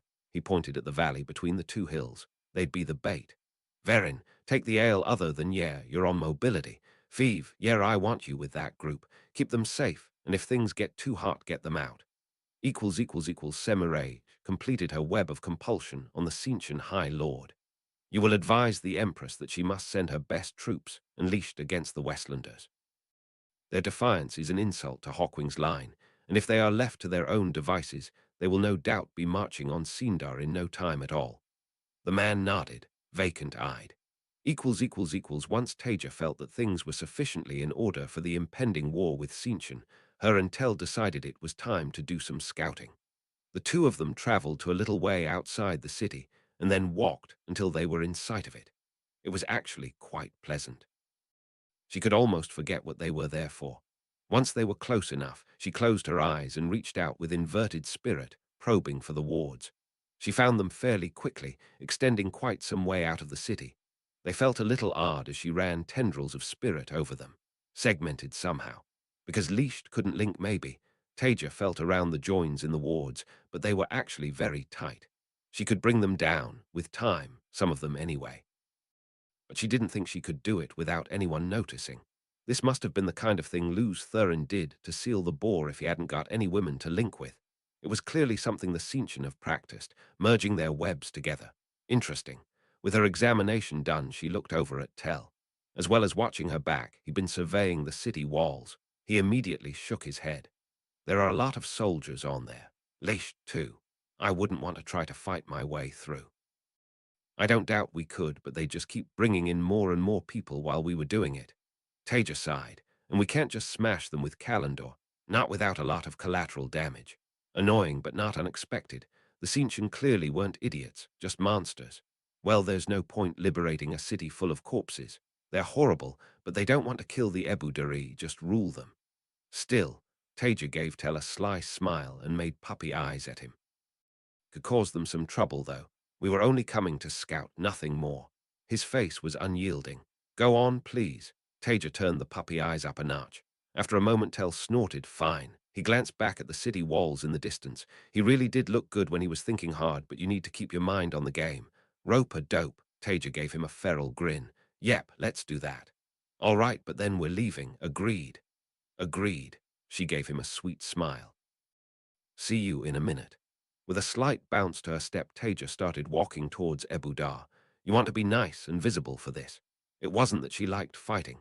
She didn't. If she could lived in peace for the rest of her life, she'd have been delighted. However, she really did despise the Sintian. Taija could still remember every detail of when she fought them in Falme. The way Egwene had sobbed against her when she'd freed her. Nynaeve's face and body language screaming of a pain she'd never talk about. Taija reached what she'd decided was a suitable distance from the city walls, just outside the edge of the anti-traveling wards, and untied the web that hid when she was holding Sedar, carefully moderating the flow through her to match roughly what Moiraine could safely hold. Then she spun a trio of fireballs and sent them arcing away towards the city walls. One of them unraveled in midair, but two of them hit with deep thumps, flashing into light as they each wiped a small group of Sintian soldiers off the wall. Taija paused for a couple of seconds to give them time to start to react, and then spun the same three fireballs again, this time directing all of them at the leashed who undid the first one. This time the woman managed to slice all three of them. Not too shabby, although Taija was hardly trying, even given the limited amount of Sedar she was using. Then came her retaliation, a rather faster-moving fireball and something into the sky. Ah yes, lightning. That was fine by Taija. She started running, flailing around with spirit. The lightning she diverted so that it looked like a very near miss, and the fireball she sliced at the last second. Hopefully that looked more like luck than skill. Taija staggered and bent over before straightening up and weaving the same three fireballs, but a bit slower. A shield stretched out and bounced off her connection to Sedar. Nope, she didn't even bother slicing it. She was trying to sell incompetence anyway. Moments later, fire and lightning were exploding around her, held off by a quickly spun inverted sphere of invulnerability. Taija let the web go almost immediately and dramatically collapsed her hands and knees, chest heaving before starting to crawl away from the city. As Taija had expected, they stopped trying to kill her with that. With false reluctance, Taija hauled herself to her feet and started half staggering, half running away from the city. She only had to stumble along for a couple of minutes before she felt Sedar not far behind her. Taija turned, widening her eyes in fear as a gateway opened just inside the wards and Sintian came hurrying out. Perhaps 20 soldiers and 8 leashed. Quite a lot for a battered, half-drained channeler who'd already lost a one-on-one fight. They were coming running towards her and Taija staggered backwards, still holding the power but pretending to be frozen by indecision and unable to focus enough to actually channel. Stop running, and no one will hurt you. There is no need to fight. The Sintian leash holder had a kind, gentle voice. Taija wondered how many women had been lured into the collar by her. Still, it seemed like as good a time as any to stop backing off. She was going to fall over something if she wasn't careful anyway. Taija ducked her head, holding her hands out in front of her, palms facing them. I'm sorry. Please don't hurt me. The leash holder who spoke before came forward by herself, speaking soothingly. Do not worry, no one is going to hurt you. It will all be all right. Her soft voice washed over Taija as she came closer. Taija respun the web to hide her channeling, inverted of course, and one of the leashed spoke up, still managing to sound quiet and submissive at the same time. Sickening. Let's release the source. Where was Tell anyway? Good, very good, my dear. We do not need to be enemies. I will not hurt you. The leash holder had one of their vile leashes in her hand. When the woman got to about 2 meters from Taija, she decided that was far enough. She didn't bother replying to her. Instead, Taija spun air into a razor-sharp web and bisected her diagonally. Before the two halves had even started to separate, she was already spinning more webs, drawing fully on her angriel. The strongest of the leashed was slammed off her feet by inverted air. It wouldn't kill her, hopefully. Taija opened 2 small gateways and sent webs of air and earth through them, surrounding the faces of another 2 leashed and immediately tying them off. All that happened as she sprung sideways, moving herself offline. Fire blasted through the space she was in, but they weren't keeping up with her. Taija spun a gateway, stepped through it. Almost absently, she diverted some of her strength into the sky, bringing down lightning in the middle of the Sintian soldiers. Fire and earth came together, and the ground exploded underneath her leashed and her leash holder. Taija didn't think it was enough to kill her. She hoped not. Air flashed towards her, and Taija leant out of the way, conscious of how it gouged a furrow in the earth. Her own web smashed the leash straight into her leash holder. The first leash she hit was staggering to her feet, and Taija slammed a shield in place. It was easy. She was barely holding Sedai. With that tied off, there were only 3 combat-capable leashed left. One of them started to spin a gateway, and Taija effortlessly sliced it before opening her own. The other end of it, as much as gateways had ends, opened in one of the surviving soldiers who was watching open-mouthed, and then Taija was through, seeming to step out of his body. 2 leashed left. She tried to undo the collar on one of them, but the leash sliced her web. Desperate fear in her eyes. Fuck the cinchen. For a brief moment, Taija grappled with her flows, matching them with her own. Then she broke through, and the woman was trussed up in air, her vision occluded. One more. Taija turned her attention towards the last one to see her sprinting away, stumbling along as the leash holder tugged at the collar to try to force her to run faster. That came to an end when Tell faded into sight in front of them, and they seemed to freeze mid-run. Well, at least he'd bothered to show up. He swaggered over. He did swagger well, Taija had to admit, and raised an eyebrow. Not bad work. She gave him an unimpressed look. And where the fuck were you? You seem to be handling it pretty well. He grinned. And you look so hot when you get going. Taija heard a groan from one of the leashed. Not now. We have prisoners to deal with. You can tell me about how hot I look later. High Lord Finan scowled down at the kneeling general. So you are telling me that one Merethdamane attacked the city walls, lost a duel with a Damin, started to run, and then when a party of 8 Damin was sent after her turned round and stole them all. He kept his voice level. In his experience, that was far more intimidating than any ranting or raving. That is correct, High Lord, although some reports also mention a man being there. It is not clear whether he was involved. A man. It was ceaseless excuses now. The failures of the Empress troops here were worse than shameful. They also reflected badly on him. The operation had gone perfectly at first, but now more and more was going wrong. If he did not get things under control, he would have to make a personal apology to the Empress. May she live forever. He doubted he would survive that. The Merethdamane resistance in the Rahad only seemed to be growing. There never seemed to be any witnesses to attacks, but they must have been Merethdamane. No one else could have defeated so many Damin, and the viciousness that they showed to Suldam was worrying. The main city was better, at least that was largely quiet and under control. However, things outside the city were not going well either. Whoever the commander of the forces harrying the city was, he must have been one of the greatest generals on this continent. Certainly, he seemed to be able to make a fool of anyone that Finan sent after him. As far as they could tell, he did not even have many troops.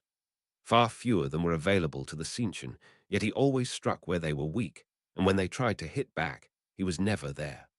Already the common troops were calling him the fox for his cunning. Now this latest Merethdamane outrage, it was too much. He would have to choose between asking for reinforcements or risking defeat. Neither was a palatable option.